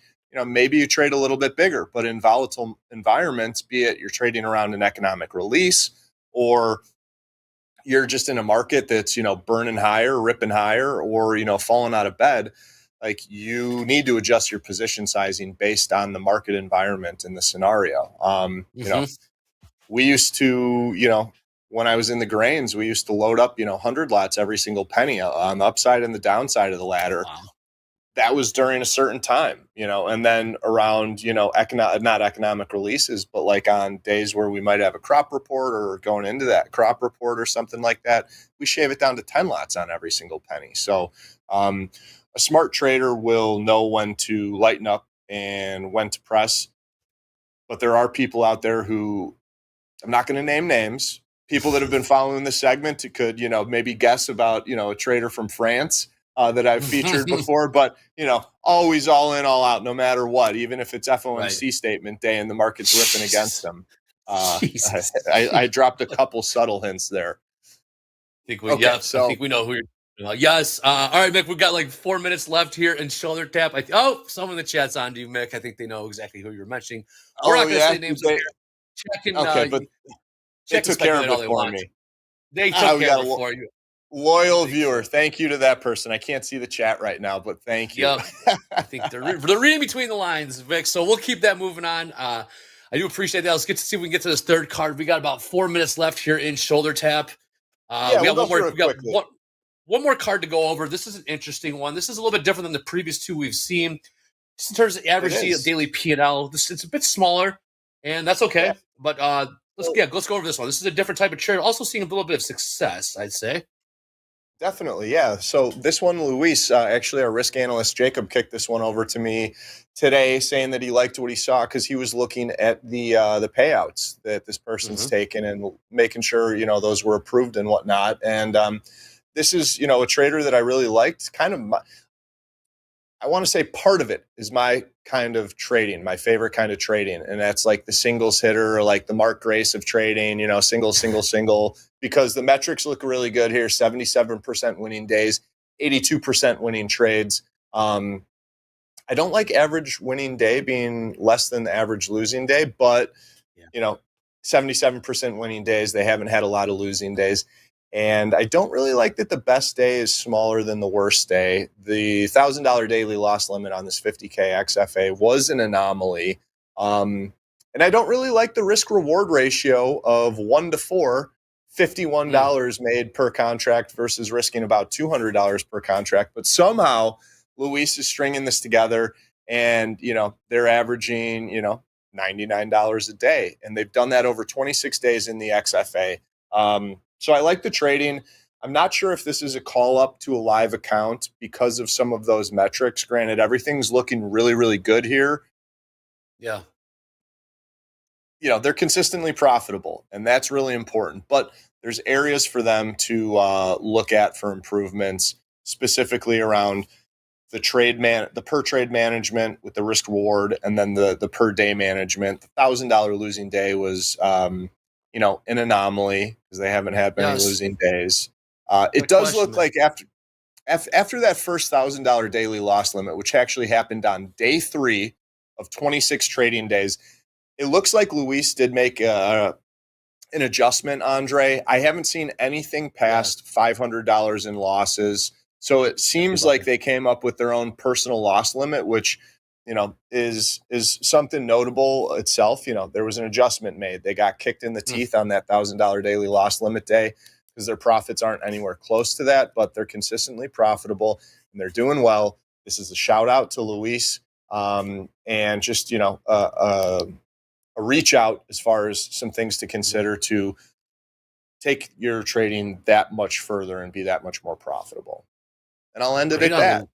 Yeah, awesome stuff, Mick. We are just wrapping up. We are just about out of time right now. Appears to have a personal loss limit $500. That's what I had a question about. You answered it after that $1,000 losing day. It sounds like they put the brakes on their downside and capped it at $500 for the downside. Good on them. That is the discipline that we're looking for, and that's what keeps you in this game for a long, long time. If you can have that type of discipline moving forward, you touch the stove once and you realize, man, it's hot with a $1,000 losing day. Now you don't need to know the stove is hot to touch. You don't need to touch it anymore to know it's hot. The second you get close to that hot stove, you start putting the brakes on, and you start, you pump the brakes and don't give anything back. I really like this. How do we see? Last question before we wrap up. Do you see a lot of this where people appear to have their own personal loss limit, or is this something that we don't? Is this kind of out of the norm? It's not out of the norm, but I would say it's more typical or more common to see people use every inch of the leash that they're given in regards to hitting that daily loss limit. It's it's something. I think newer traders will think, oh, I have the ability to, lose this much, so I'll risk that much. I think it's common for people to say, I need to risk more to make more. That's total BS. I think that's my mic drop for the segment here. That's total BS. Anytime, if you're thinking that, that's so not true. Learn to scale into a trade as it's going in your favor while you're being proven right. You don't need to risk more to make more. But I will say, bigger risk, bigger reward. But you got to make sure that you're making the money because a lot of people that take their full risk aren't actually, profitable consistently. Mick, as always, very insightful, very enlightening. So 2 examples of some bigger size traders. You saw another trader that has a personal loss limit of $500, average P&L of $99 a day. Still could be very, very successful. That's why Mick shows it to you. Mick, again, thank you so much for your time. And Mick, I'll see you at dinner tonight with the rest of the team. How about that? Looking forward to it. It's going to be a fun time, Andre. Catch you in a couple hours. You got it. Group coaching coming up next with JD and Ho. We got those questions in there. Tune in for that. And thank you, everybody. Stay tuned for group coaching. Let's go.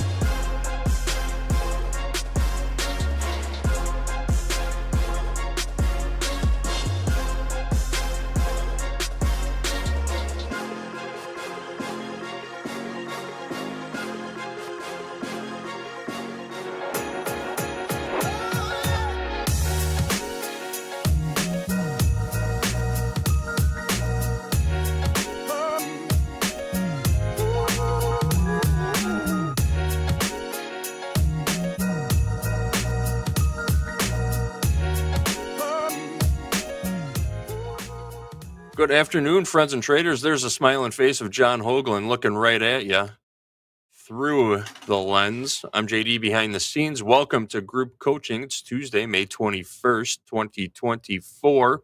We've got your questions. We see they're still coming in. How you feeling this afternoon, Hoag? Nice house account trade. Feeling good. Yeah, it was a good trade. Nice little Tuesday, right? I had to put my check mark on that. Everybody got involved in that one. Worked out well. Yep. All right. We've got your questions. We got a couple left over from yesterday that we're going to start with. Other than that, we're just going to go down the row in order that they come in. Keep throwing them in before there. That, oh, yeah. We have one last chance for those of you that missed the fire drill. It's going to happen during power hour today. Make sure you stick around. There is your announcement. We don't know exactly what time, but it will be in the last hour of the day. If you're curious. All right, let's just start ripping right through them. Maybe we can get through all of them today. Yeah, Dan Scott wants to know, sorry, Dan, I used your last name. Dan S. wants to know, how do you figure risk versus reward on trades? What tools are available to help calculate the risk reward? Well, as Hoag would say, there's a million ways to skin a cat. Yep. But let's take the house count trade today for an example. We put the trade on. We knew what our risk was before we got in. Mm-hmm. And we had a good idea of where we were taking profit. How did we come up with those numbers on the fly like that? I think the person who really kind of sparked that idea for that trade was Dakota. And I was already thinking I would be looking to get short gold. So I chimed in and said, yeah, we like it. I don't think that the trade location was necessarily the best. It did go against us for a little bit. And I think where we were was, I think 24, 32 was where we were short. 24, 32. That's the volume point of control. Typically, that's not going to be a place that I'm going to be looking for an execution. The market did come against us a little bit and got us closer to the high of value. Now, this was a much better. This is where I think Dakota added into his short. We were already short 20 in the house account. It went against us for a couple $1,000s at this point, and our stop was going to be above the high of the session, which to me is that's a pretty big stop. I'm not usually a fan of getting into trade locations where there's that much risk, but I did like the short. As far as the profit target we were looking at, I think Dakota was talking about 25, which he actually got. We got out of the house account trade a little bit earlier than that, but the risk was established. I mean, we were looking at above the high of the day. To me, that was a little bit more risk than we really needed to take, or we had to wait for better trade location, which we were given.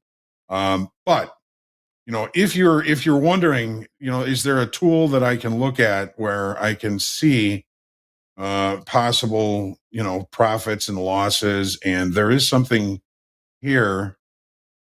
Okay, if let's say we're looking for a long position right here, so we're long here, and we think that the risk is going to be down below this swing low right here, so we can move that stop level up below that swing low. That's going to give us $750 loss.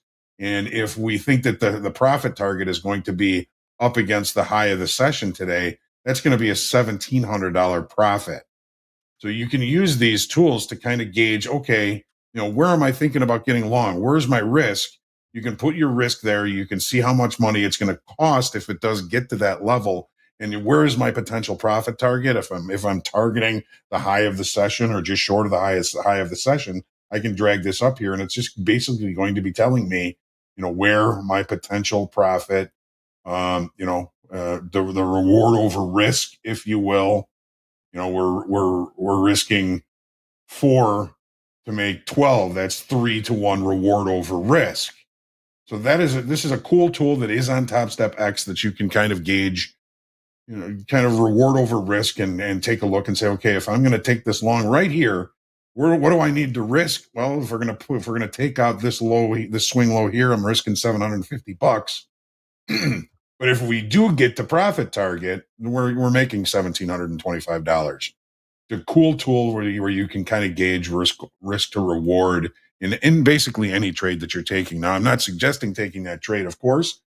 That was just for example purposes, but that is one way that you can kind of gauge your reward over risk. And the risk tool is right here. It's in the projections forecast. It's on this little icon right here. So we go, if we were looking for short positions, if we were short here and our risk is above this swing high here, and we're looking at these lows for a potential profit, we can drag this down, and then we're looking at another $750 loss and a $2,100 win if we do get down to that level. And it's this icon right here. Long position, short position. Hope that helps.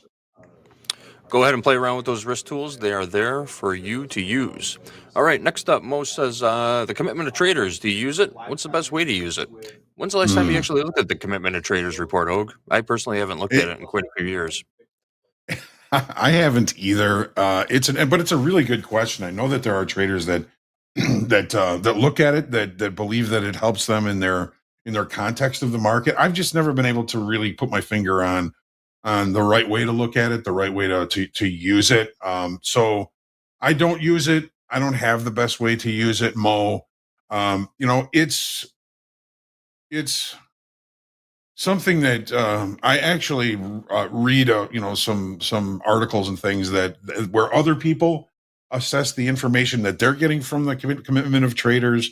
It's establishing, whether it's longer time frame funds or speculators, what percentage of the open interest is currently them, where they may be located. And yes, it can be useful. I've just never been able to put a finger on the best way to use it. And it is, it's extremely kind of lagging, right? You're looking at the week, and it's going to be useful if you can figure out how. I guess that's the best way I can answer that, JD. Yep, agreed. It is a lagging indicator. You only get the report once a week, and it's for the previous week. So if you're interested in open interest, go right to the source every morning, CME Group, and check the open interest for the market that you're tracking. All right, let's move on to Driss. Driss says, in your opinion, Coach, what is the best setting for VWAP? Do you prefer the overnight or the anchored VWAP? We had the godfather of anchored VWAP on, Ryan Janet, just last week, and we learned quite a bit about it. So what were your takeaways from that? Have you changed your settings at all? I got the book. I'm going to be looking into it. Typically, I'm always looking at, the regular trading hour VWAP, the one that starts at 5 p.m., when the market opens. That's where I've traditionally seen it anchored. This new anchoring VWAP thing is something new to me. I know it's hard to believe. I've been around the block for 20, 30 years here in trading. And, there's always the new thing. There's always something that is available to learn about and to hopefully use to your advantage. And anchoring VWAP at specific times, specific highs, specific lows, and during regular trading hour sessions is something new to me. I haven't had the opportunity to dig into this book very much, but I am looking forward to it so that I can speak more, I guess, intelligently about which I prefer. This is, I think, new to a lot of people, this anchored VWAP thing. I'm going to be getting into the book here relatively soon. I've got a whole stack of books that I've been meaning to read, and I'm working my way through them. And that one I think is the next one up. So I'll let you know if I find and when I find that is something that I'm going to be using a lot. I've got on the S&Ps here. I've got from the high the anchored VWAP there. I've got the opening VWAP, and they're really close. Well, sort of with the VWAP that's anchored at 5 o'clock last night. That's where these are here, where I think we're really starting to see is that the anchored VWAP off the high of the session here so far, when it came up to that, it met with weekly kickoff high 53.33, and we saw some pretty good buying coming in off of that. Now, was that purely technical? Who knows? We did have Waller coming in and saying some things. He's saying we could consider a cut at the end of the year if data warrants. But the idea of only one cut doesn't make a lot of sense. So Waller's kind of dovish on that, and I think that kind of helped put a bid into these markets. But I'm learning more and more about these VWAPs and these anchored VWAPs. It's there's always more to know, always more to learn, and as I get to know it more, we'll probably be talking about it more. But as coming from a technical analysis and market profile background, this is something new to me. So I'll let you know as soon as I figure out if and when I think it's something that I'll be looking at regularly. And I'm sure it's excellent. I just want to be able to use it correctly. And if you want to use it, it is available to you on the TopStep X platform, anchored VWAP. Yes. All and right, it is let's right here. Oh yeah, show them. Go ahead. Anchored VWAP right here. Same spot as like the long and short positions. It's just right here. You click it and we can, I've already got the session VWAP right here, but you can anchor it. I'll just anchor it back here. So now we see it a little bit more vividly. That's the session VWAP, a regular trading hour session. And then I've got the off the high VWAP right up here. And when the market came above that, we saw some pretty decent buying coming in above that. So I like it a lot so far. There's all kinds of ways to anchor your VWAP. So yeah, study up on it. Yes, there are. All right. Next question from Anonymous. We get this one quite a bit. What platform do you use for your market profile charts? That would be the CTS platform, right? The old. Yes. Yep. That is not yet available on TopstepX, but it is in the pipeline. It's on the roadmap, and we'll keep you apprised of any updates on when that is coming out on TopstepX. Mm-hmm. Looking very much forward to that. As we all are. All right, next up, Eric from Florida says, footprint charts. What are your thoughts on them, Hogue? I personally like them as it allows me to see when market participants get in and out of the market. So if you're not familiar with footprint charts, it's basically like watching Delta in real time on the dome or on your chart, rather. Yeah, at each individual price. Do you ever use footprint charts? Were they part of your were they ever part of your repertoire? Not necessarily. I do like them. I would rather have Bookmap, I think, because Bookmap kind of shows you again in real time where some of those bubbles where there's accumulation or absorption of price, and you can see that on a footprint chart as well. The Eric from Florida, if that is something that you're seeing and that you're liking, then definitely use them. If somebody else looks at them and doesn't use them or whatever, that doesn't matter. It's what is speaking to you. I have so much stuff on my screens already. I don't think I would even have time to put footprint charts up there, but I'm not saying that I wouldn't. I like them. If you like them and you're using them successfully, by all means, continue to use them and learn about them. Yep, no two trades are the same. What works for me might not necessarily work for you. It's a very subjective business, so yeah, do your homework and do your own research. You can listen to others, but there's no substitute for screen time and experience when it comes to day trading. All right, next up, Robert Young. You posed this question in the chat a little while ago, and the express funded account when I reach 5 days of $200.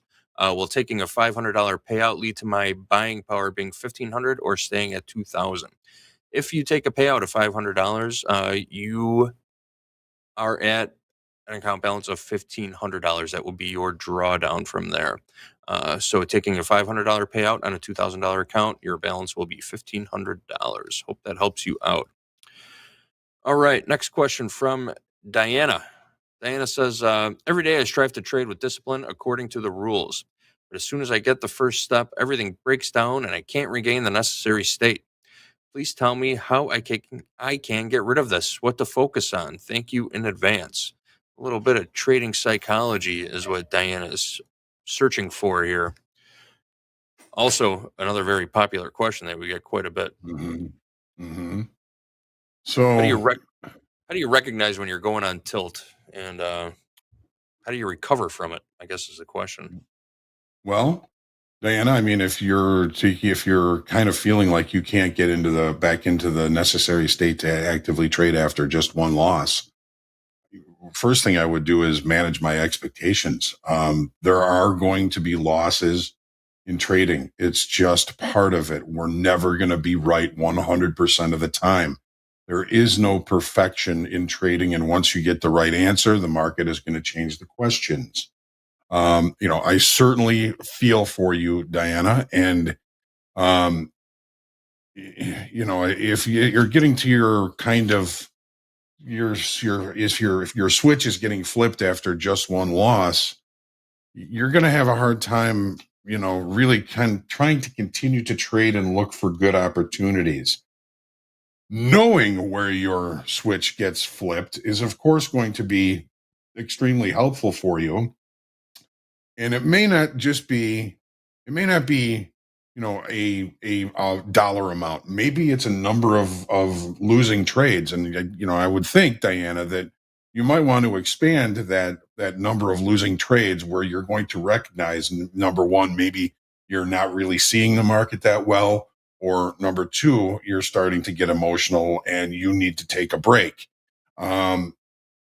When personally, when I'm actively trading, when I take 3 straight losses, that's what starts to flip my switch. I'm not really worried about the dollar amount. I'm worried about the fact that I just took 3 consecutive losses and that's what starts to get me emotional, angry, or whatever. And I know this and I recognize this and I take the steps necessary to disassociate myself from trading, even if it's just for 5 or 10 minutes, get some exercise, breathe, try and get that venom out of your veins before you sit back down and try and re-engage with the market.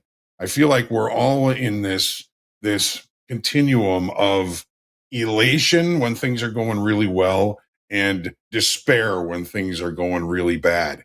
And elation and despair are all going to skew your decision-making process. You want to come from a place of being centered.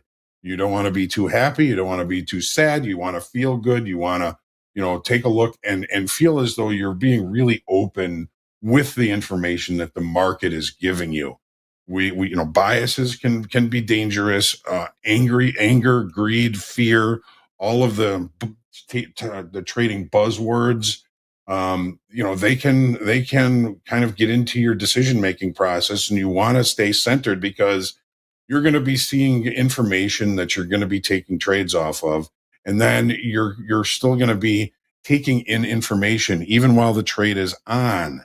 And a lot of folks will say we don't get any smarter once the trade is on, but if we're not being sensitive and looking for and thinking about the information that is coming in real time from the market, there may be things that we're going to miss.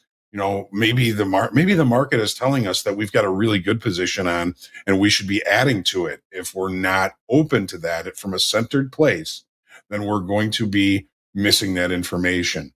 What if you're in a trade and it's going your way, but there's new information coming into the marketplace that's saying, this is not looking real good right now. There's some conflicting information coming in. We have to be able to accept that information. That's why every morning I say, stay humble, grateful, creative, and centered in your trading. Being creative is being able to accept information from the market that is contrary to our original thought. And I think that the human brain does a really good job of discounting anything that it disagrees with. Look at the world these days. Look at politics. Nobody can hear what anybody else is saying. But if we're not going to be listening to what the market is telling us, then we're going to put ourselves at some sort of risk because of that. So, Deeyana, give yourself, 3 losses. Tell yourself, I am not going to get upset. I'm not going to lose my market state until I have 3 consecutive losses. And then if you do have 3 consecutive losses, find something to let go of it. Go for a walk, go for a run, do some sit-ups, go pet the dog, go have a ham sandwich, go have a glass of milk, whatever it is, to just separate yourself from that, get yourself away from despair, back to center, and then re-engage in the marketplace. It is a constant effort and a constant opportunity to learn and grow, and that's trading, Deeyana. I'm hoping that what I've mentioned to you is going to help you, and I look forward to seeing you you doing well. We look forward to everybody doing well. It's been 13 years I've been here, and I hope that I've been able to touch just about everybody in some positive way. And Deeyana, I hope that for you as well. We're looking forward to your success. JD? Keep us posted, Deeyana. We are going to be thinking about you. So let us know how it goes. We got time for 1 or 2 more quick ones. So if you skip down just a little bit to Tom D. Tom D says, hi, Coach. What are the actual monthly costs involved for a live funded account? So you will, when you reach the live funded level, you'll have to pay for your own data fees per exchange, and the cost per month for live data from the exchange is $135 per exchange. So if you wanted just CME data to trade the ES and the NQ or currency futures, that would be $135 a month. If you wanted to trade crude oil and nat gas alongside that, those are NYMEX products that would cost an additional $135 a month. And then it goes on from there. COMEX products are gold, silver, and copper. And CBOT products are corn, wheat, soybeans, Dow, Treasury, bonds, treasuries, all the fixies. So it all depends on what you are trading and how much of it you want to trade. But I'm going to drop the link from our help center into the chat right now. And this explains all of the live funded account fees associated, or all of the fees associated with the live funded account. Thanks, JD. There you are. That is now in the chat. All right. One more quick one. Trenchcoat. Can you elaborate on real quick? What is an auction? Thank you. Trenchcoat. Every market that you're looking at, every chart, everything that can be bought or sold is part of an auction process. When I think of the markets, let's say crude oil. Okay, crude oil is a tangible commodity. It is subject to supply and demand, and also it can be actively traded and emotionally moved that way. When I think of an auction, I think of, all right, let's put this in context of longer time frame and shorter time frame. When you think about a car manufacturer, okay, the car manufacturer is a long-term trader. They build the car, they sell the car. They sell the car through dealers. The consumer is also a long time frame trader. The producer of the car sells the car, basically speaking, to the dealer. The dealer then prices that up and then the consumer buys that car. If the demand for that vehicle is higher, the price, the dealer can then, and the car maker can increase the price of that. They can auction the price higher because they're still attracting buying at higher prices. At some point, they're going to price themselves out of the market. They're going to put it too high, and nobody is going to want to pay that much for that car. That is an upside auction. When supply doesn't meet demand, when demand is higher, price can auction higher until it finds that equilibrium where nobody else will buy it. If that's the case, then you're going to see the dealership and the car manufacturers lowering prices, auctioning price lower to attract buyers. Again, every market that you look at, if you're looking at crude oil, you're looking at the S&Ps, you're looking at hogs, grains, They're all part of this whole never-ending auction process that occurs in multiple time frames. I use the car because, let's say the producer of the car manufacturer, sells it to the dealer, and the dealer can't sell it above the price that they've committed to give to the car manufacturer. Well, the car manufacturer, and certainly the dealer, is going to have to auction price lower to attract buyers. And that is what markets are. The market is going to rotate from where sellers won't sell it anymore and buyers take over, and price is going to then auction higher until it's viewed as too expensive, where buyers won't buy it anymore, sellers will take over, and the whole auction rotates back and forth and back and forth. And in commodities, there are periods of time when when crude oil was $120 a barrel, and the market was auctioning there, but that didn't hold. Supply came in and demand lowered, and the price dropped, and now we're just in this. It's just a constant ebb and flow of buyers and sellers and different time frames. And that to me is the picture of the auction process comes from the market profile, but you can see that picture in any chart on any commodity that you can kind of think of. I mean, think about it. Crude oil actually went negative during an expiration because there was too much crude oil and there was no storage for it. So people were actually paying you to take their crude oil because they had nowhere to store it. And that was an extreme auction situation, but that's what these markets are. They're auctions. Price is going to auction higher until buyers won't pay for it anymore. Sellers will take over. The auction will then auction lower until it is viewed as too cheap, where sellers won't sell it anymore and buyers will start picking it up. It can be brushes, snow shovels, or crude oil. They're all part of an auction process. And there you have it, folks. With that, we are out of time. Thanks for joining us for group coaching. Sorry if we didn't get to your questions. We'll try and get to them again tomorrow if it's possible.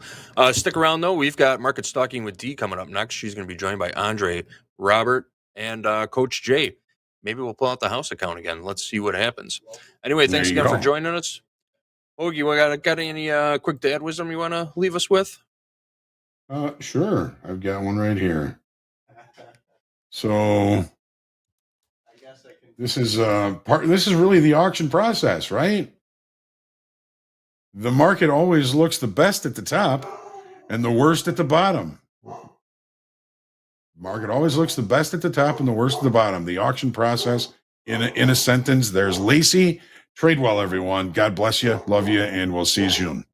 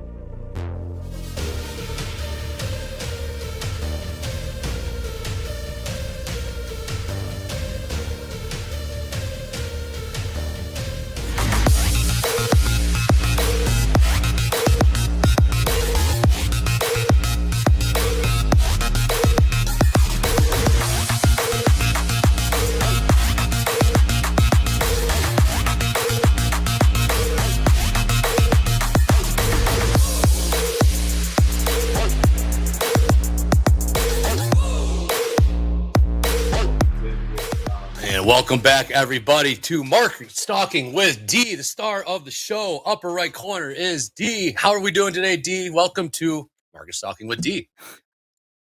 Thank you, Andre. Yes, doing pretty well. I made a little bit of cash in the live, so about 430. Just was kind of slowly trying to chip away at that, and did some combines as well, just to kind of keep practicing on Topstep X. So those are slowly getting there. Let me just pull that up. So yeah, I'm about 1.3k away from target. So yeah, we'll see whether we can find something here.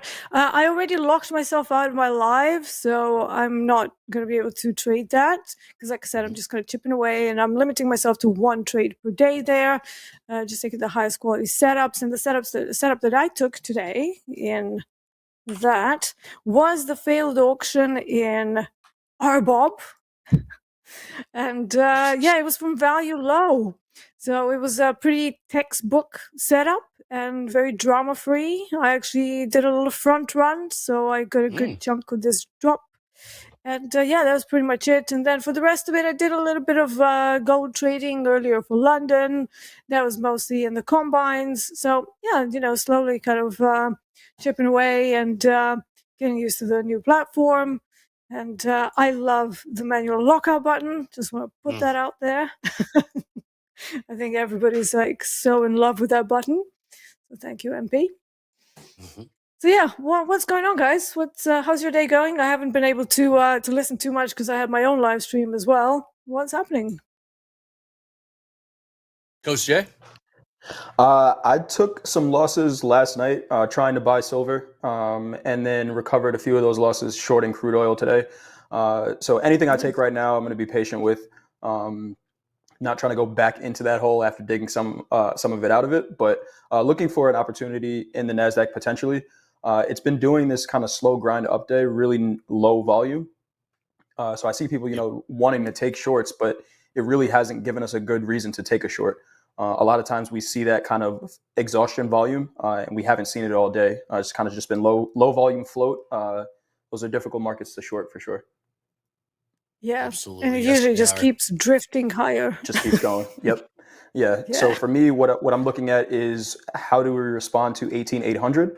Are buyers convinced enough to trade above 18,800? Do we see some real volume step in there? And that might be an opportunity for a cheap short. Okay, there's a trade idea. Short 18,800. Trading about 8. We're about 25 points away from that. Mr. Robert himself. Mr. Rob. Yes. Speaking of our Bob, we got Bob in the house right now. Bob, tell us about that background you got today. Oh, goodness. All right. Yeah, we did the background first. Okay. Deeyana, you know, we're always looking out for these little funky backgrounds. And this is what GPT had come up with this time with nothing but market stalking. It's a little bit odd because it's like a safari theme that they came up with. Yes. You're looking in the mountains in the background, market stalking. You can't really see it at the top up there, the words, but we'll switch to that afterwards. But there's a creature in it on the left-hand side. It's almost like a woolly mammoth or something. Yeah, I don't know what the hell that is. Maybe it's aliens. Yeah. I don't know, but hey, whatever. We just had market stalking on it. I said a whole bunch of people on like a safari thing to stalk the market, and they threw a chart in the background, some candlesticks, and then that freaking weird looking creature on the left hand side. So I don't know. That's I think it's some kind of a post-apocalyptic moment there. I don't know. Something like that.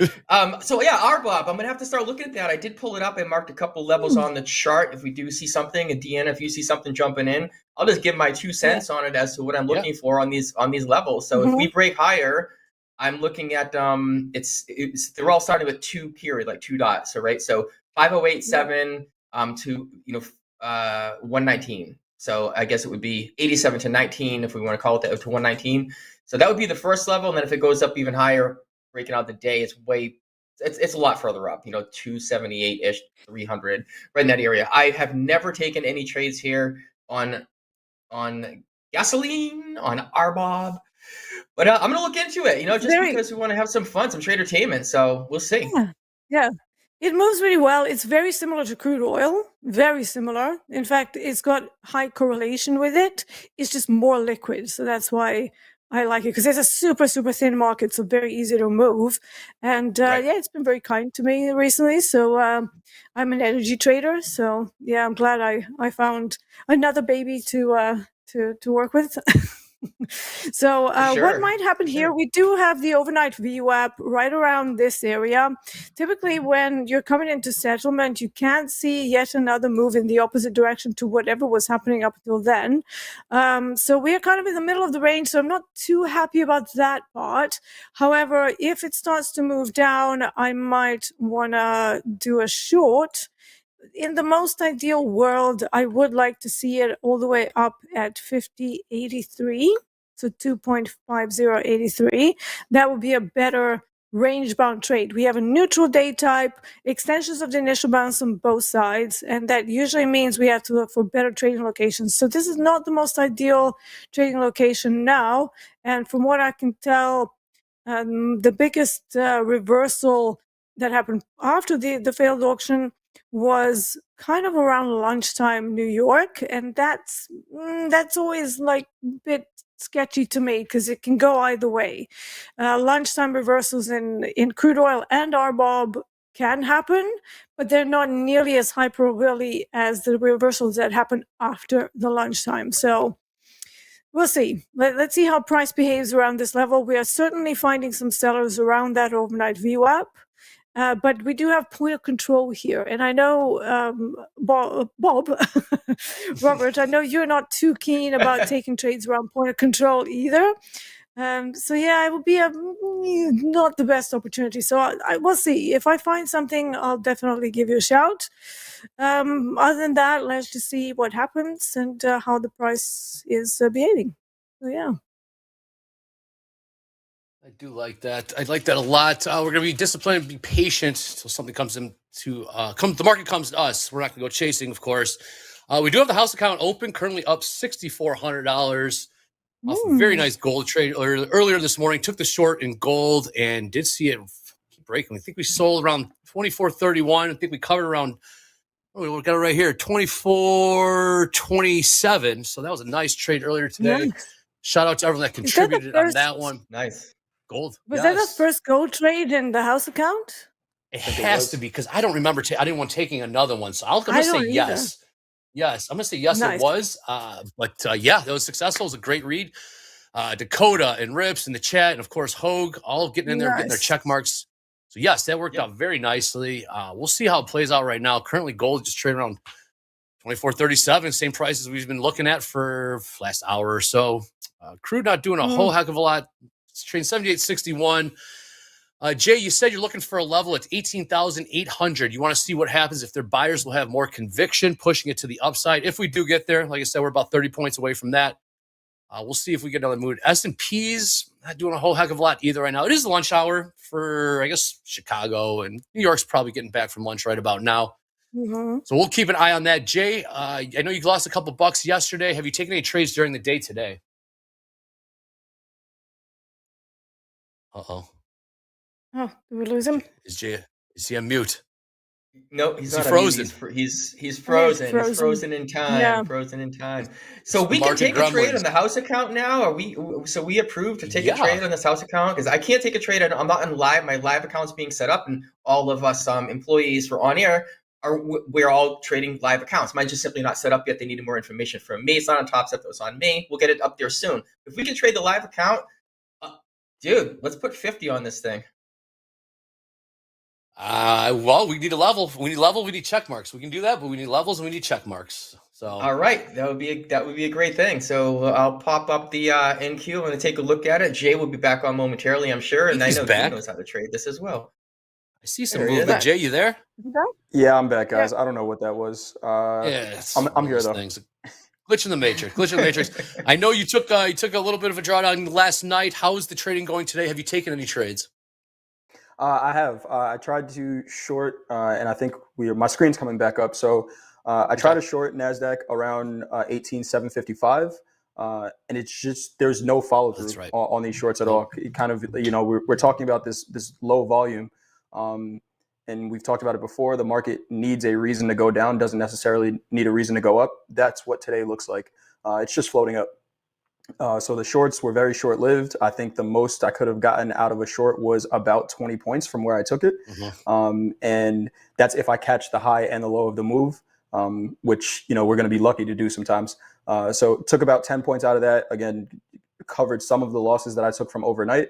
But I haven't really taken a trade in the last hour and a half about. Crude oil actually just gave a really nice short from the same level that I shorted earlier today. We pushed up towards 79 in crude. And if we have my screens up, I don't know if we do yet. Let me share it one more time. Robert's up there. Okay. If we look at Robert, if you can pull up crude, I'm pulling it up. But we pushed up to this 70.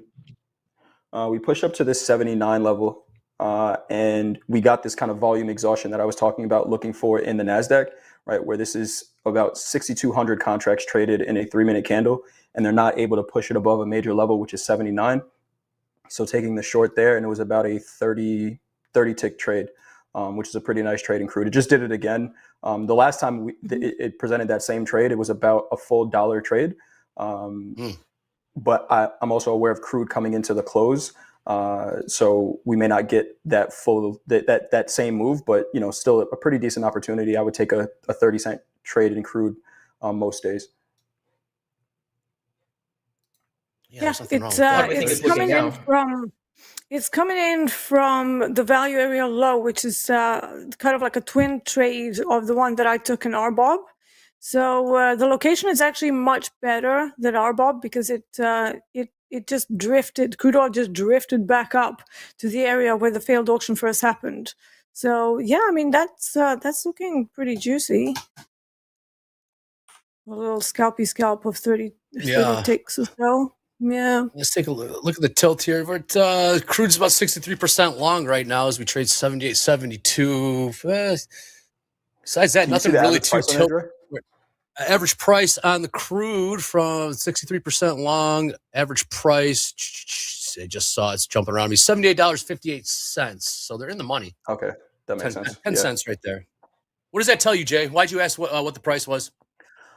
Just because we have, and kind of like Dee was just talking about, right? We have kind of just been floating up since 78, right? We bounced off of 78. We've kind of been in between these two major levels.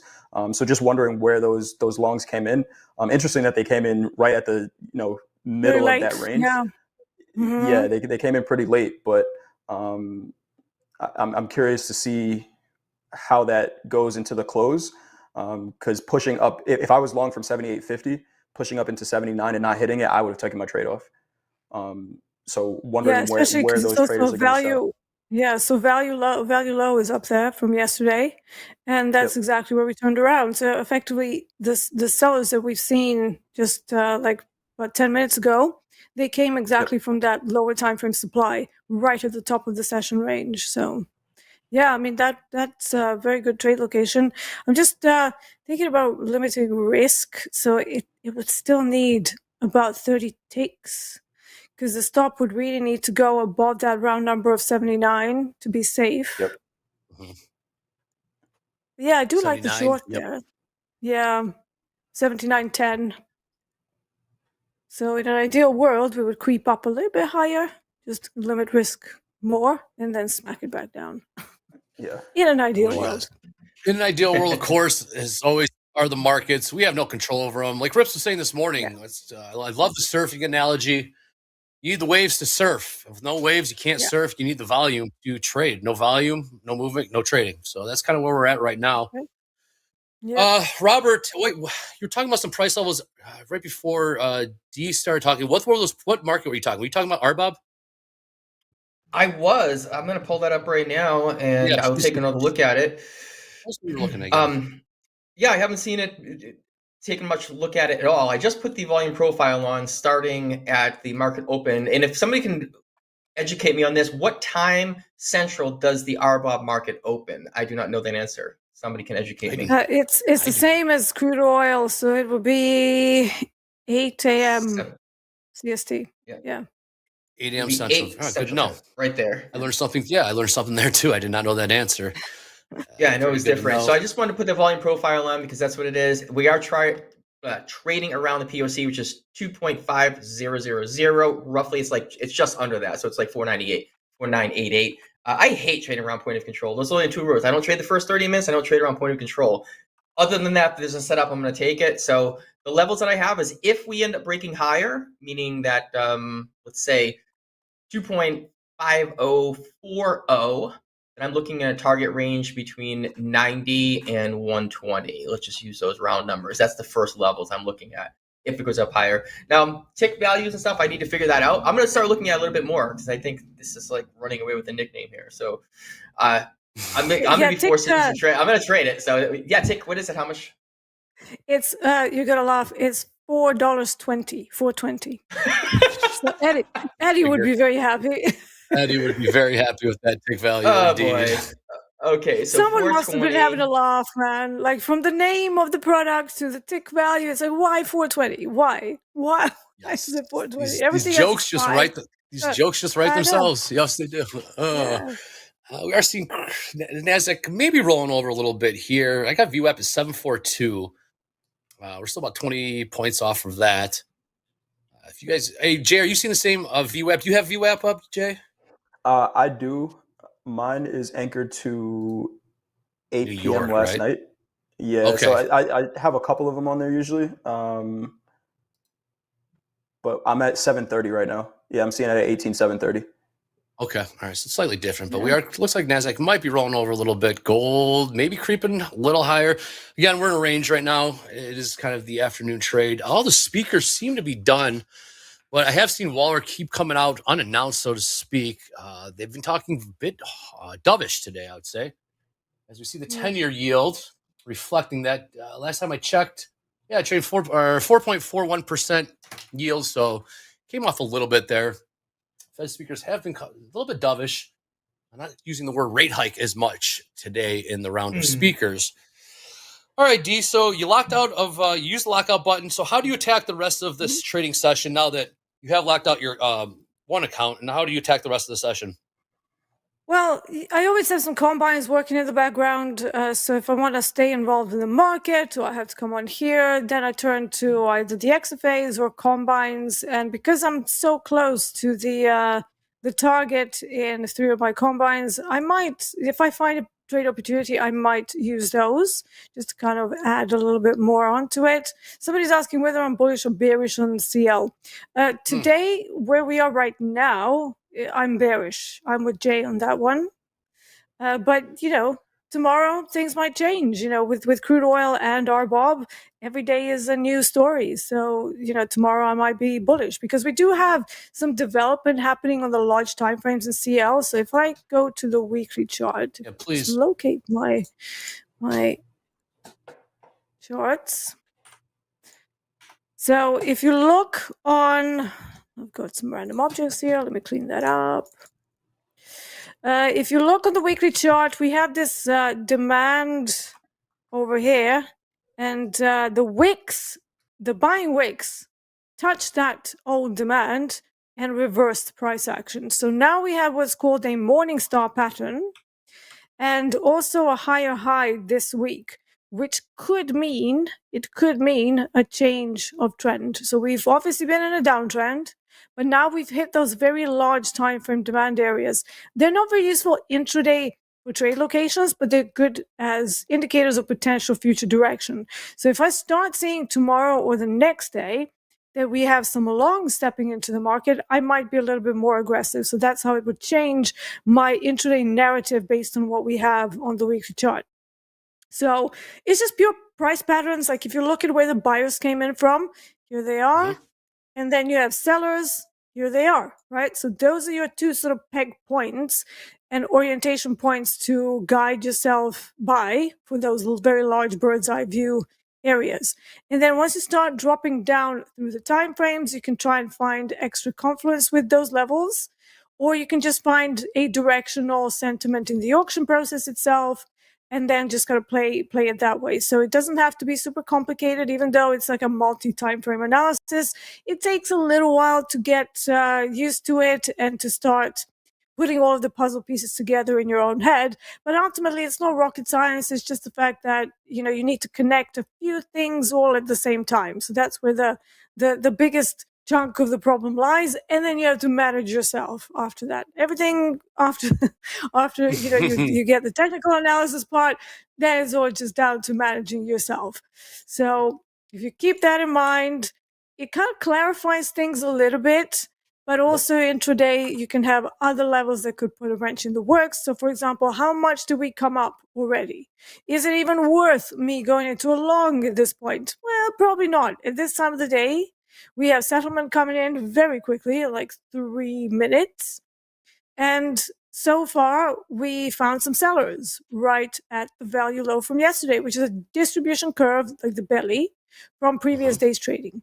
So those outer edges can be very good reversal points. That is exactly where I took my RBOB trade as well, with a little bit of a help from our friend CL, because I was using Confluence on my live stream. I had both of the charts up, and I was looking at how both of them were reacting. And then I just saw that RBOB was a little bit weaker than CL, and I know that it has more legs because it's a more liquid product. And that is the main reason why I took that trade. So if you start looking at the markets from a weekly point of view, sometimes you can have these aha moments that some other traders may not find, because they're constantly locked into like 5 minutes, 2 minutes, 30 seconds, 100 ticks. It's all valid for intraday sentiment. But if you really want to have a general idea of where you are in that chart location, just having a look at the weekly chart can tell you a lot. Maybe not on equities because they just keep going up, but in some of the other products that maybe have a bit more double-sided movement. I took a look at that price points that you mentioned there, Deeyana, on the RBOB. The one that I have mapped out is can we call it 75? It's 0.0075, 75 ticks. 75 ticks, and at $4.20, that little calculator came up to $315. So if we end up going up, reaching into that target zone that I have mentioned earlier, that'd be $315 trade. I've never traded it, so I'm soon to get my live going. I'm gonna start doing that. So I'll do some of my own due diligent work and find out, and we'll see.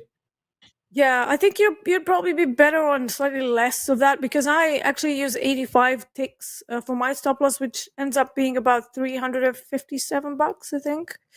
Right on point, and then I just aim for 2R.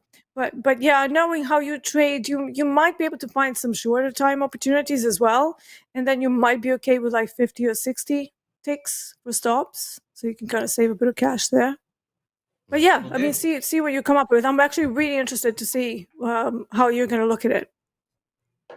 I have the 3 levels on there now, and if anybody, I'll just put it out if somebody wants a screenshot. That's what I have marked out.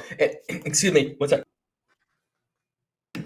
I don't know if it's going to work out or not, so this is what I'm just looking at. So I threw it on a tick chart, so those that want to see it, I'll make it a little bit bigger. That's what I have marked out, and we'll see. We'll see until I get better at it. But thanks for turning me on to it here. This is interesting. As long as it's not a component. It's like similar. You said similar to CL, similar to crude oil. That's okay. Yeah. If something's similar to gold, hell no. I am never trading gold again, ever. They make me put a house trade on gold on. I'm like, sorry, I can't hear. My mic here is going off. I'm not going to do it. I would be horrible. I'm telling you, it's not worth it. Yeah. Sometimes you got to know what you don't know, and I don't know gold. You're with gold like I'm sometimes with NQ. Like I have an innate passion for hating on it. Hate trade it. It's like that tequila you drank in college, right? You see the bottle and you're just like, I can never touch that again. Ever. Just the smell of it, right? Yep. Yes. Yeah. Like, I won't touch it. Yeah, I had a night like that, but it was coffee tequila, even more deadly. Ooh, D. Oh, yes. Just don't do it. I'm on tequila too. That and Sambuca got me one night too. Sambuca, my goodness. Ew, I can't do Sambuca. It's just like it's a weird. It reminds me of this cough syrup that my mom used to give me when I was a child, and I used to like gag from it. It was disgusting. And every time somebody's like, "Oh, Sambuca," and I'm like, no. So no Sambucas for me. Yeah. Oh boy, yes. Bringing back my college days. Got me thinking about college again. It's a long time ago, many moons ago. Yes, it Coach Jay, was. got a question for you. So, Mark, I know What's up? on your whiteboard back there it says follow the volumes. You still live by that, correct? So I took that off, and right now it says execution over analysis. Explain. And we don't get paid to analyze the markets. We get paid to execute on our analysis. So it's just, hey, we know what we're looking for. When you see it, you have to click the button. And that's what the focus is for right now. But what you were talking about before, wait for volume, that's just the way I trade now, right? And it's been my main focus pretty much for any market. We were talking about this in At the Buzzer yesterday. Some of the cleanest setups are volume exhaustion, right? What looks like volume exhaustion. We see a unsustainable volume bar and then a counter trend move in the opposite direction. Some of the cleanest trades in the past week or so. So right now, I'm not seeing anything in NASDAQ, and I know some traders said, they just took the short. If I'm waiting for volume, there hasn't been any significant volume in the NASDAQ since the initial balance. There's no trade, right? And until there is, there's nothing for me to do. It helps keep out of some of the chop. I'm not the best range bound trader. So until I see that volume and lets me know there's potential for a continuation of a move, I have to sit on my hands. Yep. Yeah, range trading was the bane of my existence up until about 4 years ago. Yeah. And then I just realized that if I focus on swing extremes, if I focus on sort of session highs and lows, and then almost expect those to be taken out before a reversal takes place, that's one part of the equation. And then the second one is just aiming for the middle of the range. And yet, one of the reasons why I wasn't successful with it is I think because I was always looking for the complete rotation to the other side.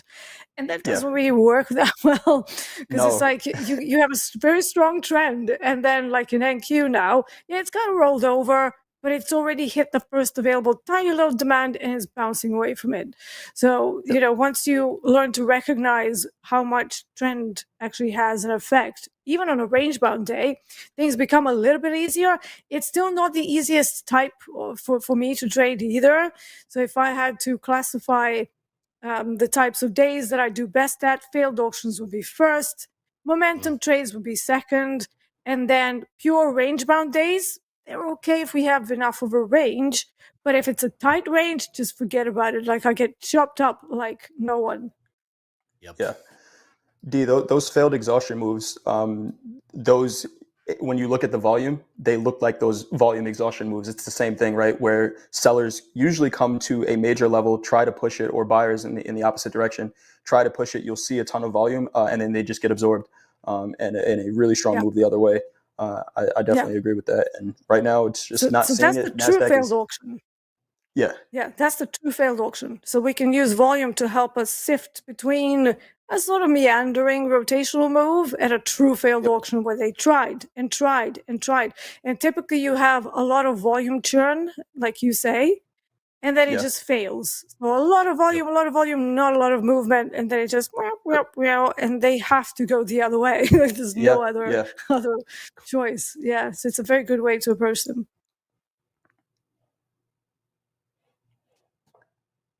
And NASDAQ, we're what, 14? We at the high of the day, we're 14 points off of all-time highs. With really no volume, we got NVIDIA earnings tomorrow. Just a slow grind up. We may get new all-time highs today, 18,800, and then we'll see from there. Yeah. I just marked off a few levels on NQ as well, since we were talking about it. In case something pops up and over, we can let's talk about it on a high house trade. Jay, I'm right along with you on this one here.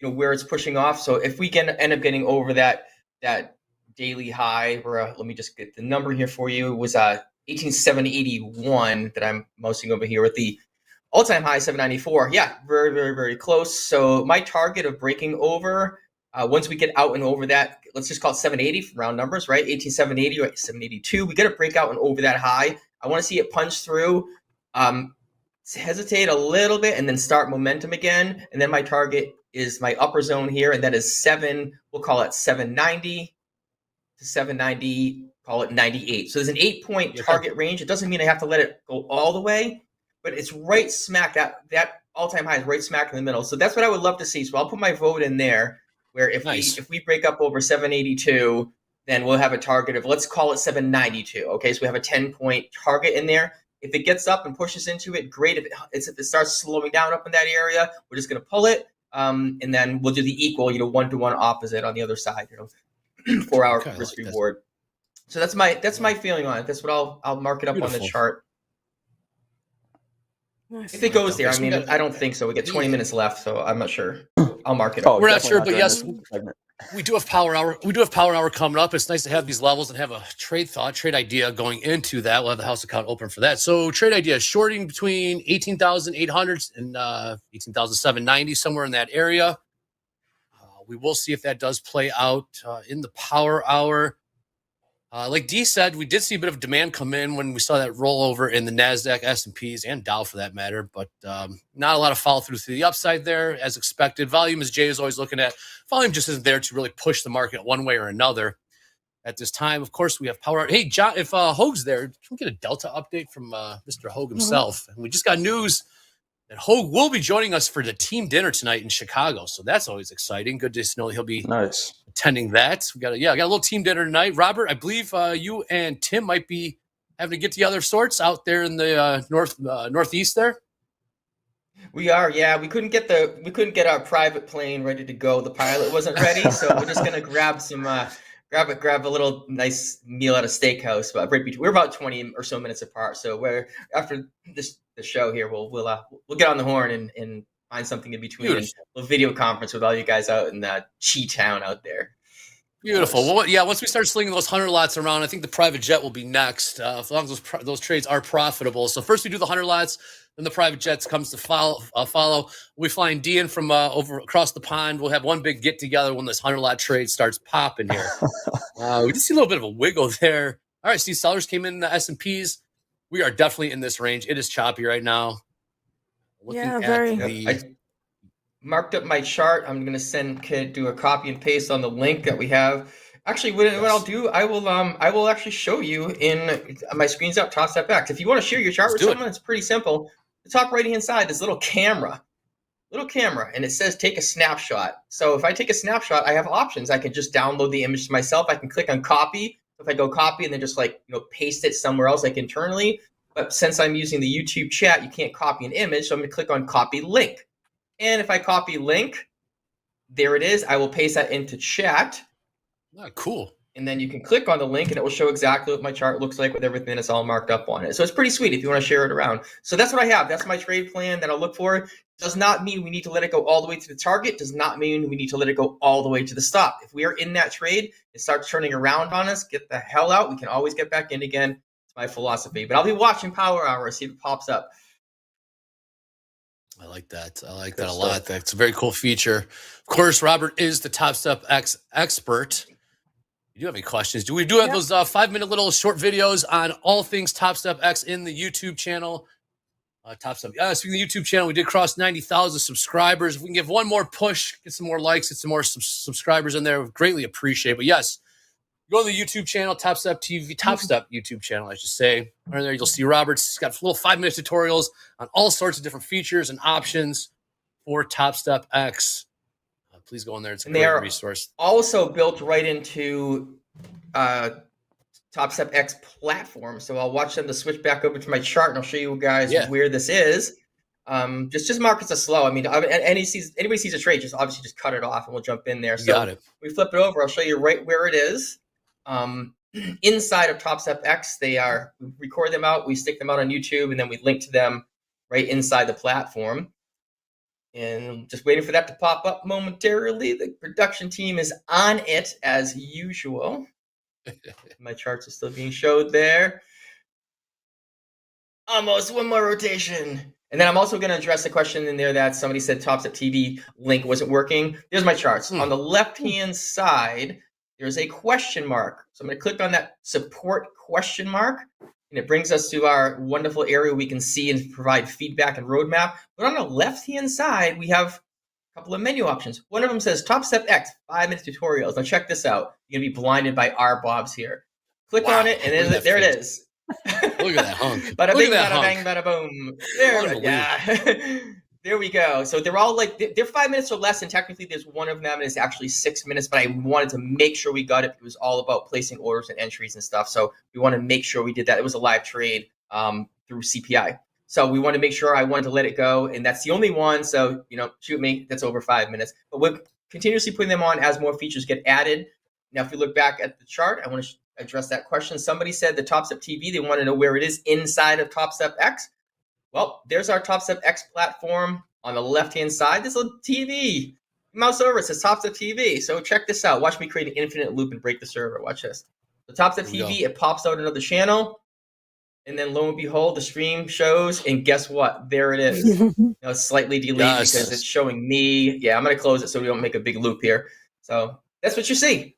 If you want to see it, and it's a new window, so you can just move that off to another monitor. Nice. I need to have some pictures of ribeyes next to my face. Yeah. I like that. I like that. Very good. Very good. Someone's bound Jay, to got a meme at some point. Jay, I got a question for you. You've been known to get into the hogs a little bit. You've been known to trade other markets, copper, silver, I believe. Anything catching your eye in any other markets outside of the S&P or the equities, RBOB, gold, anything moving at all that you see opportunity, perhaps in markets that aren't as heavily traded here at TopStep? I've been looking. Right now, nothing. But the best trends today, I think, were in the energies. Nat gas was down 3.5% at one point today, which is a really nice trend. The hogs kind of been rolling in the mud. Hello. Range bound. Do you like it? But not much opportunity, to be honest with you. Silver was a really nice short last night. Something that I've been noticing, we've been talking about silver the last 2 days, and I'll kind of go back so we can look at this. Just pay attention to this tonight if you're looking for a potential trade. For whatever reason, the last 2 nights, and I think it has something to do with China's position in silver. At 9 p.m. Eastern time, there's been this huge volume spike. Now the Asian session opens at 8 p.m., but last night and the night before, at 9 p.m. Eastern time, there's been this huge volume spike in silver, and then it gets sold off throughout the rest of the day, right? So Asia buys it, and then London and the U.S. are selling it. And it happened twice in a row, patterns of patterns until they break. But just something to look out for. We can see it right here, right? This huge volume spike here. And I think that was the biggest volume on the day twice, 2 days in a row now. So not really sure what's going on with Asia and silver. But yeah, that kind of movement is usually normal. So I call it the Tom and Jerry chase, like the old cartoon, and showing my age here. So what happens is that you always have this, well, most of the time, you have this relationship between the sessions where whatever Asia does, London reverses it. And then the same thing when the New York session starts. Obviously not every single day, but on the vast majority of days, that is going to be expected anticipated behavior. What's unusual here is to see so much volume at that time of day. So that's definitely changed. And therefore we have bigger moves in silver, clearly, and in gold as well, because I was actually watching that last night, just kind of doing some analysis and doing my journaling. And then suddenly this thing just starts dropping. And I'm like, well, what are you doing? And so I watched it, and it was a pretty sharp sell-off that doesn't normally happen during Asia. So you're definitely onto something there, Jay. Patterns are patterns, and they exist anyways. But that extra thing that they're doing in China with silver, that's definitely having a knock-on effect in gold as well. So if silver is too expensive, maybe look at it from a gold perspective too.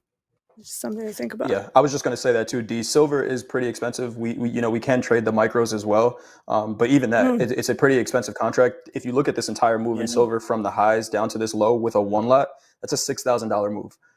Now most of our TopStep accounts, DLLs cannot,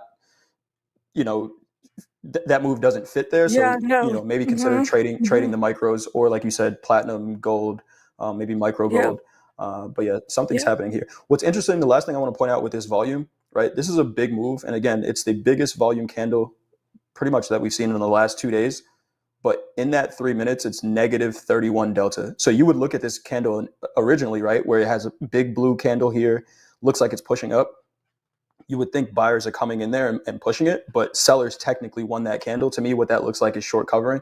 And then we get, the delta for the day being negative, where shorts are getting out and having to buy here. And then when volume comes back in, they're shorting it again. So really interesting stuff. I'm curious to see whether or not that pattern plays out again tonight. But I'll be watching it for sure.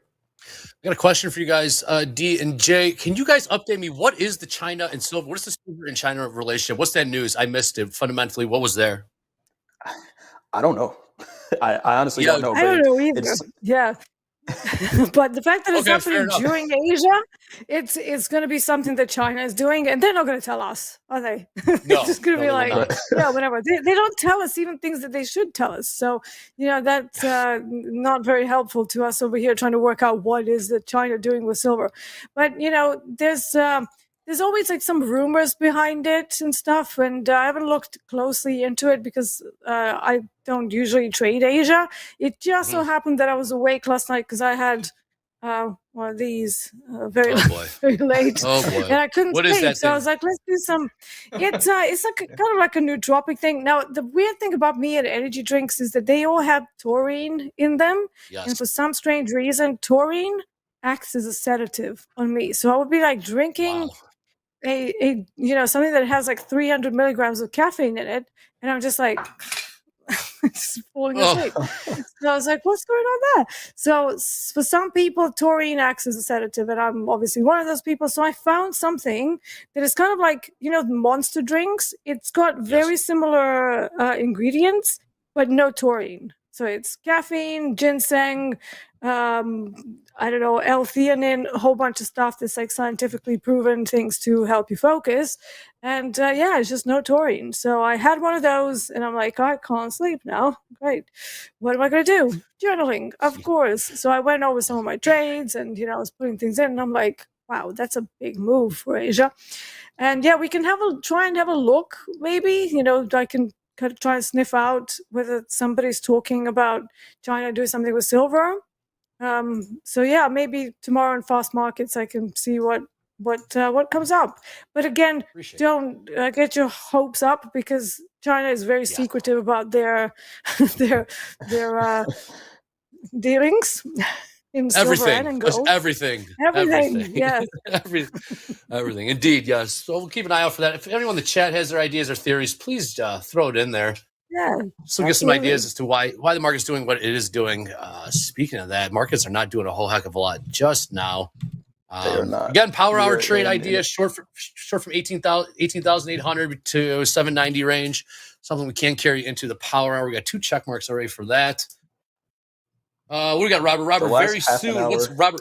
What's very soon, Robert? I see you in the chat. What's very soon? Yeah, I was answering the gentleman.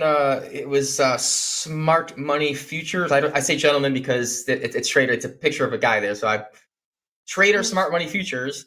Want to know when we're getting the trades to show the executions on Topstep X.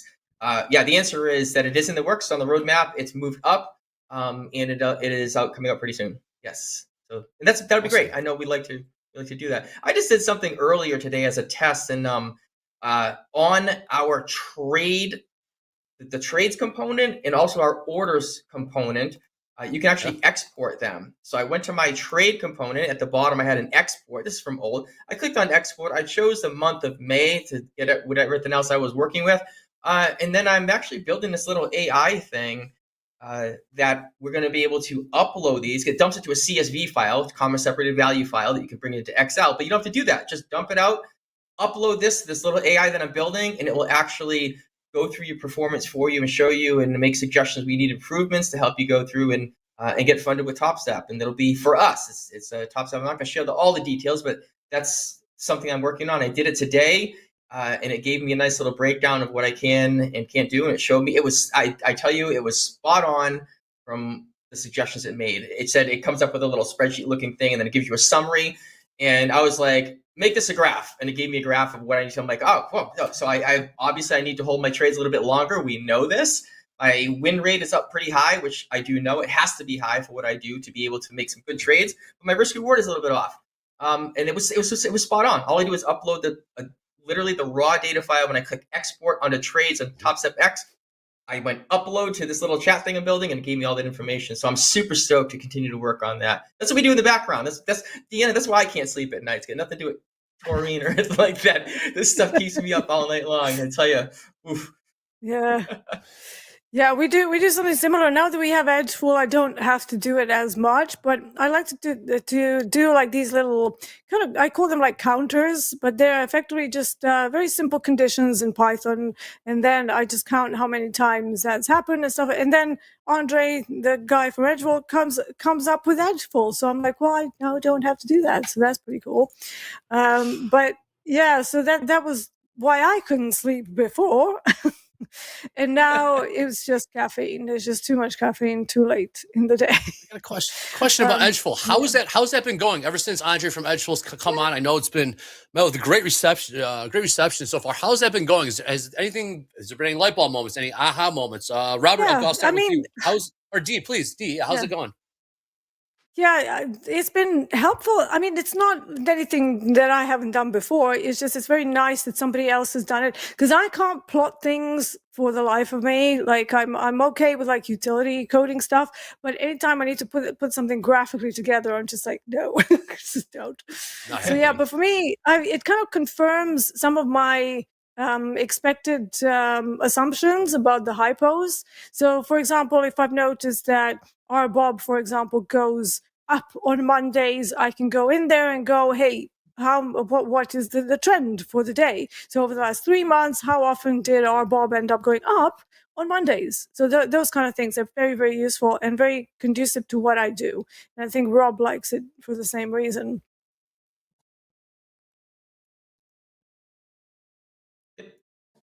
Yep, that is true. NQ is pushing up a little bit. That's why I was just switching over and taking a look at it. Chat's all hyped up about this AI thing I got going on. It's pretty cool. Yeah, I should be able to wrap it up by this week. And have you used Edgeful much? Because I know you were talking about it the other day. Do I use what? Edgeful.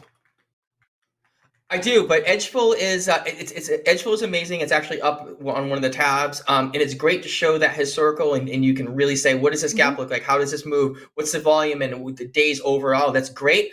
But with this GPT, and that they're just separate. They're apples and oranges, because it is great, and I do use that. So the answer is yes. But what I'm building is specific to me. So I just go to TopStep X, trades component, click on export, and it exports it to a single file, and I just upload that to this GPT I'm making, and it will analyze everything and present it out for me. Then you use Edgeful along with that to be like, oh, well, it says I should hold trades longer. Great. So I'm going to use Edgeful to find longer directional bias, right? So they would work in conjunction with each other. It's super cool. I did it. I ran it today. I did some work on it the last few days. Ran it today during my break, and I like what it did. I like what it presented.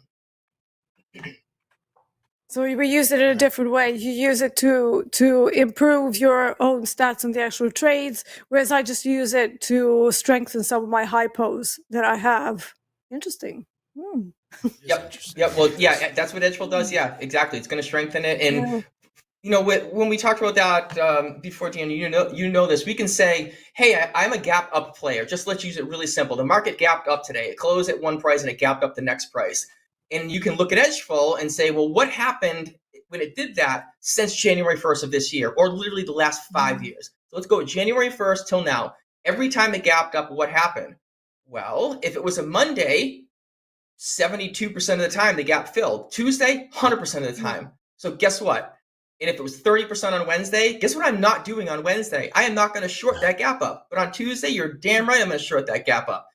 Historic doesn't mean it's going to happen, but historically it always has. So that's a great edge to have for your trading. And then the thing that I'm making is just for a personal thing to say, well, what do my trades look like and how can I improve it?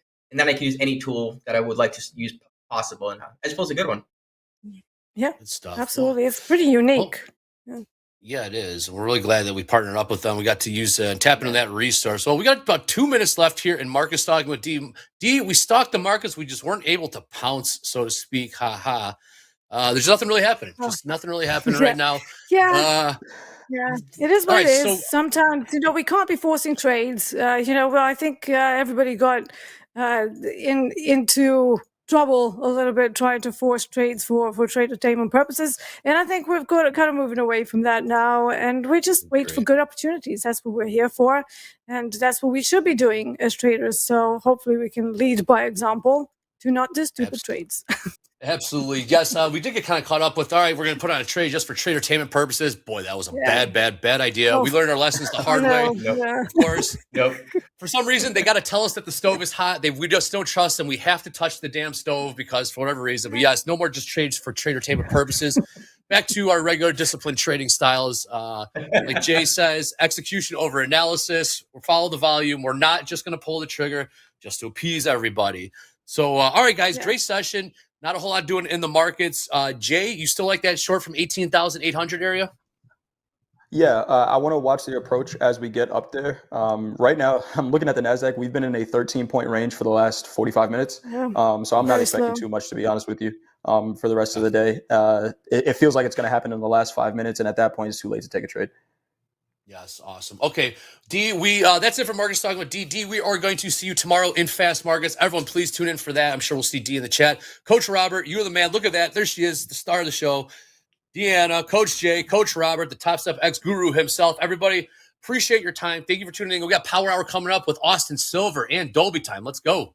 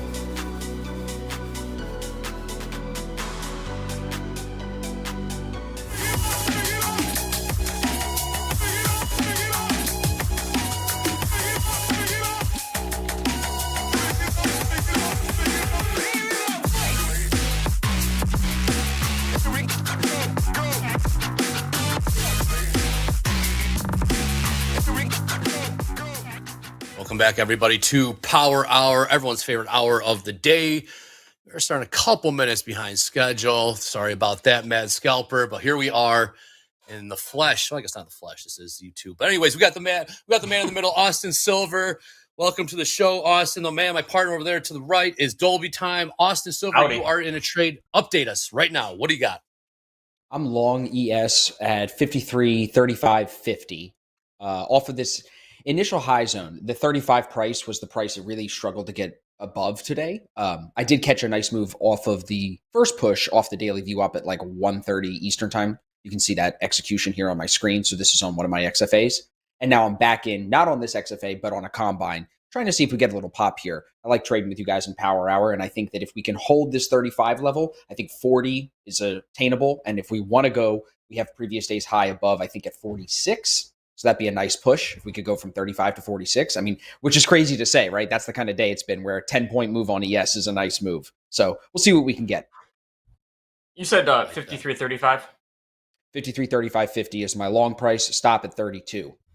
Nice. Tight, man. It's tight today. Not a lot of movement. It is. Thank you for that. Always dropping. We look good. Yeah. I know I'm fading Dakota right now, but it's okay. Sorry, Dakota. We are Two different markets, though, right? Two different markets. It Sure, is. sure. They like to move Not together. like a direct fade. That's true. I mean, dude, NASDAQ looks so bullish to me, so I don't know how he's taking this short. But Dakota, he sees what he sees. Here we go. That's a nice little pop. Welcome to Power Hour, baby. Come on. Take that at 4 points in a second. There we go. We'll take that, dude. Jay Cook. Well, we do have a couple trade ideas coming in. We do have the house account open again, just for those that weren't watching this morning. House account is up $6,400. Dolby Time.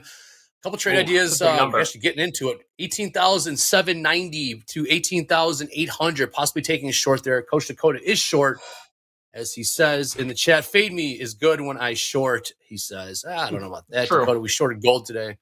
But we are pushing a little higher here in the S&Ps. Exactly what Austin Silver wants to see. Austin, what is your profit target there?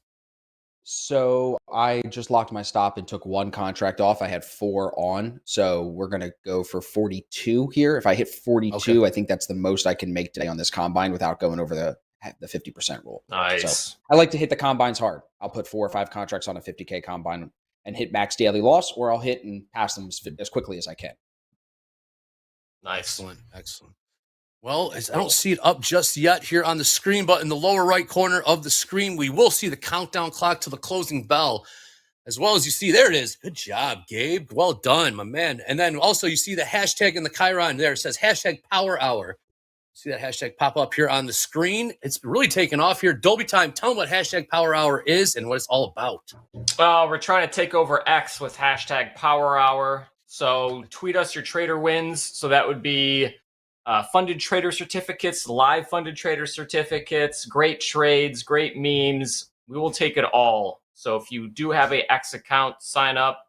Or if you don't sign up, hashtag Power Hour at Topstep, and we will take the screenshot and share it with the internet live right here. Already have some great submissions from yesterday, actually. So we might be a little bit behind, but please don't be discouraged because we do pick these by hand. So hashtag Power Hour at Topstep on X. Thank you for that. Those are in the chat that are asking, looking for that tardy to the party. We did have a fire drill earlier this morning during fast markets. And there's an opening call as well. So those looking, we might be in luck. For those that missed it, you might be in luck. Stay tuned into Power Hour, and you might just get what you're asking for. But until then, Austin Silver, tell us about what happened earlier today in the trade with your loss limits and how it went earlier this morning. Yes. So let's see here. We're 53.40. I'm looking for 42. So we're going to get close here. Let's see if we can get this. Then I'll explain everything to you. Oh, that was a nice little push. There we go. Yep. I'm going to bring the stop up even tighter here. Stop's now at 38.50. See if we can get a little more out of this.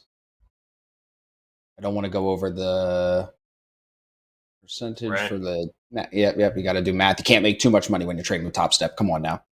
Don't you have the maximum profit target set? I don't. Oh. This is a good learning point. How do we do that? Do we do that in the settings in here? Yeah, settings left-hand side. A target at 1,500. Yep, still pushing. Yeah, you'll get your fill. Just Dude, this is a power hour first here. I don't think we've called a trade and gotten profit this quick on power hour in a while, boys. It's nice. Pretty much I immediate. like it. Yeah, that was awesome. Yeah, it is. Hashtag Yeah, it is. sorry Dakota. He's watching. I love you, bro. I know. I love you, Dakota. Don't be mad at me. As we are pushing here, Dow's seen a pop, S&P's seen a pop, and we are still going here. Okay, so let me tell you real quick what happened this morning, Andre. So I took a long on ES a little late. I had morning meetings and I missed the longs. If we take a look here on my screen, I've got it pulled up. I missed the morning longs at the open at like 26, 27, 53, 26, 53, 27. So I ended up long at like 36, like 10 points higher. Sat in it all day. It didn't pop. Stopped me on this pin here at 115 and then ended up coming higher. What ended up happening is that pin took me to my $1,500 personal daily loss limit on that XFA. I have two XFAs, a conservative one and an aggressive one. That hit I had 3 contracts on it and that hit $1,500. So it pulled me. And then what I ended up doing on my trading view chart, you saw those executions. I got in on my other XFA on the re-entry and caught that pop from like 31 into like the 38s. And I was out of the trade at 38. And now, as you can see, I'm back in on this combine here. So kind of a kick in the, you know what, but in the plastic filled nuts. But you know, it's just the way it goes. I think playing defense is the right move. We talked about it in my group chat this morning and everybody agreed with me. It's like, yeah, if you hit personal daily loss limit and then let's say you decide to be a degenerate and remove that rule that you set for yourself and then you lose again, that's the worst place to be. You don't want to give into it like that. So yeah, I did make some of it back, not all of it back, but I think just being more defensive, that XFA still has plenty of drawdown left in it for me to play with. So it's okay. It's just a losing day and it keeps me tight. So for me, I'm going to take it, Smart. As you see there. Yes, absolutely. See if we get this push a little higher here. Yeah, and Q getting close to the 790, 800 level. Get those 42s here for Austin. Profit target. So you're saying 1,500 here, Dolby, and then go liquidate and block, like lock me out here. So we put that in at 15. Yeah. Yep. So I just automatically flatten you and lock out your account. So it's a pretty sweet feature right there. Flex those top step rules. We're almost there. Look, 1447. Oh, that was close. Oh, you got your 42s, I think. Oh yeah, we just touched 42. Yeah. Gold pushing here. I took another one there too. So just 2 contracts left. Nice. Not bad. Okay. Absolutely. That's great stuff. You think we can hit highs like of the day, 48s? Yeah. If power hour wants to be powerful, absolutely. It's because in overall distance in relation to ES, look at the measure pin high to pin low today. What is it? 30 points? Not even. So it's like, yes, there's still gas in this thing on a typical day. Is it going to happen here in power hour is the question. It might not. It might move more tomorrow. It's been slow. Even yesterday was a little slow, in my opinion, until it really got the day going. So low volume. Maybe it's all the Fed speakers. People are playing cards. I don't know. People play cards. I like that.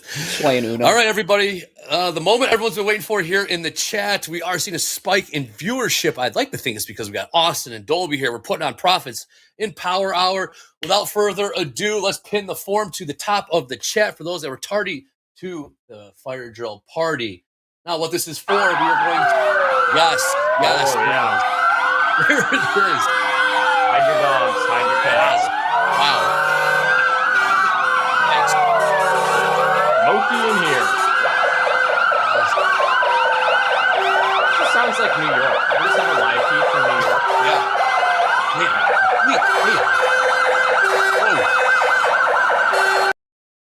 Wow, that was just chaotic, everybody. You got intense, bro. Here's the fire. Yes, here's the fire drill. This is your last chance of the day. You put your name in for one of 500 Top Step X invitations. Lock in Top Step X for as low. I'm not kidding when I say this. As low as $19 each month until you earn your funding for life of that evaluation, of that combine.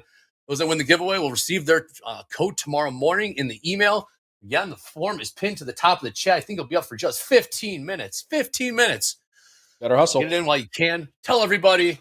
Let everyone know. We'll get those codes sent to your inbox tomorrow morning. Again, last fire drill of the day.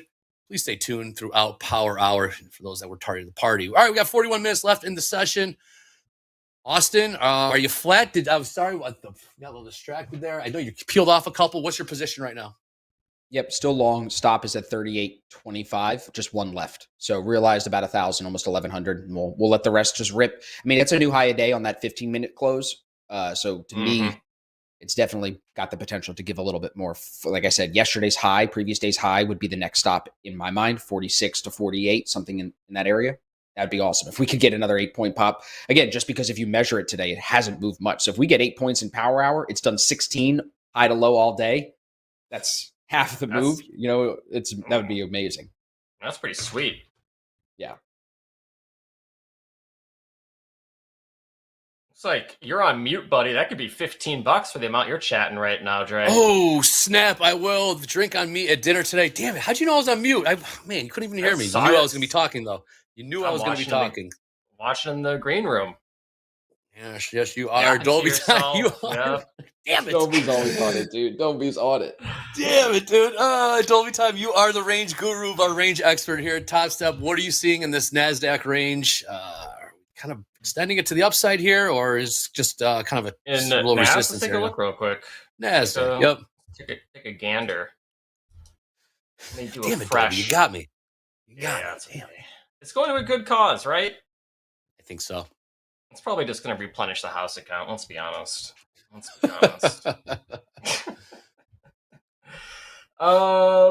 see. Nothing on the daily. There is a good range on the 4-hour, actually. So I think the 4-hour range would be 18,677 3/4 up to 18,795 3/4. Okay, 795s. We got a lot of agreement there. 795 level, 795, That's 800. good. I like it. Okay. Yeah. That's enough check marks for me. Yeah. That's enough check marks for me. We'll stop about 20 points above. I'll say above those 18,800. I'm sure their stops just above that. Mm-hmm. I know we'd like to kind of stack some orders in there. We'll see what happens. We'll see how we react to that 790, 795 level if we get there. Watching this S&P's 5-minute chart right now. Let's see. Maybe we'll get a little push. Get those fills in for Austin. Yeah, a little bit more. Austin. Yeah, Austin. In the green room, you're telling us about the podcast. Of course, you had Michael on, Rips. Who's your latest podcast episode with? So on Thursday, I'm dropping with Justin Werline. I know you guys have had him on a couple of times. Really good trader. Really interesting story. He was a pro gamer before he was ever in trading. Like, he was making money playing video games. Like, he was very good. What game was he Not just playing? I don't know. I didn't ask him that specifically. I think it wasn't like Fortnite or something like that. It was like a Call of Duty style game where he was doing battles with people, I think. But he explains how some of the skills he feels like he learned gaming have actually transitioned into trading and into positive strengths for him as a trader. He doesn't trade a lot, and he trades a lot of he takes a lot of his payouts and funds his own personal capital. So he has a very interesting approach to getting funded and prop firms and that kind of stuff too. So it's just a very refreshing conversation. For being a young guy, like, he impressed me. So I think everybody's going to like this one. We're saying we need to see Dakota on the podcast. Yes. King D says he wants to see Dakota on the podcast. Yes, for sure. Dakota's coming. I got Robert coming in. Gonna have to have you two on there. We'll have to have the Power Hour boys on there. But yeah, Justin's a good one. It comes out Thursday morning, so that'll be in 2 days. So awesome, excellent stuff. We love him. Dolby, I think maybe the shorts, maybe we had to been a little extra aggressive there in the shorts with that trade as the sellers did come in. Yeah, here they come. We'll see if there's any conviction or follow through with the volume. But yes, the range. Yeah, that's the range I have, is between 677 and 795. I think until then, it's probably lean bullish until that gets tested, but more curious to see what the influencers are saying in chat. Oh, who Dakota's in there. And Austin, what is your P&L after flattening out? Plus $1,217.90. Damn, nice job. That's a great trade. Nice job. Nice little power hour profits. What we love to see. Little power hour profits.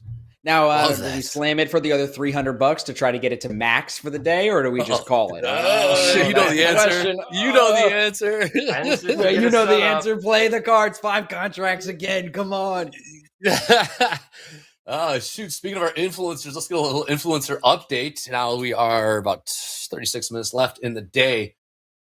All right, we got the house account up $6,400. D up $400. Isaac Rivera, up and down day for Isaac. Isaac now down $2,400. Was up a G this morning. Dakota, man, just up and away. About 8 a.m. Central, he's up about $4,600.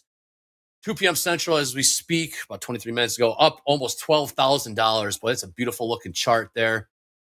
Nick for a Tick having a bit of a struggle today, down 3. Pin, we've heard that name a lot, up 1,600.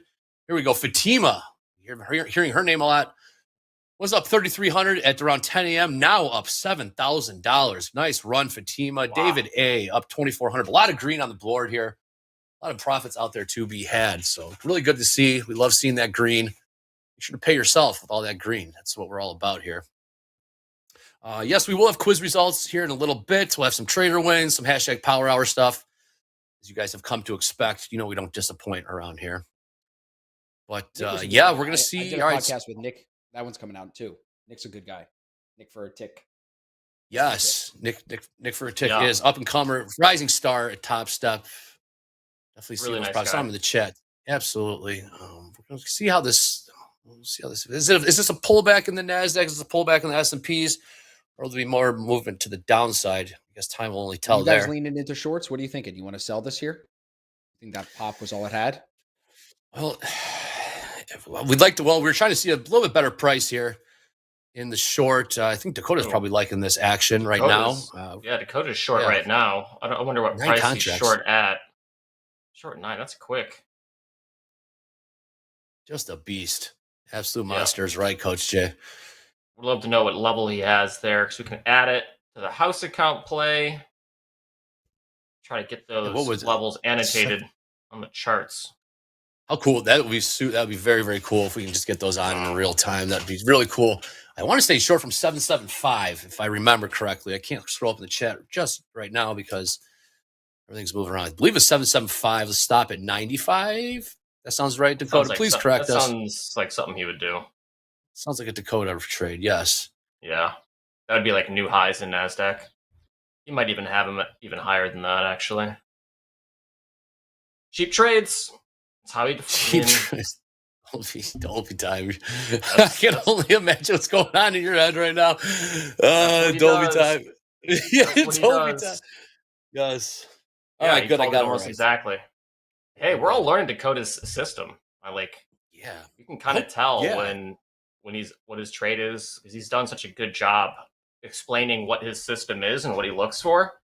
Also, it's a very simple system. I mean, kudos to him for having a system that he can actually describe to a bunch of peasants and commoners like ourselves, and even we can understand it. Mm-hmm. Yes, much greatly appreciated. Let's see something in the chat here about NVIDIA. Where to go? NVIDIA finally showing a little strength. I think NQ has a chance to go up. Covered key. Keep in mind, we got NVIDIA earnings tomorrow after the bell. I'm sure we'll be on, do a little overtime, a little power hour overtime for those earnings. As we all know that NVIDIA is the darling of the stock market right now. We're starting to see some more push through the downside. Nice cover there. Austin, way to use that, way to move that stop up. Yep. All done there. Dude, especially on a day like today, you can't even get a sustained move here. Like, it's struggling, bro. Yes, it is. Way to manage that. Nice Dolby time. Cheap trades is the name of the game. Dolby time. It is. Got those 85s. Got those 85s in the Nasdaq. Looking for a bit more of a push higher before we got into that trade. So what happens? Sometimes we get a little too picky, a little too conservative with the entries. Austin Silver, question for you. You ever find yourself chasing markets? Are you working levels? Are you working bids and asks? Or are you looking to get in with market orders? I'm always market orders. As far as like trying to chase entries, I think this morning was probably the most you'll see me chase into an entry, buying it after the move. I thought, though, if we could sustain the 35s, I thought we could push higher. So my long coming in here at 53.35 made sense to me. I was comfortable with the full loss because I'm like, if it holds that 35 level, which was resistance, and it pushes higher, I'm going to kick myself for not taking that. That's one of my favorite trades, that break and retest of a significant level like that. So yeah, I think what'll end up happening is I'll try a trade like that, take the loss. I don't really flip my bias too often though, Andre. So I'm hitting market orders. I'm not doing pendings, and I'll stick normally long, especially as we're breaking out for all-time highs on the indices. It's hard for me to want to even short it as a scalper, as a day trader. Like, I just would rather be long or cash. So that's how I ended up making these 2 winning trades this afternoon, which is sticking with that long bias and getting a better price. Dolby always talks about cheap trades. If I'm buying it at a high and I want it to go higher, of course, that's not the cheapest trade. Buying it at a low price is going to be the cheapest trade. And I like to get those entries near the daily VWAP, which was the entry here at 33.75. Yeah. That's when that ended up being the right trade. So typically those trades are kind of scary to take because you're kind of looking, kind of bargain hunting. Yeah, you're bargain hunting sometimes. Selling. I'd prefer to do that near the daily VWAP rather than away from the daily VWAP, trading to it. Because I think, yes, your shorts could be cheap right now on ES or on NQ. But if those shorts get blown out to the upside, no one would be like, wow, where did that come from? No, bro, it's clearly making higher highs and higher lows all day. It's above the daily VWAP. Buyers are in control. Your shorts can get smoked. So that's why I tend to trade with the VWAP, not against the VWAP. Occasionally, I'll buy it to the VWAP, but very rarely am I selling a top back down to the daily. That's just not my trade. It's tough for me. I get very impatient. Alex, like even there, look at NQ, it just rolls over. Look, more in ES than NQ now, but look at how ES would drop for those 2 minutes and make you think, oh, maybe we're going to head back to 36. Yep. No, we're right back at 41. Yes, we are. Nice catch there. We did have a poll posted up there. Ooh, did take down the link for, nice catch there, Dolby. Really quick. What's your favorite way to enter the market? Market order, limit order, or stop order? Currently 51% market order, 44% limit order. Yeah, we should get that. Maybe we get that link back up there. Just bottom of the hour, about 30 minutes left in the session. James, Gabe, if we got the quiz winners and trade wins, hashtag power hour, we can put that in there. The market's not doing a whole heck of a lot. We did, like Austin said, see if we're going to make a push down lower, but no, buyer stepped in and say, nope, this is going to be the range for now. If someone wanted a Delta update, plus 5,000 ES, plus 1,900 at NQ, not a whole lot showing there. We're just going to sit and wait here. Power hour, man. Power hour. Not a whole lot of house account trades at power hour lately, Dolby. We tried. Andre, why does it feel like you're not interested in the longs here? I feel like you're just interested in the shorts. Can you explain why? Well, it's not me. It's just the levels we're gathering here from some of our top talent here. We got Jay, Robert, Dakota as well. All liked the short. Some from the previous segment we had with Mark and Stalking with D. They like to short up at this level, and Dakota obviously short as well.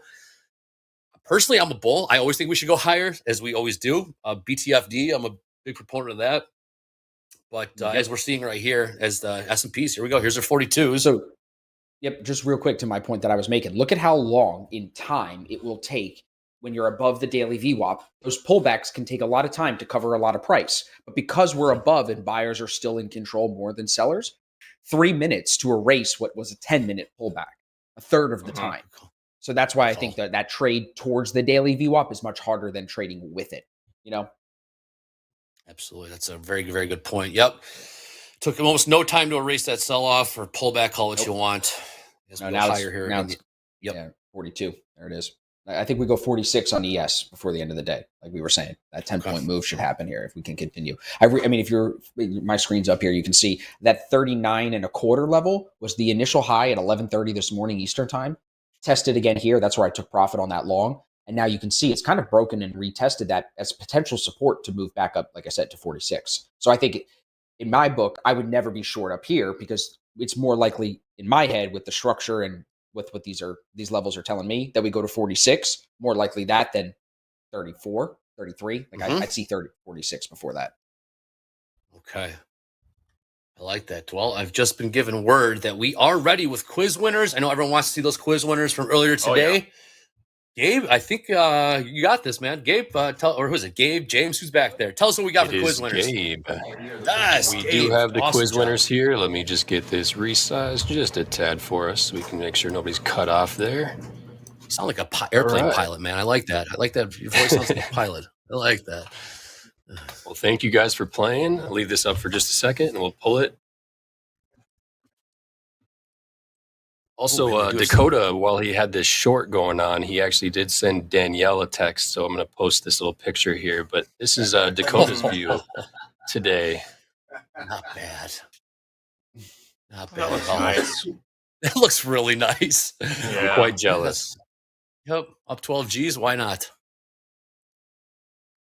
12 G's. Sorry, 12 G's and 43s in the ES. Yes, yes. Yeah, right. Sounds like a pilot. Yar, we got those quiz winners. Or did you post them? I missed it. Did we lose Gabe? Did we lose Captain Gabe? Do you want me to throw them up one more time? Yeah, real quick, just so we can go some names. We're gonna watch this push here. And Got you. Here we go. Everything looks okay. You see your name on there? Congratulations. If not, Nice we got another quiz orderly. coming for you tomorrow. Yeah, nothing Alphabetical bad. order.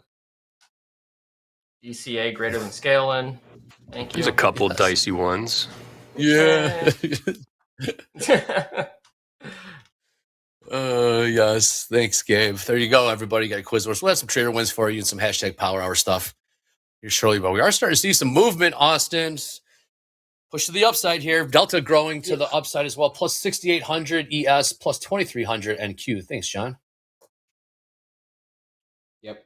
Let's see if we'll get to 46. Yeah. Seems so I have far a- away, yet it's so close.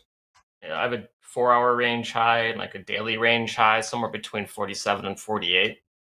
So I still think we're just in an upward trend until we get to that area, and then from there, nobody knows. Yep, there you But go. I think 44, price 45. is still trying to find equilibrium. Here we go. Shoot, here we go. Indices only go up. I'll tell you something that I remember saying a couple of times on my own stream when we broke out for all-time highs earlier this year, whatever it was, as we came out of that swing low last November. When you break out to all-time highs, it gets very easy to get bearish because you start to hear everyone talking about why the top is We're here. in. We are in. Sorry about that. Oh, yeah. We are in the house. No, you're good. House count is in. We are short from 94. Sorry. Short from 95.75 15 times. We were short Okay. 15 times from 95.75. Sorry to cut you off there. Cool. Let's start working on the stop. No. Stop. You're good. That's right where I have the high of day on ES. Hit it right there at 47. So 46 was All right, reached all right. faster than we thought. But there you go. Oh boy. Give us houses right. Nice. Got the stop at 18,809. 18,809. Let's go full screen with this because I know they're going to ask to do that. Let's go full screen here. Profit target has not been established just yet. We'll move this up. But yes, we are into triple check market. J. Robert, Dakota, all like those shorts. Of course, we believe in that. So we are now in. Just these charts. So we can go full screen here. You guys can see what we're looking at. As we are in. Thank you.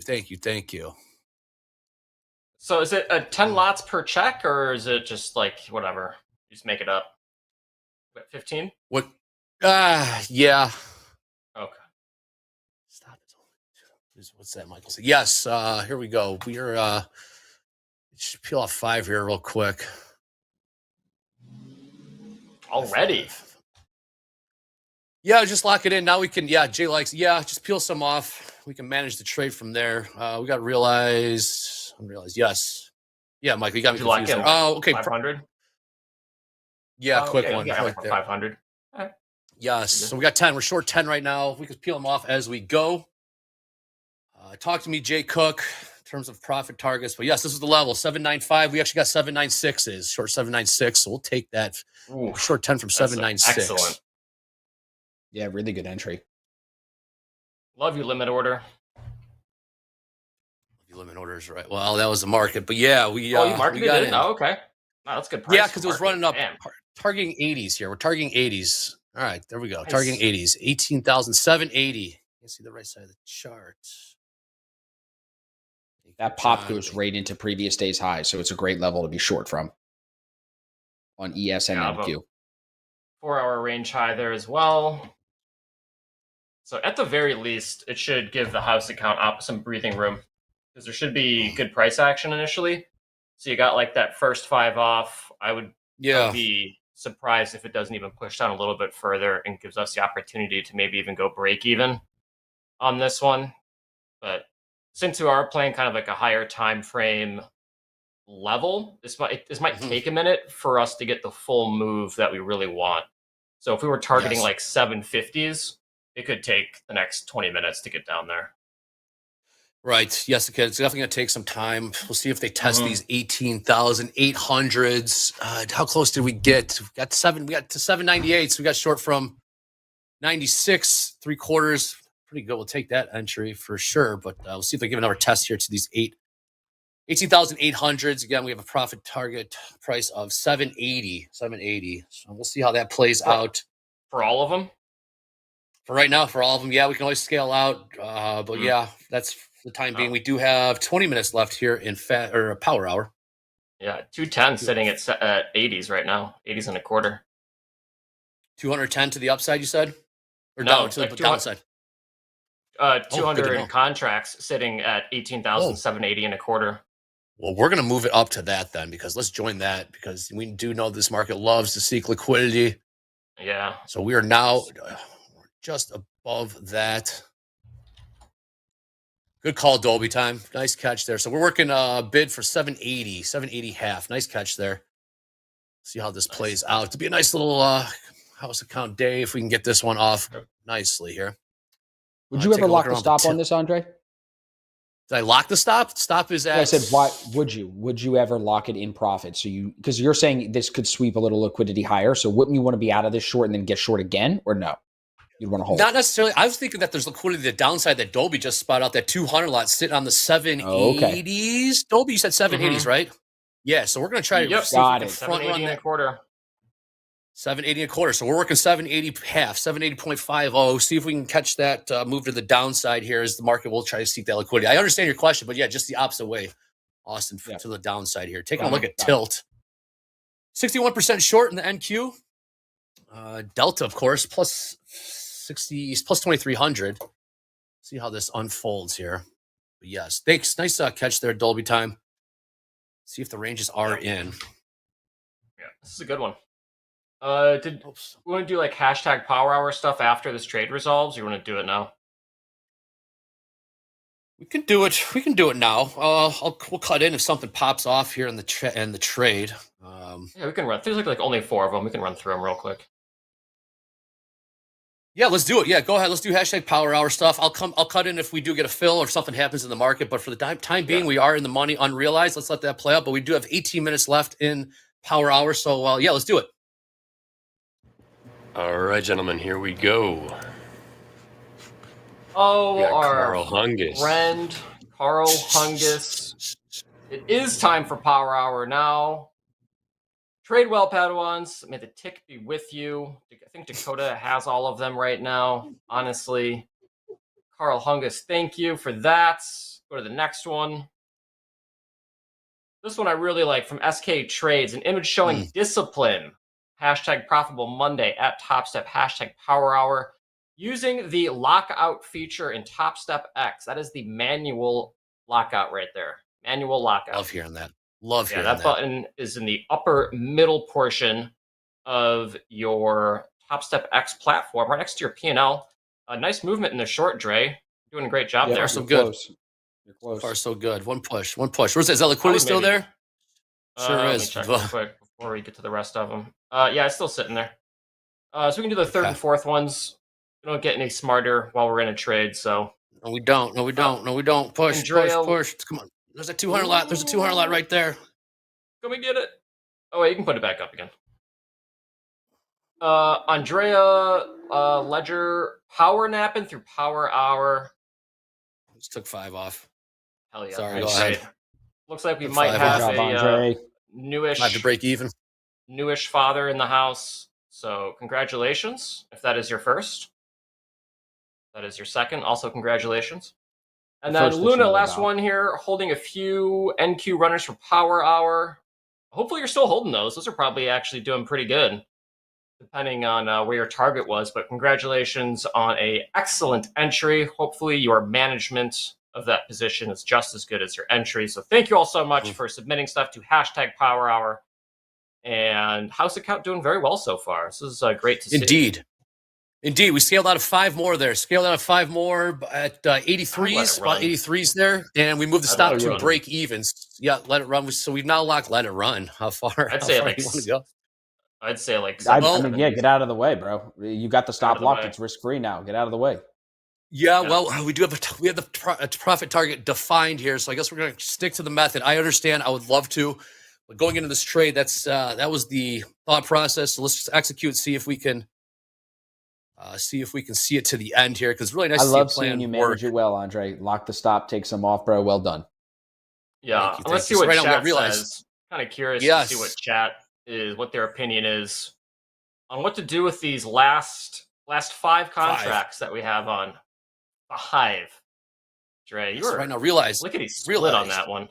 That was so good. I was watching. That was so good. Right now, realized P&L for the house account $8,000, up $8,000. Unrealized in this trade, we got up $1,100. We got the stop move to break even. So this is going to be a winner, which is nice. But we got that liquidity to the downside. Dolby's pointed out that liquidity really gave us conviction in those shorts. This market will want to seek that liquidity because that's what markets do. We got that liquidity down again, that 80 level. We're just in front of it. 18,780. Half. 18,780. What's chat saying? Are they fired up? They're split. I gotta be honest. They are split. Some are saying let it run. Some are saying follow the rules. Some are saying lock it at 10K. You know, if we get to 10K profits, some are saying move the stop down, let it run. A lot of indecision in chat, so that's kind of interesting place to be. See, they're pushing. Take 2 off, let 2 run. Some are saying even split up that 5 even more. I think that's a possibility.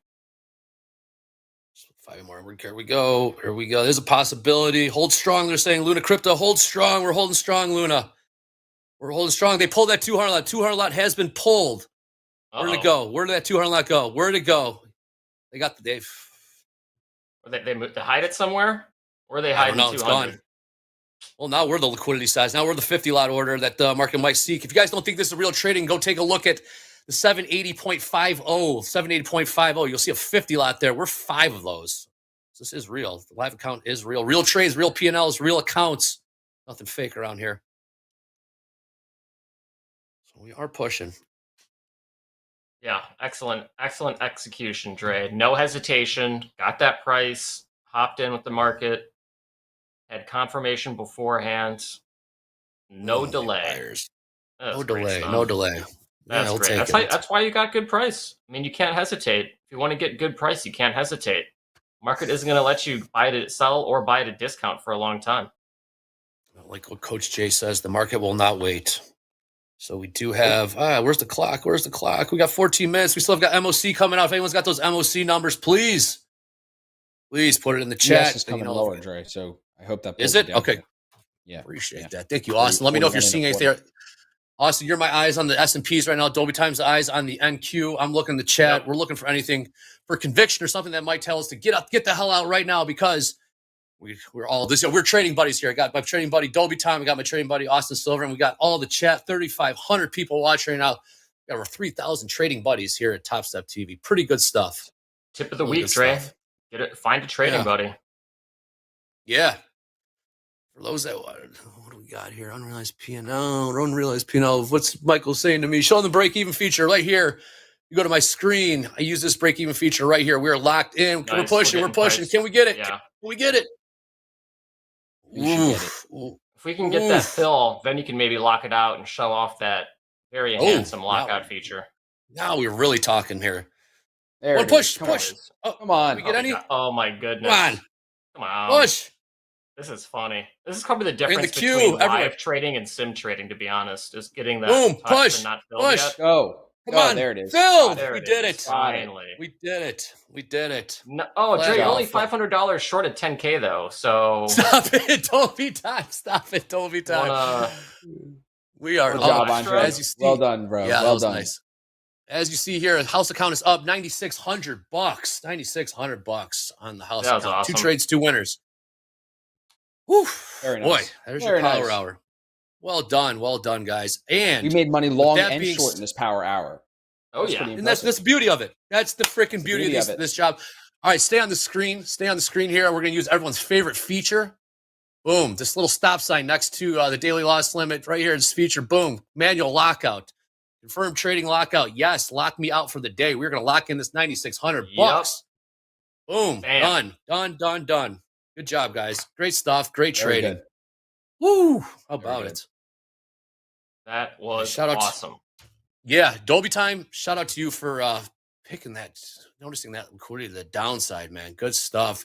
Austin Silver saying that, hey, you can make money to the upside and downside in the same hour. That's the beauty of this stuff. So we are locked out. Oh, if you look at this, I can't enter a trade here or here. That was awesome. Good stuff, guys. Yep.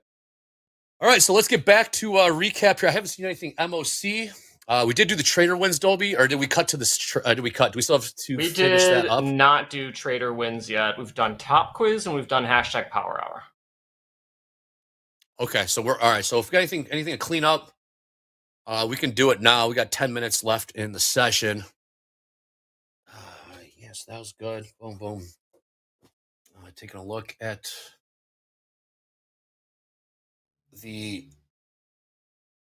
all right, Delta. $6,800 or 6,800 positive plus 2,300 on the NQ. So see if we keep pushing around here. Taking a look at the other markets. Crude not doing much. Expected gold not doing much. We'll see what happens here. If this is just a pullback, look at the 5-minute. I don't know, Dolby Time. You take a look at the NASDAQ. Is a good place to get long? Good entry to get long in here? To get long? Yeah, I'm just looking. Perhaps trade. We are locked out on the day. But just trying to. I mean, if you really are, if you are that bullish, it's not a bad idea because you kind of have like resistance becoming support, possibly right at like 18,780. Right. I think there's more room. The problem is that I think there's probably a little bit more room to the downside because I think 760 is most likely going to be like a better buy, but. We've had a really nice series of like higher lows in the NQ, but it just so happened to run up against the 4-hour range high. So this might be a temporary pullback, to be honest, and maybe we just end up rallying into close. But we got 10 minutes left. Anything could happen. But this is the advantage, right, of playing longer term time frames is that if it doesn't rip to the upside immediately, chances are you're going to get a pullback that you can use as an opportunity to manage your position. But if you're entering it on a smaller time frame, you're probably not going to get that sort of leeway. So there are advantages to like kind of hopping into shorts or longs at really big levels because you will typically get a reaction of some sort that will give you opportunity to manage your trade a little bit. Agree. So yeah, I mean, with size, there was a great trade in the house account. Is NASDAQ going to go back down to 720 because it sold off from 796? Probably not. It's going to need some more conviction. Like Austin said earlier, see how much effort it takes to go lower, these pullbacks, and how very little effort it takes to go higher when these buyers do step in. Something to be very aware of. Austin, are you still sticking to the thing where you'll only get short if we're lower than the previous day's low? I tend to, like I'm looking at ES here. You same trade you took off of previous day's high. I totally can understand why you'd want to sell that. But to my theory, and there is stats in this. If you look at Edgefold, of course, you really don't get that accelerated bearish movement until you break previous day's low. And if you look at like even our 15-minute our range today, the shorts could have worked from 38 down to 30, maybe. But there's a lot more shop, in my opinion, in those shorts than there is in those clean moves up off of the top of the 15-minute opening range, off of the daily VWAP, off of the level we traded long off of here on TopstepTV. So I think just those upward movements are just easier. If it ain't easy, I don't want it. Somebody said that on my podcast recently, and I like that. Like the shorts can work. Dakota does a really good job with it. Some of the guys do. Like you just had a great short, but I lean long still to answer your question. Same. Market's got a natural bid to it, as we say all the time. It does. And like, wow, our very first episode. Yeah, September 5th, 2023. Thank you for that, what Jack. a throwback, dude. Look at that. Come a long way. And look at this. Look at the buyer step in. This is exactly what Austin Silver was talking about. And what Dolby was talking about. This is a pullback. This is exactly what we're talking about. Or will we make a run to 18,800 here? Here come the bulls. We got, what was that MOC? I did not catch that MOC in the chat. Buy side, 770? Yeah. Something like that. Yep. Mm-hmm. Okay. Yeah, that's a strong candle there. Last power hour I was with you guys, we ended up going overtime to finish out that trade and profit. And this one, we finished the trade 15 minutes before the end. So That was a hairy every one. day is different, man. You can make long and short, make money long and short in the same hour. Some days you're gonna have to squeeze it out to the end of the day. Some days you can get your power hour. I mean, really look at the move here. It's like from 3:10 till 3:40 ish. It's like within a 30-minute window, and the rest of it was kind of sideways. There was that accelerated movement is very thin in some senses, in small windows, I should say. Absolutely, man. These buyers stepped in aggressively here. 6 minutes left in the session. All those MOC orders will be executed here in 70 seconds. So buckle up. But it looks like the buyers are coming in. And see if we can test these 800s. I know Coach Jay will be looking right now and say, what happens when the market touches 18,800? Is there conviction? Well, the buyers want to push it higher and higher and higher. Everything is volume based, of course. We will see, man. We came right back up. Nice call. Dolby time on those 80s, my man. That's what team trading Just so is it's about. worth saying, Andre, if we close here, new all-time high on the close here, it looks like. Thank you for saying that. New all-time highs. New all-time highs on History. How NASDAQ, about not ES. Not ES yet. ES has to break into 39 to 49, excuse me. It needs 8 more points for a new all-time high.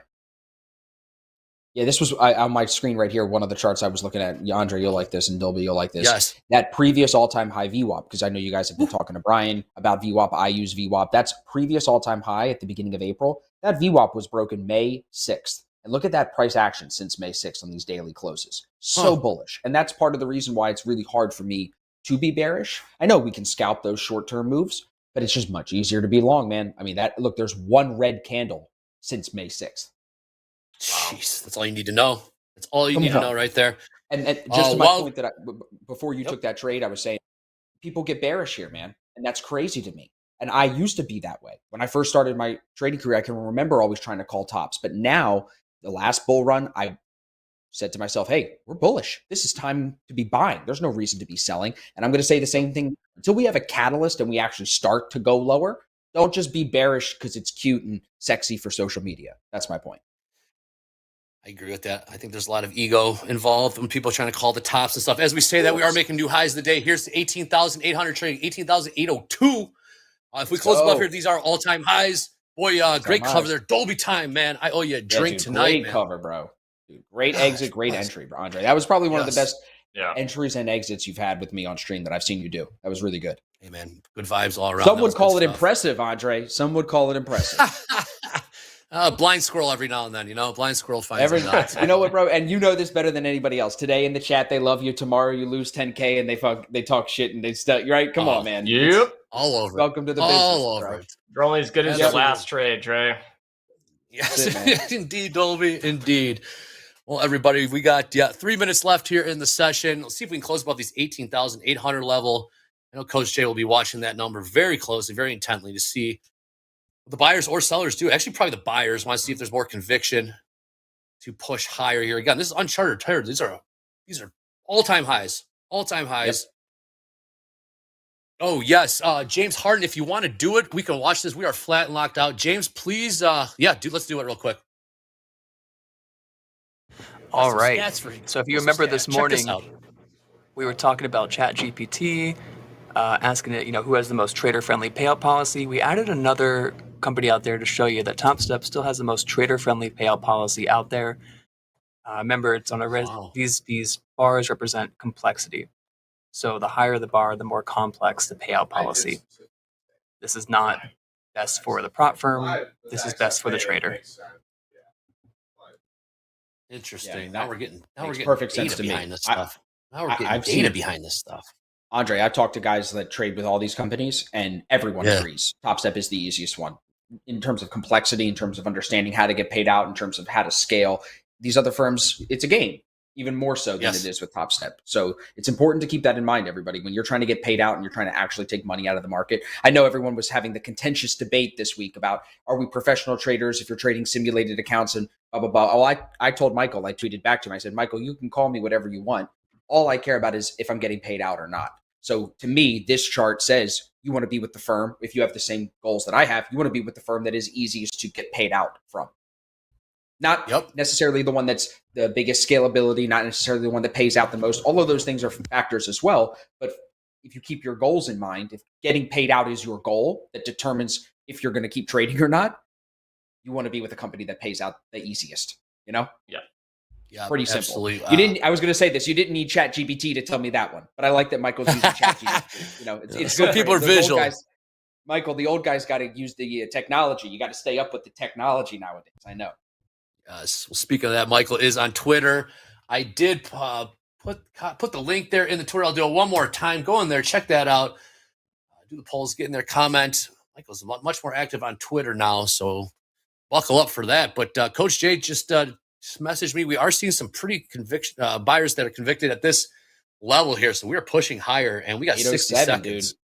807, 808. Man, ChatGPT has spoken. Goldie, we'll tell our grandkids about this day. We were trading NASDAQ at 18,800 when it made all-time highs on TopstepTV. NASDAQ at 28,000. It'll be at 30,000. I was going to say. At least. Yep. What would be trading? Inflation. I guess the question is, today's Tuesday. I don't see why we can't. I don't know. When are we going to see 19,000? 19,000 is right around the corner. And you know that it's imminent. It's imminent. So we'll eventually give it a shot here. Don't you feel, Andre, that when you get to the key level, the key price level, it's 18,009. It's almost like it wants to go there. When it looks like this on price structure, when it's making beautiful higher highs, higher lows, levels are being respected. It's like a heat-seeking level. It's like, of course, it's going to go to 19. Exactly. It's the question of when. You know. Yep. Not if, but when. Hold on. NVIDIA hits 12 before we wrap up. I made a prediction when we did this last week. Remember, I said GameStop at 15. It's at 22. So I have until June 15th, everybody. I'm sticking to my prediction. GameStop will be $15 a share or less by June 15th. Oh, that is it, everybody. Wow, what a power hour. What a day. We crossed the 90,000 subscriber level, all-time highs in the NQ. House account is up $9,600. Austin's up. We are having a hell of a day today. Whew, that was awesome. Dolby time, you are the man. I'm going to see you tonight at dinner. Austin Silver, be sure to check out the podcast. Drop in Thursday morning with our boy, Justin Werline. Absolutely pleasurable day. Just a heads up, we got slow markets this evening with Coach Dakota, 8 p.m. Central, as well as just another heads up, 6 p.m. Also, we got Collins and Mester spiking. I believe Bostic as well. So for those trading the overnight session, Asian session, we do have some speakers, 6 p.m. Central, 8 p.m. slow markets. Austin Silver, thank you so much for joining us. Go check out the podcast. Dolby time, it's been a pleasure. Thank you, everyone, for tuning in. We're going to do this again tomorrow, bright and early. Let's go.